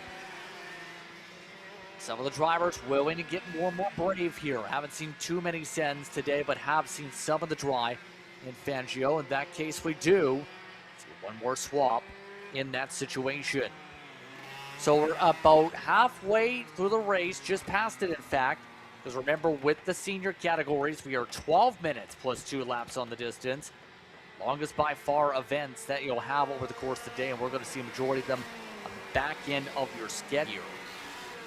All these competitors will have to make sure they also don't overheat any of the tires here, because that's still going to be a potential factor, because the wetter it is, the more cooler in theory it's going to get for them.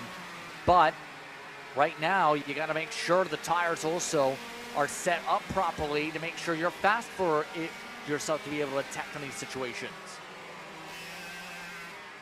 Yeah, you've got to make sure that you keep everything together here and you hold on for the conditions. It's going to be a big challenge here for these drivers as they go through the next 4.5 minutes, because this track is going to evolve. The weather is continuing to change, and it's going to mix everything up as it goes through. Up through turn 6 we go, down the hill we go as they come along here through the 200-degree corner here. I'll figure out the actual angle before tomorrow, but 200+ degree corner here as they go around here and head their way through. Look at this again, dive to the inside. Can you be brave there if you're the 919 of Staub as you battle it out with the 998 of Torres Jr.? You can, and if you can, well, is it awarded or rewarded? The answer right now is no, as it goes very close through and along. They still are keeping nose to tail, though, as they go through into the final sector of the track. Now, right now, with 3.5 minutes to work with on the clock in of itself, Torres, you see here, to hold on in front, and that's the thing partly, too, is he's getting the full blunt initially of the rain itself, but also the rooster tails for the drivers behind going to get all that water splashed up all over your visor. Mind you, Torres drove in the Super Nats actually last year. Didn't have the greatest times there, but he has had appearances out in Vegas at the national level in 2 different classes at least, and so he has taken chances for the major events to go out and race them. And that makes a big difference, too, when you've got that experience of national events and everything that comes with a national event. You can sometimes channel that into moments like this and really capitalize to try to make a difference through on the run of your time. So if you can really hold on to the skills and the patience and the knowledge that you learn in those national events, it really does help here. 2.5 minutes left to go. Watching these drivers continue to run through, that rain still coming down the track, continuing to saturate. And you can see just how the rain is settling on the track. It's puddling up right on the edges of the track as well. That can be very sketchy for some of these drivers if they're not careful. for that little bit of rain to puddle up can make a big difference for all of them as they go through. So if they aren't really on top of it, it can make a big moment even scarier for them as they go along here. Under 2 minutes to go now, and everyone really trying to just breathe their way through this race and make sure that they survive through. It seems like the sun has come back out now, Justin, so it's kind of crazy, but it looks like at the moment we might be done with rain for a little bit. More area, though, more rain expected to come back in the next little bit. So we're not completely done, but at least for this moment, we've got a little bit of breathing room here. For now is the quick reprieve you can say to this. For now. And it's going to take a while, of course, for the track to think about start drying out here with the way things are going, even if it does come up and stop. Some side-by-sides popping up at parts of the racetrack there as you see the send up the inside. Torres amongst those. Seen with the previous pressure. Staub also in this group. You also have Hager in amongst this pack again for the top 5. Amongst some of the drivers as we continue to see them fight late in this one. Give a shout out to drivers like the Torres, Nelson Torres Ocasio, also Blake Mask getting their way through 9 spots apiece gain, plus 7 for Fulton. Amongst some of the drivers at the back, Lucas Donato up 7, Gary Staub up 8, Torres up 6. A lot of drivers with these conditions really taking advantage and moving up a lot of spots. Yeah, and that advantage here to move up those spots is going to be all important here as we go along. It makes a big, big difference for these drivers as they go through. 20 seconds plus 2 laps to go. Still some great battling to finish itself out here in the mid-pack here as Videmonten has had a great run so far. Up front, that gap 4 seconds as it sits between the 950 and the 948 of Videmonten and Norberg as they sit through Velez and P3. Sitting another 2 seconds behind that as these top 3 have just shown a lot of comfort in the rain. We've lost 6 karts out of this race so far. That is a massive run of attrition here. Out of 22 karts, 6 karts will not finish this race. That is unfortunate to see through as it goes. Possibly 7 karts as Lucas Donato appears to not be completing his most recent lap. Nope, 7 karts now officially out of this race, unfortunately. Very unfortunate because they have picked up a lot of spots too. But you have to think with the weather, there is a lot of potential if you get water in the motor, if you get anything covered, you haven't covered up those pipes in the right way, as some would say. We've seen some action in Charlotte. There's a lot of ways you can get water into certain areas you're not supposed to get water in. And obviously, if you, let's say you sea-log your motor of your car, you accidentally somehow manage to plop it into the middle of a lake. The car's not going to move if it's submerged in water. If this is basically the out of water version of that, where you have the potential of your car getting soaked in the interior. Yeah, one of the interesting things with that, too, when you look at it, I have unfortunately had the great pleasure of waterlogging my car before. Cars are very advanced. They have sensors on them, and as soon as they detect there's something somewhere that shouldn't be in there, it will shut your car off and not let you run your car because water is not combustible. And so you can't compress the water, and it will bend a cylinder. It will crack a head. It will bust your car into pieces. Go-karts are not that advanced. These engines are not that advanced. You get a lot of water up somewhere it shouldn't be and it can't burn off, it can absolutely destroy the engine and destroy the karts. That is something you have to consider here in the rain racing that sometimes can be hard to remember here as white flag is out, 1 lap to go, and that number 0 kart looking to have a great Saturday here coming through, and as of right now, looking in a really good position. Heading out of the first sector, has done everything just right, and it's a 4.1 second gap to Ryan Norberg. Videmonten long run just had the pace. We've seen with how confident he was descending a little bit deeper than Norberg in the rainy conditions.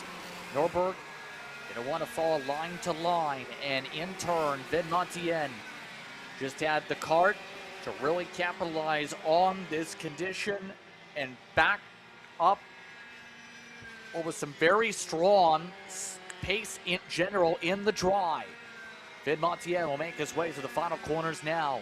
Enzo Vidmontien dominates the Saturday, streaks his way in the front, keeps himself at the front, pulls himself away at the front, and gets himself a win in KA 100 Senior.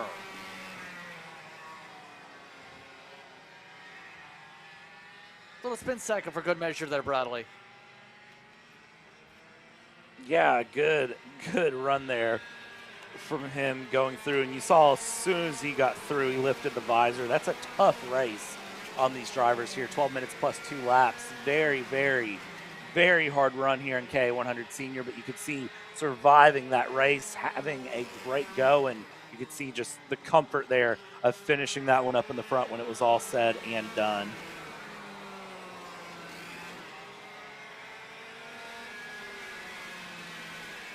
In the end, the O plate adds on to why it is the O plate for the Kart Republic driver.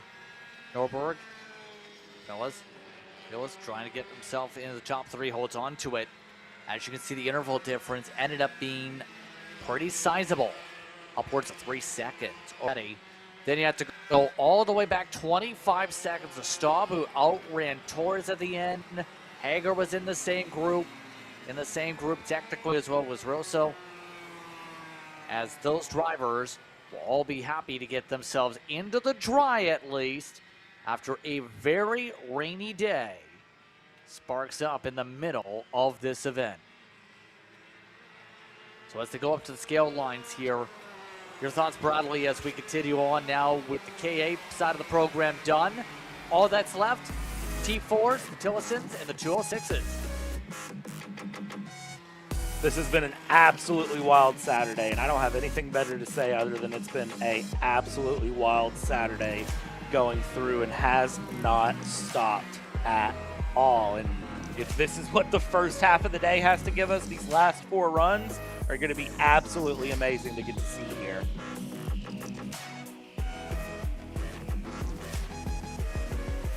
Absolutely.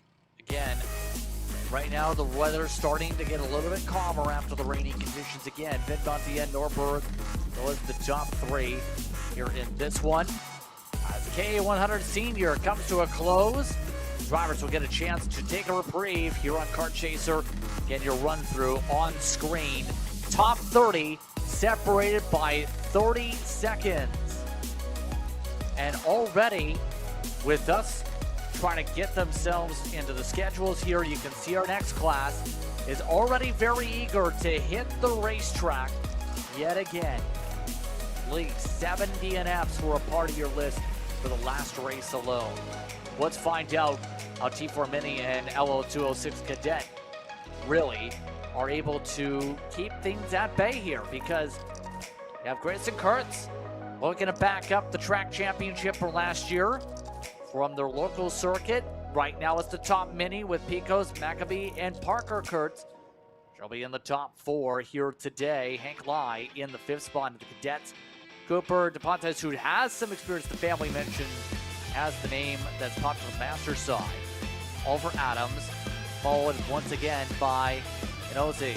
Amongst those in the field, top 8 other carts include Wellborn and Roca. So, expectations here, Bradley, as we get ready to start this one. Well, if the pre-final was any indication of how this is going to go, it's going to be another one of those races where these drivers are going to be absolutely elbows out from the jump. They're going to have a great run. And, well, one of the things to realize with this T4 class is that they absolutely fight hard from the beginning. So I would not be surprised at all for these T4s to run through and just absolutely battle with each other from the jump. There is going to be a little bit of traffic attrition, though, I think, with the way the pace difference is going to split between the minis and the 206 Cadets going through. So we'll see how that plays out when it's all said and done, because I have a feeling that that might shake things up in ways that we aren't expecting. Let's find out how things get shaken up indeed, and I'm not talking about the TV show from back in the day. We're trying to find some dance moves after all. I think some of the drivers, at the very least, trying to dance through the puddles. Shoecraft, remember, was the points leader coming into this weekend when it came to the T4 Minis, followed by the Kurtz of Grayson and Parker. We're going to try this again. They did not like how they were grouped up that time. There was a lot of separation there. Now, remember how things went in the pre-final for these drivers earlier today. Some of the battles we've seen there. Grayson pulled away by 3.2 seconds at the very end. Cohen Shoecraft got a disqualification. That's why Shoecraft is going to be at the tail here and have to pass by all the 206s. Yeah, unfortunate for Shoecraft there for a tech DQ. Not what you want to see, and unfortunately is going to shake things up. And there is Shoecraft there going through the 0 cart all the way here in the back as we wait. Let's see, do they give them the green this time through? They do not. They still are not grouped up in a way that they like, and you can see everyone not happy about it here as they'll send them back around one more time to try to regroup it up here. We'll see if they are able to figure this one through. I can't really tell where it is in the pack that they're not liking it. I think it's around mid-pack, right where that Mini and 206 split is at. I think that's where we're really seeing the sort of disconnect in the group.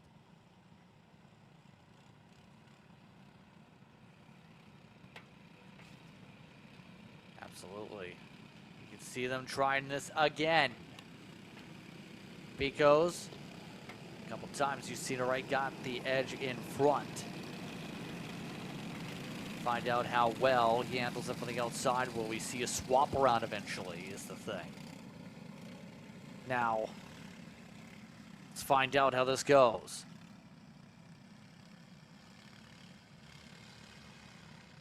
See all the fans on the fence line as they rumble their way through again. This time, it looks like they aren't slowing back down, so they'll rumble their way out of the corner. Some side-by-side per second for a moment as everyone else makes their way down to the back.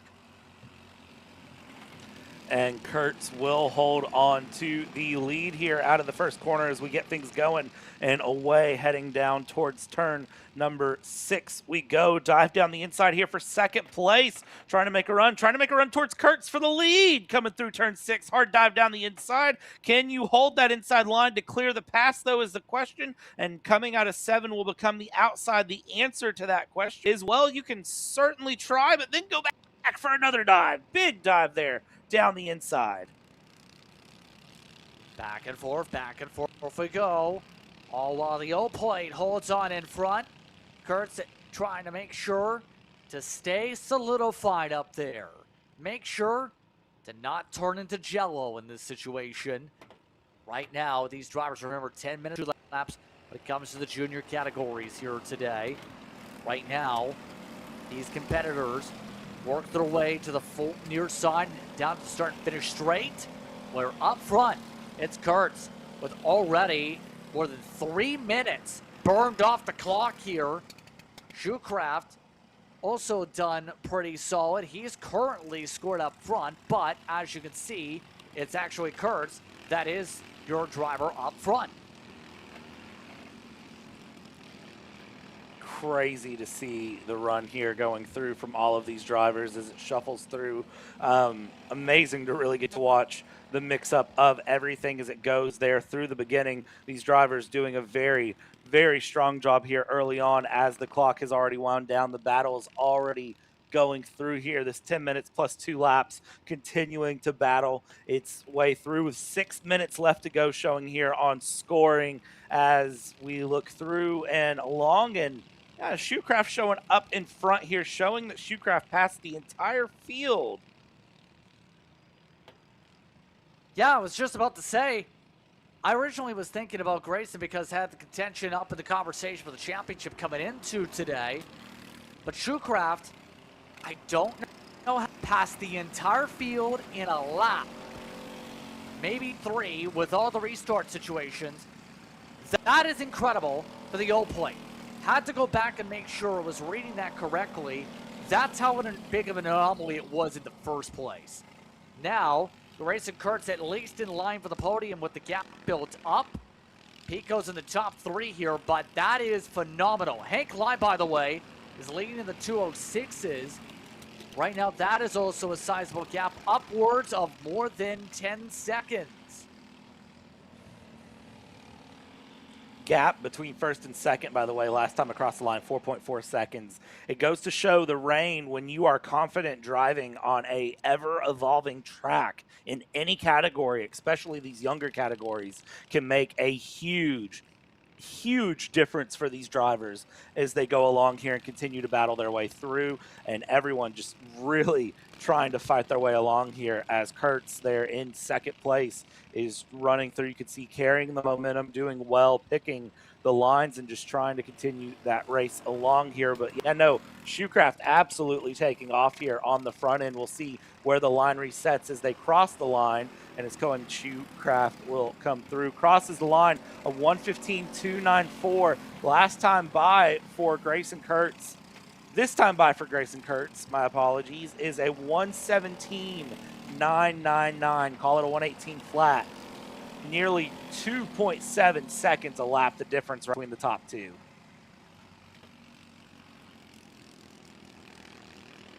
Yeah, so Shoecraft able to cut through the field here in unbelievable fashion is all I can really say. Cohen, amongst those who races in the minis, has also had appearances in the mini Swifts as well, remember, and amongst this series. Was a winner, in fact, the T4 minis multiple times we already touched upon in terms of on the track, in terms of finishing positions for the points tallies. At the Kartplex Cup opener, was also second in that one when it was the local in terms of that region. Last year, spent a lot of time in the SKUSA Winter Series because that was in Orlando in 2025. Ran mid-pack there. But also, every time at his local track was top three, win, top 3, top 5, win, Orlando, top 5. Shoecraft kind of backing up the speed from the local scene, now at the Florida-wide scene.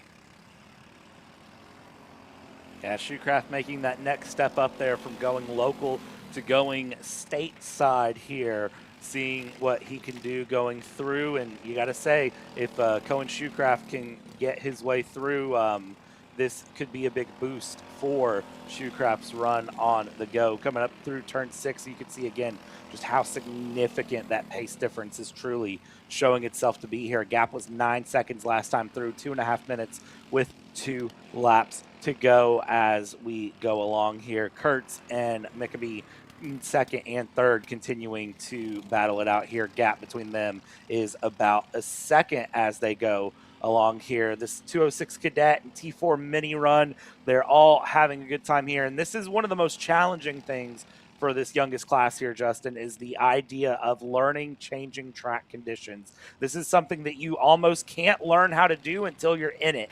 And when you're in it, it is absolutely the scariest thing on the planet. I'm not going to lie to you. Something that you can't really practice for. You can't really prepare for. You know the days are going to come where there's rain, where there's changing track conditions. But how you race in that, that's a very, very learned art form that you learn on the fly. You know the funny thing on how I learned how to drive in snow was actually, I think, through iRacing, because I raced on iRacing first and then learned how to drive a car late. It's a family thing. Don't ask questions. But one of the first things it's also making sure you don't learn bad habits too, Bradley, because one of the bad habits I personally picked up for driving a car, for example, is, you know how you use left foot, right foot in a kart, or in many cases a real-world race car? Try that in your street car, and turns out your driver instructor will say you will break the gas pedal in my car if you use your specific left foot on the brake pedal. Do not do that. So what I'm trying to say is, in the big picture of this, is you have to learn the right skill sets, be able to have trial and error, and figure out what works, what doesn't work, before you get yourself up to the higher levels. Yeah, and that's one of those things that is very, very hard to be used to, honestly. And, well, I mean, that left foot, right foot run, I've done that myself going through. So, I mean, there's plenty of times you can learn the bad habits right, you can learn the right habits bad, and it's just a matter of picking it up here in your class. It's been absolutely exciting to see so far, because you can see just how well these younger drivers have really learned that ability to run through. And, well, I'm going to say for a lot of them, that's probably because of Florida.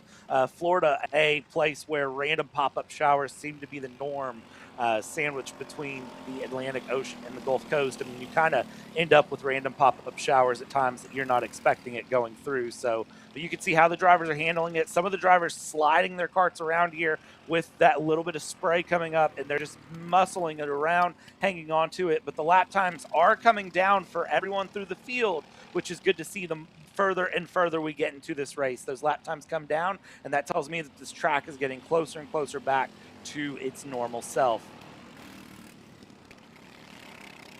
Yep. Still looking very muggy. You can just tell it by the eye test, by the way, because Florida. But with 2 laps to go, Shoecraft's pulled away 12 seconds. Absolutely astounding, absolutely dominant, absolutely flying today when it comes to your T4 Mini. To try and back up the race, remember, qualifying, it was Grayson Kurtz who led the way on the pylon.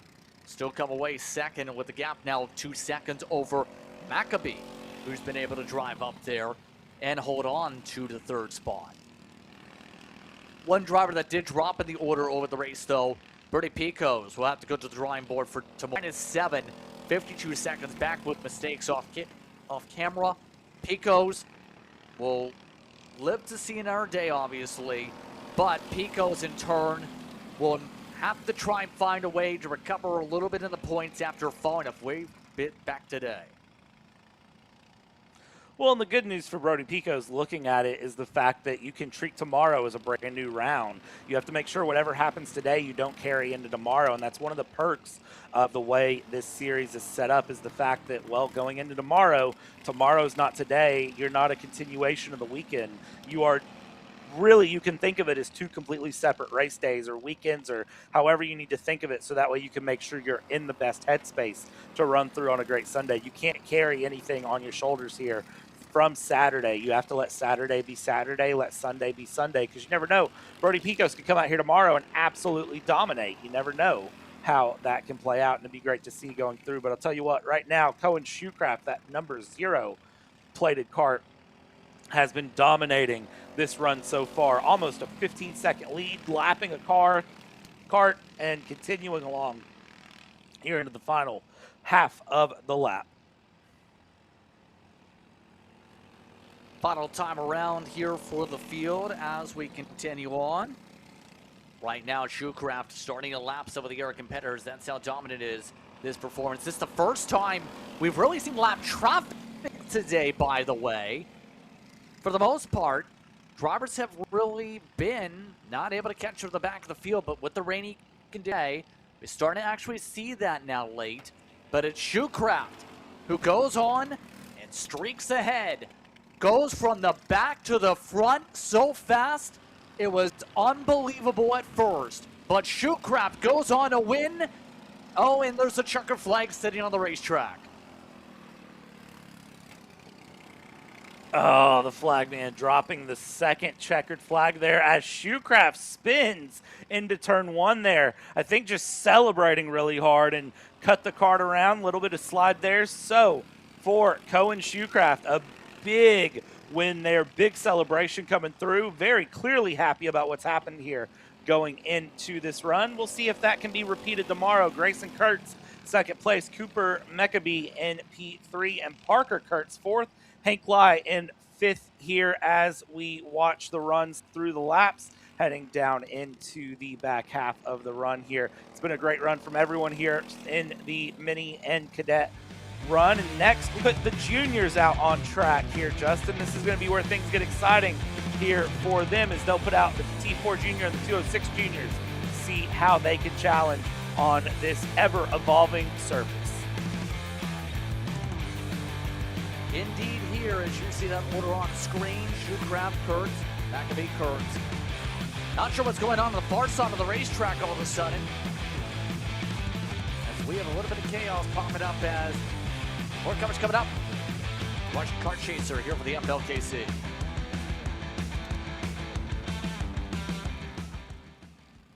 Karting isn't just speed. It's control, precision, freedom.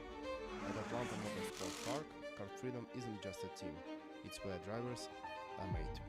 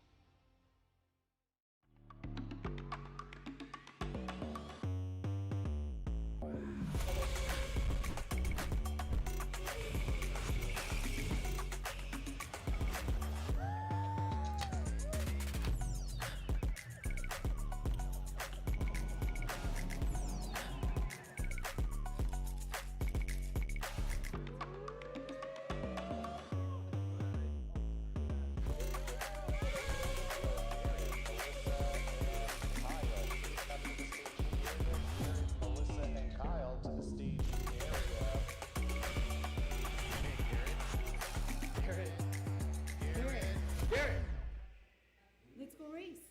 Come on, man. Cat food marketing. $9.99 a month. Dude, Caleb, wake up. Dude, we're live in 5 minutes. Let's go. Come on. What are you doing? Dude, I'm so sorry. Xander had me in a cat food marketing meeting till like 2 a.m. last night. Come on, man. Do you have anything I can drink? Dude, I got the perfect thing for you. Perico. It's a healthy energy drink alternative. Perico, non-GMO, gluten-free, kosher, magnesium, B12, B6, yeah, it's good. B5, biotin, and 0 sugar? Pericazo! Try Perico, made with natural ingredients, organic caffeine, and supports your metabolism. Try the new official energy drink of Kart Chaser.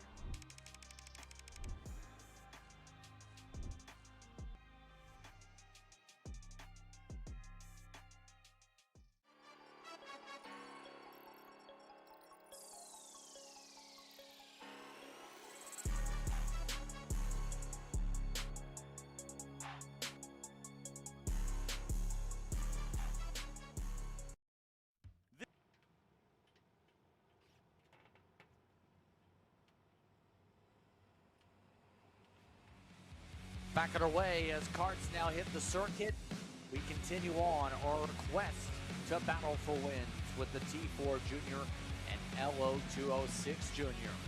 Here on our docket here on Kart Chaser for grassroots coverage. FLKC continues on. So far, we've seen weather, we've seen spins, we've seen karts and trees, we've seen just about everything today.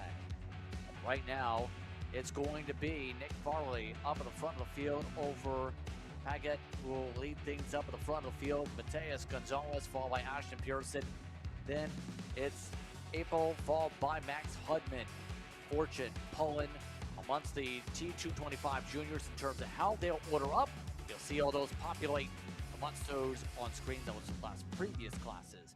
Now, some of the others of note here today, Thaddeus Cochran leads the top 206 junior, Maximilian Santoro amongst the top 10 overall. Some of the others will populate next up. There's a look at the grid in turn here, Bradley, already doubling up for a packed crowd.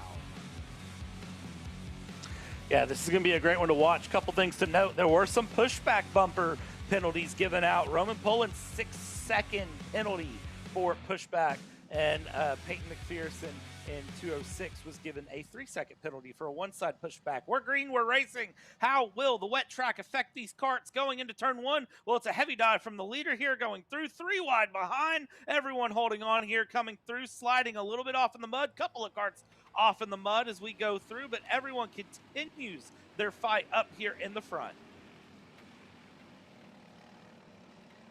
One else single files out at the front of the field, but already the dives are on for third. Plenty of these drivers making it clear early going. Got to make the ground up fast. Got to get around quickly before these packs break apart here, especially in the Tillotsons we've seen a little bit today. starting to see that really come into play now. Yeah, everything coming to play here. One card off there, dipping rear wheel. Big rear wheel dip there going through out of the top 5, but able to recover and not lose too much time or position here going along. This is going to be a very, very challenging run here to the end of this run. If this is how we're already going through on the start of this race, remember, this is a 12-minute race plus 2 laps here for this junior category as they go through, cross the line, ending lap 1 as they go along here, and it's Tyler Paget up in the front. Paget now trying to hold on in front with Farley trying to hold on second position. You can see a lot of that gap, though, already building up. I've noticed one thing today. Don't know if it's because the way the track has kind of progressed with the rain and the way the rubber in some cases before that had laid down or not. But a lot of these cases now, that lead car just seems to find a way to break away today, make it very difficult for anyone else to catch back up here unless outside of the KA package.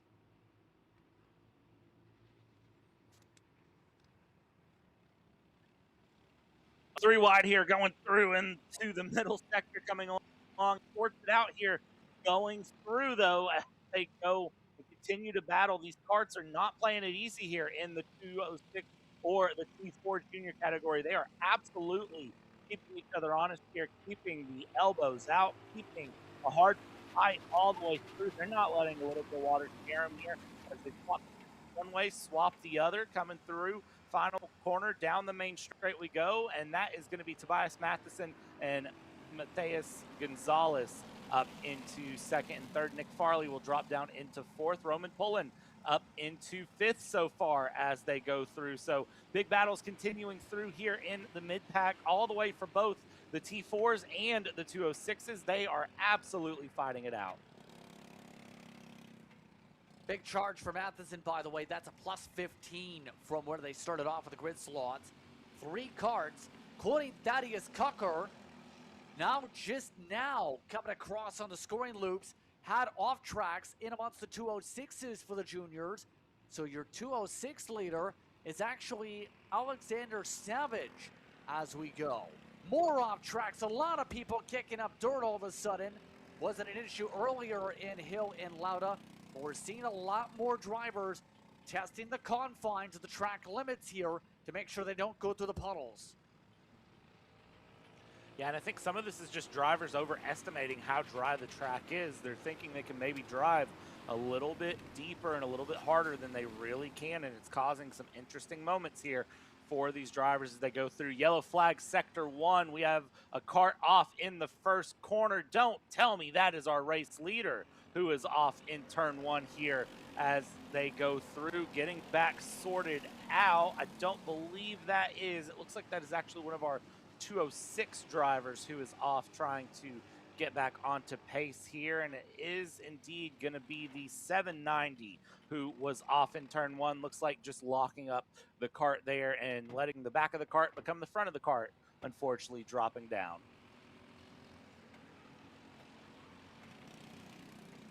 Already on to go in this race amongst the juniors here in the 12-minute action here. This is our third to last final of the day, by the way, on the order. 206 Senior and Master, followed by the T4 Senior and Master, will close up the day here in the FLKC after what has been a busy time. You can see some of the drivers having some slow moments, like he pulled back there, trying to get his cart moving. But up front, see some of the bumping and banging going on amongst those in third. Gonzalez and company stay well tight. Right now, Farley trying to hold on, but right now it's Pullen that's pulling the run to the inside. They'll pass on by a spun cart. That's the 750 McPherson lap traffic. That's gone around in an awkward spot. Another cart spinning through, and that is not going to help at all going for anyone. McPherson especially dropping down the order here, now going a lap down. Unfortunate to see here as we continue to run here into the halfway distance through. Half down, half to go will be the big game at the moment. At this point, what have you saved in the tank? What is your plan here as we see dives up in the front?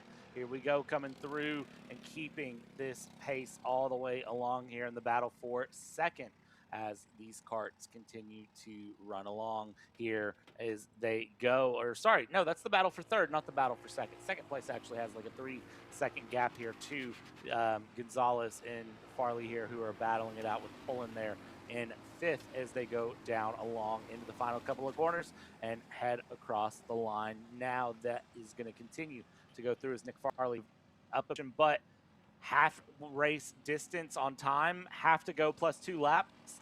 We're going to continue to see these positions swap as these drivers battle it out.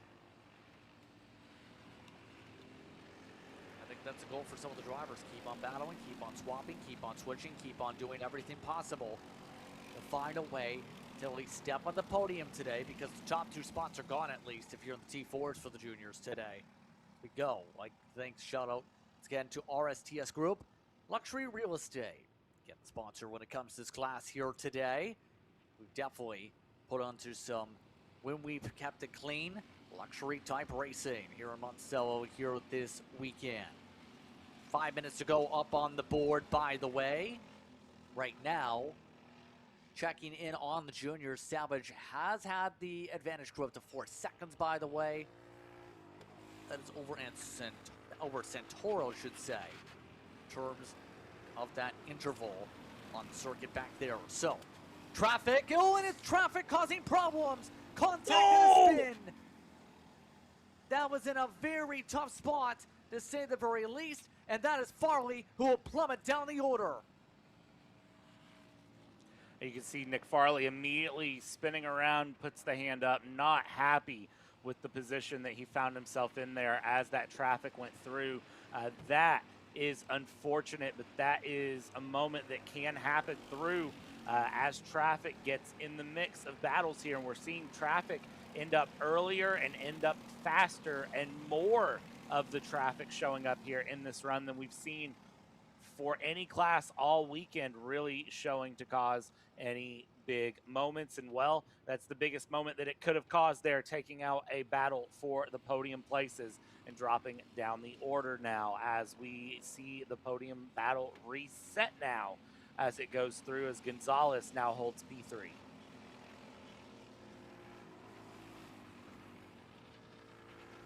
Yeah, Gonzalez in amongst that battle, gets comfortable with that position. Obviously not intentional to turn around before anyone gets to that conversation point. Just again, a tough spot. They reached lap traffic in a different spot than they were expecting, and it ends up causing an absolute coil-up effect. Now for Pullen, regroup is on to try and take away the fourth spot now that everything has kind of not solidified, but kind of jelloed out. The warning I talked about that you don't want things to happen to be in the case of, kind of seen that break out as they're part of all of that chaos that broke out as a result of the checkup situation with under 3 minutes to go here. And now, what do you do if you try and get yourself back focused up here to get that position? What's kind of your pep talk in the mind if you're able to somehow get into the mind of those competitors here? Yeah, well, you see already that the challenge was being planned, the hand indication of let's go forward, let's charge every single straightaway. They're giving the same sort of tap the helmet, double point forward run. So everyone very clearly showing the indication of I want to move forward, I want to move up, I want to challenge ahead. So that is what they are trying to do here. But you got to have someone fast behind you to work with you here, which can be harder to find than you would think here. Tobias Matheson, by the way, last lap. Fastest kart out of anyone, 2.8 seconds back still, but carved out a quarter of a second over Tyler Padgett. Not going to be enough here through the end of the race to close down a 2.8 second gap, but so far Tobias Matheson showing some pace there in second.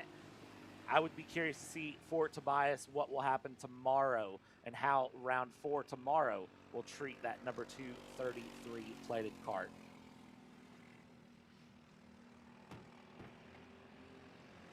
Going to be a question for tomorrow, absolutely, here with under 90 seconds to go, though, for our drivers here.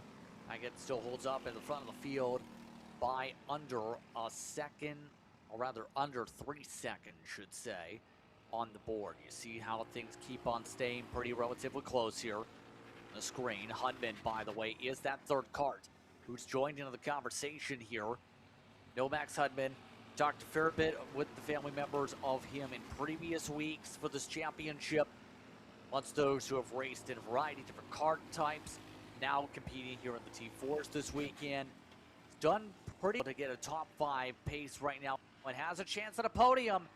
All it's going to take is a little bit of help. Gonzalez and Poland are near side by side there. This time they single file out. Right now, Hudman in the chase. Poland looking for a place to pounce as the inside's covered off for a moment. Great coverage there to the inside, doing just what needs to be done for now to hold off Poland, which is going to be easier said than done throughout this race as they continue their way along through into the middle sector. Now we go heading towards turn 9, Phil Hill, turn 10, Nicky Lauda.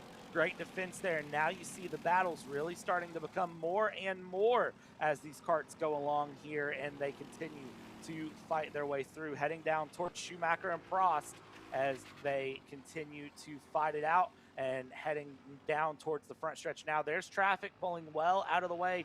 That is the 750 of McPhee staying all the way out of the way there as they go along down the front stretch, taking the 2 to go signal this time by. And right now, Poland a little bit further back than he was last lap over Gonzalez. We'll see if that stays true here heading down into these final 2 laps. About a couple laps to sort things out here amongst the field. Here they go. Cadet still controls things now near 4 seconds. Here's the pole, though, for Poland. He goes up the inside, ready to make the move, this time for Fangio. They'll work side by side through that section. Oh, wow, it's going to be Poland coming out second from it. Gonzalez pulls back in front. Gonzalez builds the distance by a kart length once again. Gonzalez needs to find a way to hold on for another lap and a half or so. It wants the podium here today. Wants the podium here today, is giving it a hard charge to do so. Coming into the final few corners this lap, and well, you can see trying to set up the pass. Will it be a last corner pass coming through for them as they go along through? It's going to be very, very close here, taking the white flag. 1 lap to go, and right now Gonzalez looking over the shoulder, knows Poland's there, is trying to defend, trying to run wide. Poland's going to take the opportunity to go out the inside of turn 1. Can't capitalize on it, though. Has to settle back into single file, and now we'll continue to run up towards turn number 6. We're heading out of Andretti. We're heading out of Montoya now, and as we head down towards Fangio, it's going to be a hard-fought charge to get a pass done in Fangio heading towards Ascari, but it's doable if you try, just not right now. Out of this exact moment here on the final time around, and right now it looks like Gonzalez is in a comfortable spot to hold on. By the way, how things turned out in the juniors, Savage still holds on. He's the only kart left on the lead lap, by the way, with the pace of the T4s compared to your juniors and the 206s. Up front, flag Baggett gets the win. Matheson holds on to second. Now it's side by side for fourth. Door baiting, Hudson on the outside. Hudman trying to find a way to build the run again, but it's going to be Gonzalez on the podium. Poland holds off Hudman, and it's going to be Farley recovering from a spin in the top 6. Fortune in 7th. Your first and only driver on the lead lap, by the way, again in the 206 junior. Savage will get that win handily by a minute and a half in terms of the distance to the T4 winner in terms of the juniors. Crazy to see the pace difference between the T4 and the 206s. 10.8 seconds, Savage in the lead over Cordero going through, and also taking a look here up in the front, it was cool to see Poland and Hudman there with a fist bump when it was all said and done. We're going to take a side here when we come back. 2 more sessions left to go. Senior Masters in 206 and Senior Masters in T4. Don't go anywhere. We'll be back here on Kart Racer. This is Henry. Henry feels sad.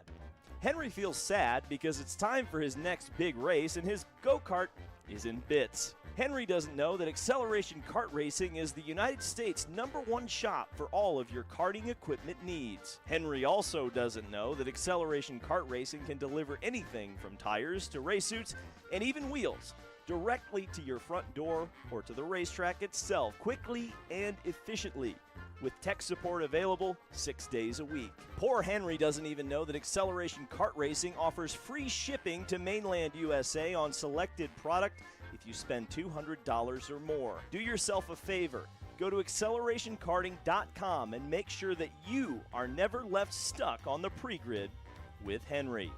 Be smart and don't be like Henry.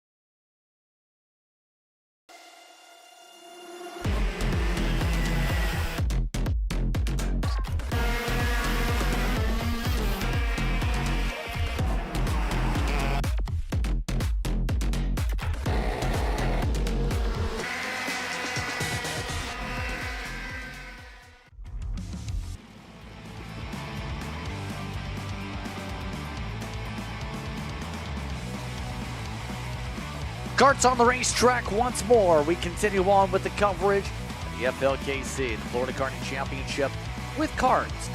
Yes, believe it or not, we have karts here on Kart Chaser. It's the 206 seniors in the Masters ready to go. We are planning to see what happens there in the next moments or so. Now, keep in mind, it was Whitehead who picked up the win last time out in the pre-final over Carlo Roggetti, who is amongst the double-duty competitors. Then you have Brentley Miller, Jaden Casas, who are going to be up at the head of the field, followed by Munoz, Bellas, Seymour, and Fernandez are your top 8 amongst your 206 seniors. Keep in mind also, amongst the other karts here, at 14 starters total that are set up in the field here today, but 2 are masters. See, the top 10 also include Eduardo, Syker, and Blake Mache. But remember, you have 2 masters, that's Braswell and Sola, who will come into the field as the green flag waves. The field looks to fight. We're underway for the penultimate final of day 1 of this racing, and we have a crash. Heart of the field, Braswell and company were right in the vicinity of the chaos, and we have a lot of people with mechanical issues after that. And we've got a couple of karts running off into the dirt there. We had 2 karts go up and hit tires beside each other. 1 kart run off into the dirt. And as you mentioned, 1 extremely slow with an apparent mechanical issue there. So it's already carnage here in the 206 Senior Master main event here going through as they run out of the middle sector, heading down towards turns 13 and 14 we go. First, we got to go through 9 and 10, though, heading down through Phil Hill and Nicky Lauda heading along through, keeping that battle very close. What we saw in the pre-final was a 10-second gap pulled between the top 2 karts, and I'm curious to see if that is the same story here in the final. I'm very curious too, and we're seeing Whitehead and Roggetti really trying to work together here quickly. Rather, that's Miller and Whitehead grouping away from everyone else. Miller, phenomenal charge already, up 1. -3 for Casas amongst the field. Roggetti, who was one of the karts to win around with the contact there, went down 8 already. Braswell lost a lot of time as well as a couple others with the parking lot. But now, at this point, We'll find out how the rest of the field continues to shuffle with Bellas up a couple here. And also, Vegas already up to a +8 on the opening lap. A lot of changes here over the course of that one, Bradley. We'll try this out yet again for the competitors as we make our way through.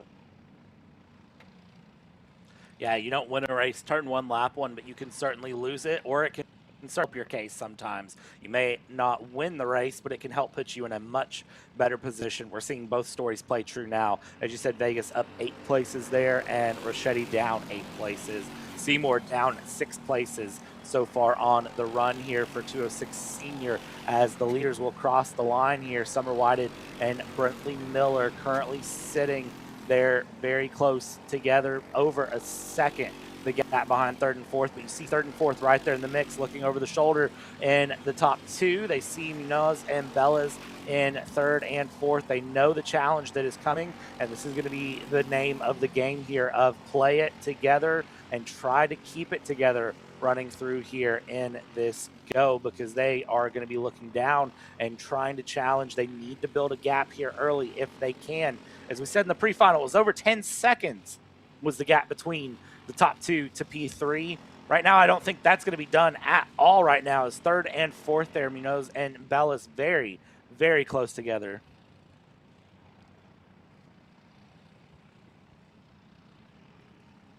Yeah, some of these drivers starting to find a way to figure out what they can do on the pack. Remember, these karts take a little bit to wind up momentum after all, and right now, you're seeing Munoz and Bellas doing a good job keeping up with the leaders after initially starting a small breakaway. That's because last time by, they were a little bit quicker. Last time by, they were 5/10 quicker. In fact, that with the cross the stripe. So, now becomes the question, what do we see from those new Coyotes, in particular for Bellas? Second race for Whitehead in this series with it. First for Bellas in terms of those karts, and right now, you're seeing how much Bellas in particular is pushing Munoz to find a way to cut ahead as much as possible. Yeah, great run from everyone here going through as they push along and try to find the time. Here we go. This is, again, difference in lines, difference in runs that we're seeing. And, well, here it is. Top 4 all together through. No gap for the top 2 to be found yet, as we will now get to see a good scrap out of the top 4 to battle it out for the win overall as they go through. This is going to be exciting to watch at the moment for them. It's sitting as a just kind of a slipstream, but look at the slipstream there the 309 gets heading down towards turn 1. No dive to the inside, just sticking in place here as we continue to just see where the plans are. You see the very clear hand signal from Whited up front of let's go forward, let's move forward, don't battle it out yet, let's get a gap built up. They have 7.2 seconds back to P5, so I mean they have a considerable margin, but with 6 minutes 45 seconds left to go, the real question at this point is going to be, at what point do they decide to battle it out? How late do you want to leave it? That's the huge question. We already know how difficult it is to be able to make that path for the race lead here today at this racetrack. Just about to see how big the challenge is going to be for some. But for Miller, looks like the descent is on. At least took a small poke to the inside. Not enough to find the rotation. So looking back in terms of the opportunity for Bellas in particular, in terms of the different car, remember, you're talking about a difference in manufacture in terms of the chassis. And of course, there's different windows per chassis for them. Hold that thought, because look at Miller. Into the inside, will pass on by. Now those Coyote Zeniths will stay hooked up into 2-3 with that pass. Move back for Whitehead for the race lead. They continue to shuffle door to door. A lot of dirt on the racetrack as Miller holds off the festive attempts from behind. Watch out here for Whited. Whited dropping all the way back into 4th and then trying to fight back into 3rd here as they went through the end of that first sector. This battle continuing along. Summer Whited just needs to go head down and just charge through, but that's not going to happen here. Down the inside we go, as that's a pass, that's a push out. Whited pushed out into the dirt, drops back off the order, might lose the draft off of these top three, as Summer Whitehead giving a little racing room, gives a little bit more to be taken. Dive deep down the inside, though, and that's a pass back for the lead. Wow. Wow, indeed, and Miller's up in front with a bit more separation from the pack. That's completely splintered things to the very front of the field. Whitehead has dropped on by. She's down to fourth position with that situation. Now it's Bellas looking for the setup. Last time out in the FLKC in this series for this class, I mean. Fourth and sixth were the finishes in the previous chassis. Now today has an opportunity with the kart to go immediately up for a battle for the win with it.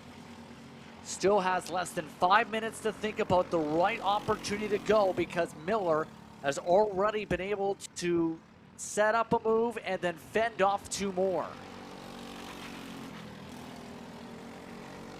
Yeah, that is the amazing part there from Miller. Last lap, coming through this series of corners, dropped to fourth, and then all of a sudden set it up, came all the way back up into first with a great move coming through here as they continue out through Schumacher and Prost going along here down into the final couple of corners. And again, you see Brentley Miller holding on to that lead. The draft is there. It's definitely helping a little bit, and we'll see how it plays out for them as they go. Third place now, Munoz has now closed in there. The 309 is now closing in. We'll see here how they play along. Look over the shoulder there from Miller. Knows that there's pressure coming up. Now it's how do you defend it? What do you do? And you see there, very clear indicator, the hand pointing forward saying, don't try to pass me. Let's just charge ahead. Let's drop Summer Whitehead off of this pack. Not going to happen down the inside into turn 6, though. 2 for 1 special. Let's take it 3 wide into turn 6 if we don't mind. Coming out of 6 into 7 we go, and it's going to be just 1 position loss there for Miller, and we'll see if that sticks here. Push down the outside, push there, nose to tail, trying to set up a switchback there to get back into the lead.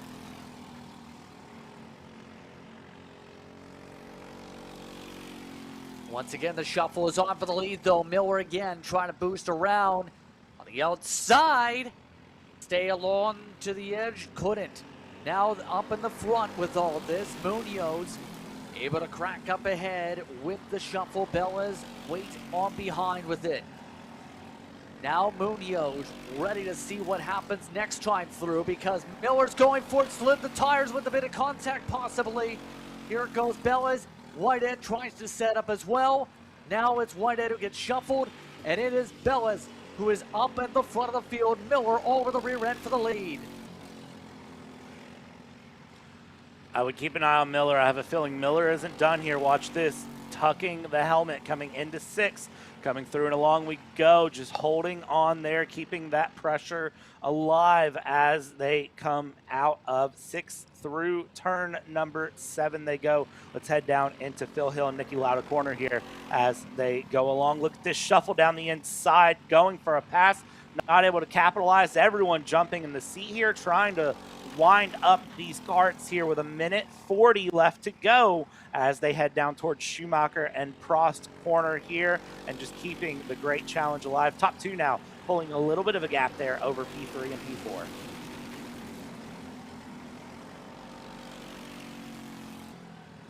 Yep, you see just how much things stand up once again on the gaps. Right now, Bella's in front with Miller, trying to make it a 2-kart race.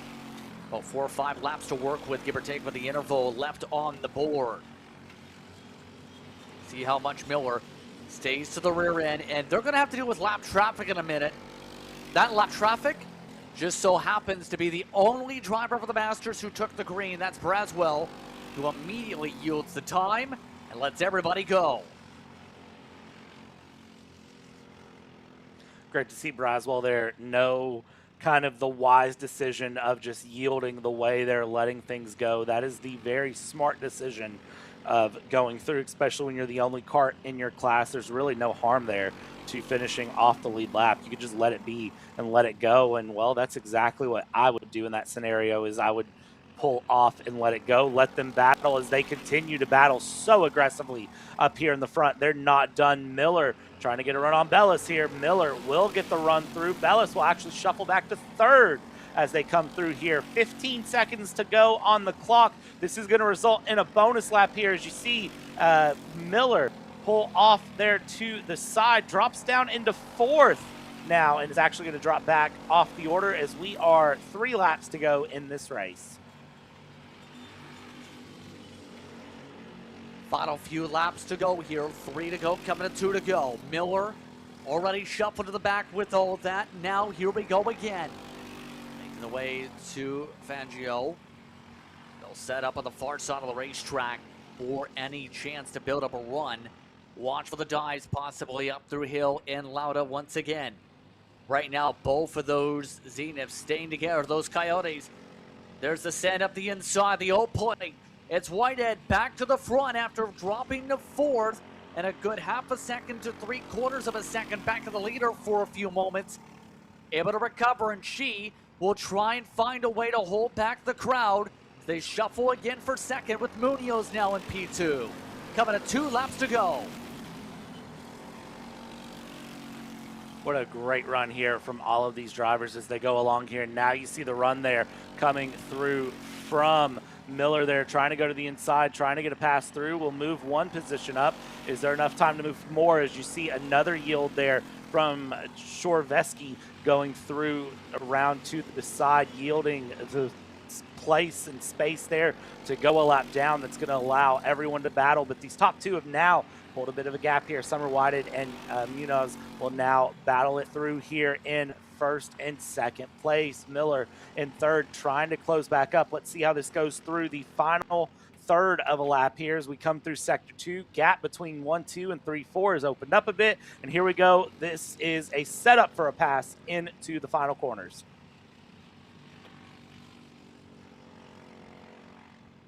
Right now, a couple laps on the board last time. Now they'll try and work their way through on the far side. Coming up towards the run up through Brabham and Hill. Right now, Whitehead trying to hold on firmly. Munoz provides the pressure. They come down the front straightaway to the white flag this time by. Block for Whitehead to the inside. Now Munoz will try and go for the up and under. Will go alongside. Will take the race lead. It's Munoz to the point on the final time around as Whitehead looks for the setup back. Watch out for Miller there in P3, starting to close it up even more as these 2 continue to battle as they come along here. Watch out, Miller will close that gap in a little bit more as the top 2 trying to settle things through turn 6, trying to hold single file here, but at what point do they start to battle again? It's going to probably come up right here into turn 9 and through Hill and Lauda. There it is. Switch one way, switch the other. Watch the blocking coming through. Miller getting passed by Bellis here. It's switching back to get back past here, and you see the clear hand signal of, hey, we could be chasing the top 2. Go ahead if that is how it's going to play. Coming down towards Schumacher and Prost corner, and now down the final front stretch here they go. Here we go again. The run is on. 4 karts all under a blanket. Whitehead on the bumper. Munoz still waiting, trying to go. Drag race, 2 spots forward. Munoz gets it by 49/1000th of a second. It's Munoz to victory lane in 206 Senior.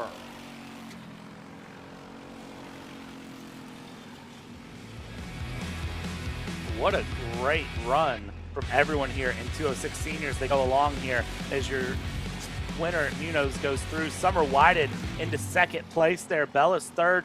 Brentley Miller in 4th after a great battle through. And then Jaden Cassis in 5th place going through. Big gains there from Thiago Vegas, up 6 places from P13 to finish P7. What a finish indeed, and that might be a more entertaining finish of the day. Yes, you have candidates for the most chaotic, but that one definitely might be a conversation for the socials after what's been a busy day. We still have one more race to go, mind you, on the card with the T4 Seniors to hit the track. But as you can see, everyone else will peel their way to the tech line with Munoz, Whitehead, Bellis in the top 3. Miller finished off at the 4th spot. Cassis in the top 5, originally with points that are coming in. Ricchetti able to recover off from a slow start to get to 6th. As you mentioned, 7th. Then Fernandez, Syker, Seymour on the track with Masca in the 11th position. 2 drivers finished a lap down in this one, including the winner in Masters, Braswell, who finished down 5 to the rest of the field. One more to go on the docket, and it's going to be the T4 seniors in Masters. We didn't have any Masters this week, and we're doing it seniors for the T4. Bill Stillenson's going to put together a show to end off your day here today.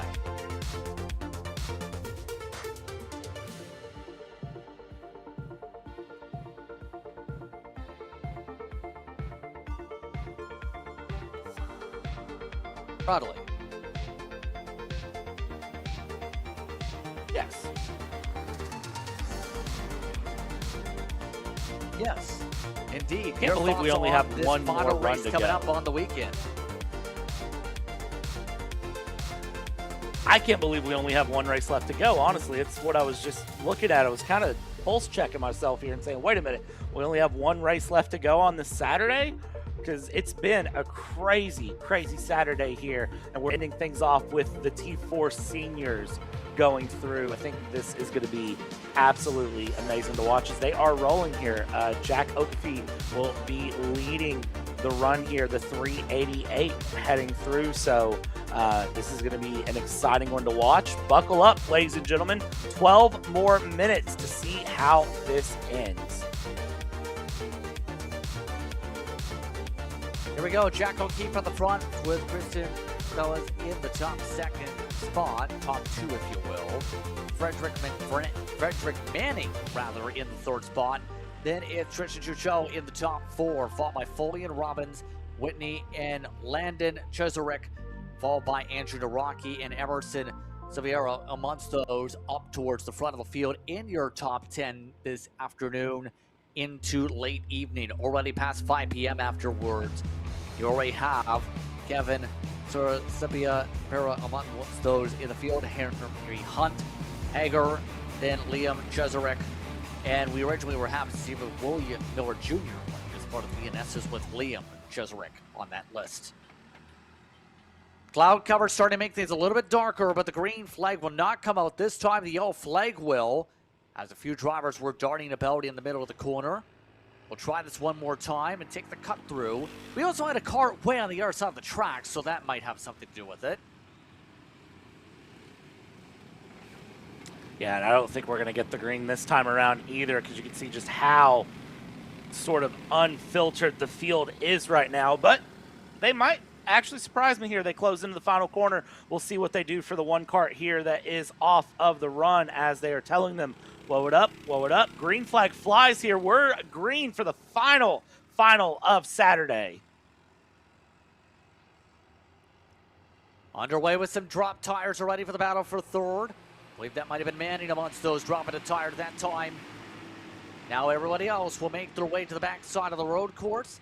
Try and set themselves up, working their way up to Montoya, Fangio, up to Ascari onwards. Some side-by-side for the race lead already as they battle it out continuously up at the front already.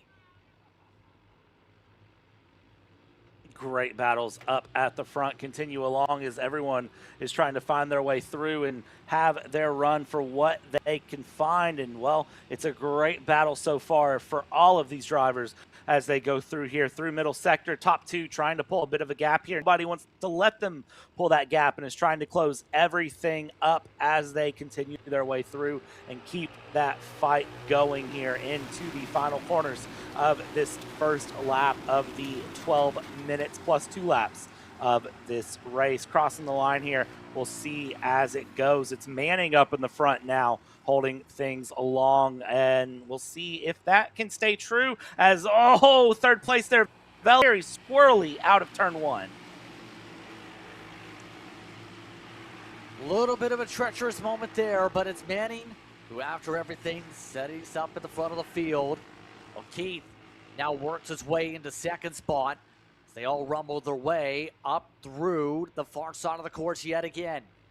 O'Keefe, so far this weekend, has had some dominating pace, now electing to keep the pushing on. We'll try and break the pack apart, if you will, because the pack itself is having a little bit of fighting with Whitney and company looking to try and make a few spots back up there. So the difficult part again will be, can you break away fully? We've already seen one grouping of karts break away a bit and then get reeled in late. Can that happen this time where you break away but not get reeled in? It's certainly possible. You just got to give it a try here, honestly, and see if you can break your way through. Sometimes it is very, very hard to get that run along and really see the drivers capitalize here. One kart very off the track there in the back, and that was a massive run. I didn't know that we were running off-roading dirt karts here. I thought we were running go-karts on road. I didn't know we were running dirt track go-karts. I know that's popular in my neck of the woods, though, but didn't realize we were doing that down here in Florida for some reason. But everyone able to get back on track. But turn one has been very, very difficult for everyone as they've gone along here. Definitely so. It's been a really tough area that's with the race gone on with a lot of dirt kicked up. Same for turn 9 and 10, touched upon earlier on. Starting to see the grass really get chewed up here, especially with it being thick and wet now. It's going to be a lot more treacherous in terms of that. It's going to add a lot more issues to your tires if you get on it. Have to scrub off the dirt. Going to cause you to slide a little bit on entry like we've already seen one or two people do. 8 minutes to go on the clock. Manning still controls the front of the field. Foley of note. He's now plummeted a couple spots as a result, down -3 amongst those, some of the packs. Naraki trying to recover. Keeping things very, very close here as everyone tries to recover and find their places up and down the field as they go. This is one of those, it's easier said than done sort of things as these karts continue to battle their way along and keep the run going.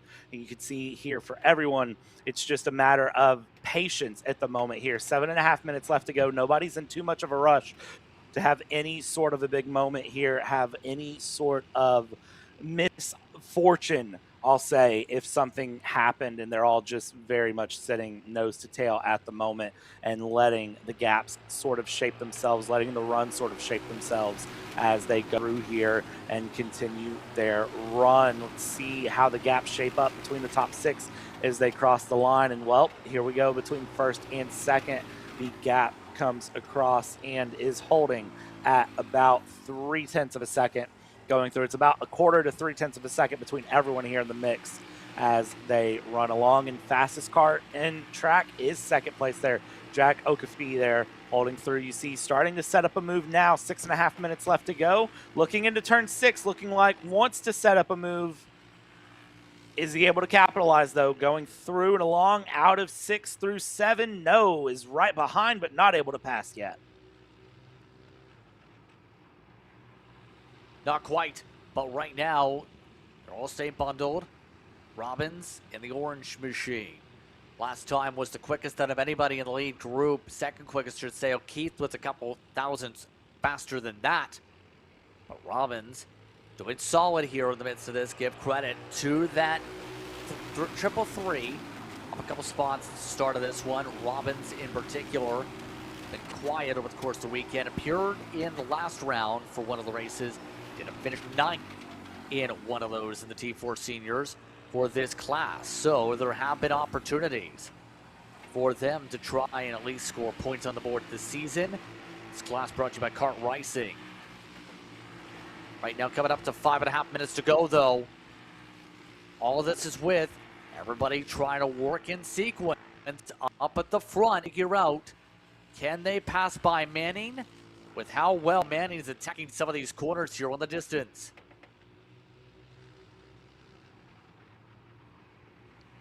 Trying here, look at this dive up the inside going through. That is Velez getting a pass done. It's the first time that we've seen Jack Okafe not able to really have a great run so far going through, as Velez able to get that pass up into second place. And it's the first time Jack has really had to battle it out in traffic. 4 minutes and 50 seconds left to go here, and your leader Frederick Manning has pulled a bit of a gap, but can that gap maintain is my big $1 million question. And also, by the way, Phoenix Whitney, 5th place kart, fastest kart of anybody on track last time through.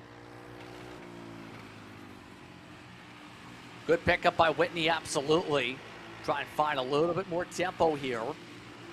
Late going of this one. Whitney, haven't talked too much about them here this weekend.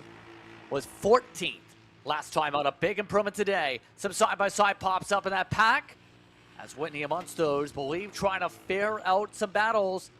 Didn't really work out, as you can tell with the distances, though, popping up while Manning starts to yard away.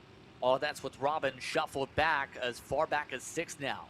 As a result of that little exchange in the midst of the corner. Your fastest of the Masters, we did get 1 for a correction on that mark. We did get 1 for the final. Daniel Canales is the only Master in the field today. That is the 421 Kart on your tile on. It's ahead of Naraki and a couple of the others that are running the seniors. That will be top spots for the 421 for the championship point standings after today. Yeah, championship implications going to be huge. Look at that 3 wide in the background coming through as these karts continue their way along this battle. Not done at all in the mid-pack going through. Talk about championship implications. That mid-pack battle is going to be big for championship runs, as well as you have a lot of strong drivers here going through. And again, remember, they get to do this all again tomorrow. So how does it shape up tomorrow versus today is another question to have, because it'll get very, very close, very, very exciting for them as they go through as well, heading in towards the middle sector of this track, heading out through turn 9, Phil Hill, through Nicky Lauda they go, and continuing their way along into Schumacher and Prost, going great battles up in this mix. 2.5 minutes left to go for this race here, Justin, and anything can happen here. This mid-pack's battling it out hard. The front of the field has a great battle going as well. They've started to breathe a little bit, but it's not over until it's over. Especially with the way things have gone here this weekend, absolutely. Everybody starts to squabble a bit. And always amongst those just crossed the line. For reference now, you see some of the Cheseriks are in the midst of these battles you've seen on screen. Also, of note, you see Severa and Foley amongst those going a bit on a scrap as well in their respective pack. 2 to go up on the day here for the FLKC. Here from the state of Florida, as you would expect, here in Monticello here this weekend. So as we come up to the final stages here, and we see some of the other trains really trying to develop themselves here late in the going, the thought is simple. What do you take from today, note-wise, Bradley, from races like today, especially even in this final for those a part of it, and try and use that for tomorrow? Because tomorrow, let's expect to be a stormy night to start off as we see our battles storm up here. Man, I don't even know what you take from today to tomorrow, because here's the thing, tomorrow is going to be a whole different run of things. I think the big takeaway for tomorrow is where the passes can be set up and being a little bit brave and making sure that you're defending yourself from getting past at inopportune times. I think that's going to be the most important spot of everything as they go through and continue their run. And I think everyone so far is doing a great job of just that as they go into these final runs and into the final races here of the day, as we see one yellow flag being flown here, one kart out. You're right in the middle of the racetrack. That is going to be Velez, who was, remember, top 3 before, then got shuffled back, noticed him fall down to the pack. Now, obviously, the kart's gone sour. Right, checking something you see in the rear housing. Should be 3 to go, this time through with the time on the board. And with that in mind, Manning now has a 3.4 second advantage up at the front of the field. O'Keefe going to have to fight hard to hold on to second, though, because Truchot, Whitney, Robbins, everybody in that respective pack is closed. And then you have the big cavalcade of karts that you want to try and battle with if you want the top half of the field. And that's going to be the big run here that they have to think about here up at the front of the field, is just making sure that you are doing everything right. Look at this slipstream having a big pull here down in through the middle sector. That slipstream is strong. It makes a big difference going through. And let's see how it plays along for everyone as they sit through here down into Schumacher and Prost. We go side-by-side battles coming out of there, but a little bit of breathing room up in the front. A little bit of a flip-flop for position. Here we go in the mid-pack, and as we come through, we'll take the 2 to go signal this time by, and here is how it's going to sit through. It's going to be Oakfee in second. Tristan Truchot, Phoenix Whitney, Brody Robbins, they are battling it out for second, third, fourth, fifth. Frederick Manning, 4.2 seconds to the lead. That is a massive lead advantage to have right now. Truly is with how things have gone this weekend. And again, one of those types of races, we've seen the gaps really gain away late on the long run as the tire temperatures pick up. We've seen it in the dry. We've especially seen it now here in the wet. So now we're in the final stretch of day 1 of 2 here at this facility this weekend. Right now, O'Keefe farming the gap, 4 seconds still. You see him shuffling the cart. Now has to adjust the hand for a moment as here comes the run. Truchot, Amonsto's looking for a fight. The side-by-sides are on, and the move not on in that circumstance. The orange helmet stays on the spot for now. Trying to hold on there, going through as they go last lap along we go. White flag, 1 to go. And for Manning, it is a great position to be in right now. 5 seconds to the good, nothing behind. Just breathe, just race, just run, nail all of your spots. That is all you need to do, and very clearly doing just that right now. That is a big moment there for him going through. Coming along here for Frederick Manning, middle sector, just breathe and keep nailing your marks. It's been a long weekend for these drivers. It's been a crazy Saturday for every class, and this is the best way to end it here, is to keep 5 seconds behind you and just hit your marks. White flag on the weekend, or at least the Saturday, should say, for that part of it.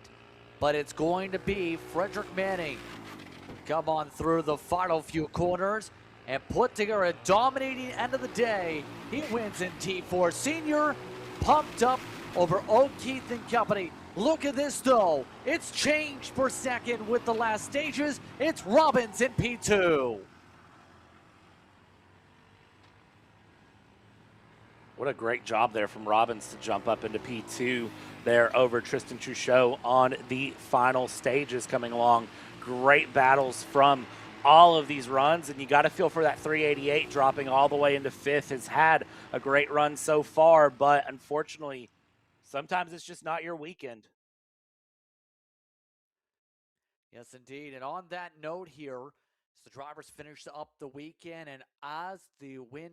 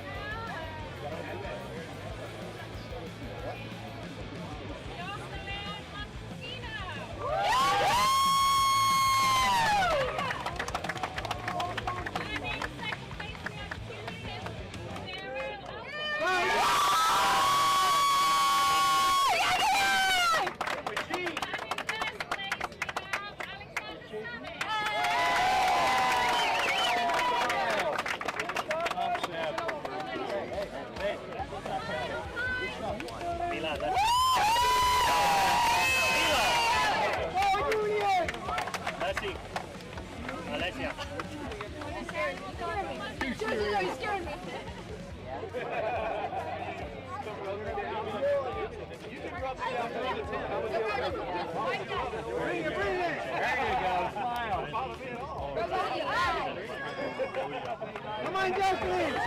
Lift it up, Jocelyn! Yeah, lift it up, girl! Alexander! Now. People Junior, and in third place is Nick Morley. And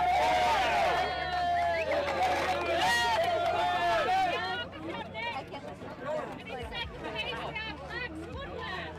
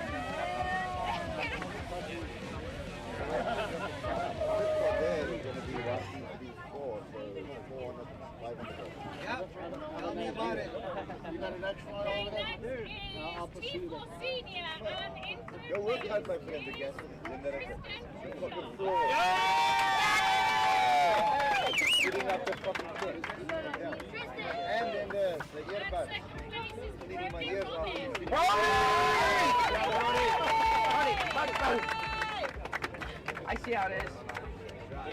Kill me. Proceed not to give me back.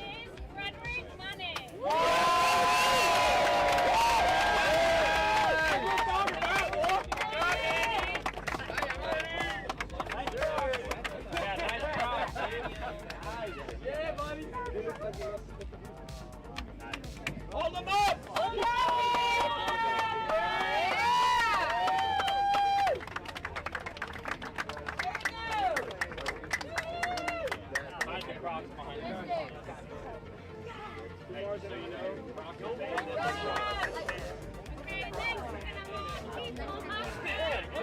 Could have been me.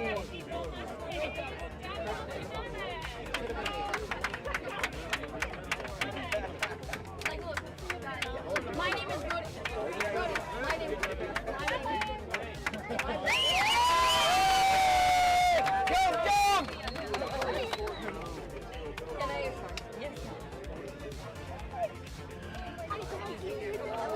He doesn't like me either. I got your picture. Oh, good. Thank you, dear. It's like nobody touched me. Because he's been like playing with all day.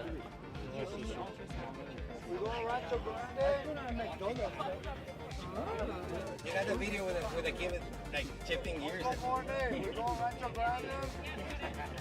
Hi, good. Good seeing you, honey. Good seeing everybody. Yeah, I know. In a different place, different And it's so nice and fun and everyone's happy. Well done! When's the due date? July 13th. Yeah, baby. Boy, girl? Or you know when to know? Oh, of course. Swimmers, you.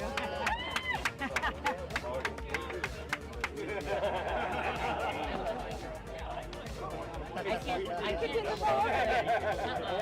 No, ma'am. One done? Yeah. One is an accessory, so three is. All their friends have three, they're like, oh, you need like 2 or 4. We can't do this. One, maybe 2.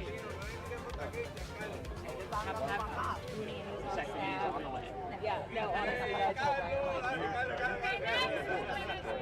We're P6 and P senior and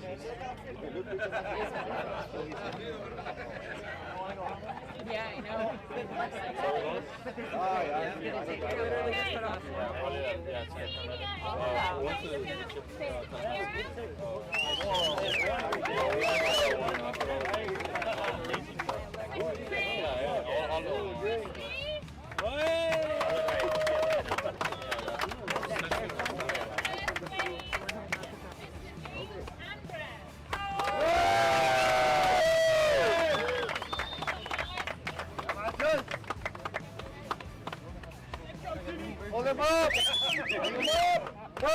Can I say something else about it? 5 seconds. Whoa.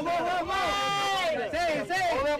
Perez also broke the track record. He did the fastest lap around this track that had ever been done before in this race. So.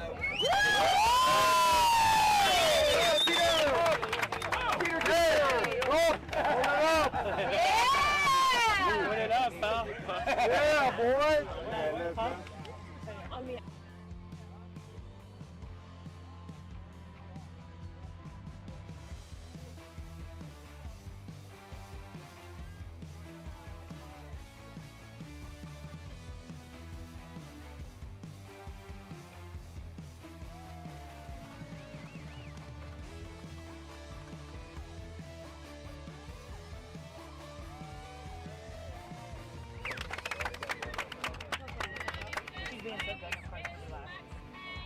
Frenchie! Come on in! Lockout.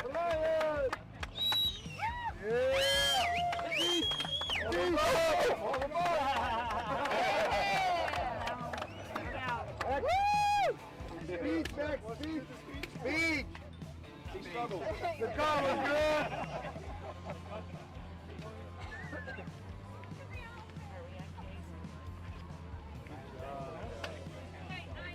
Max, do you mind if we just give you for 5 seconds for the interview?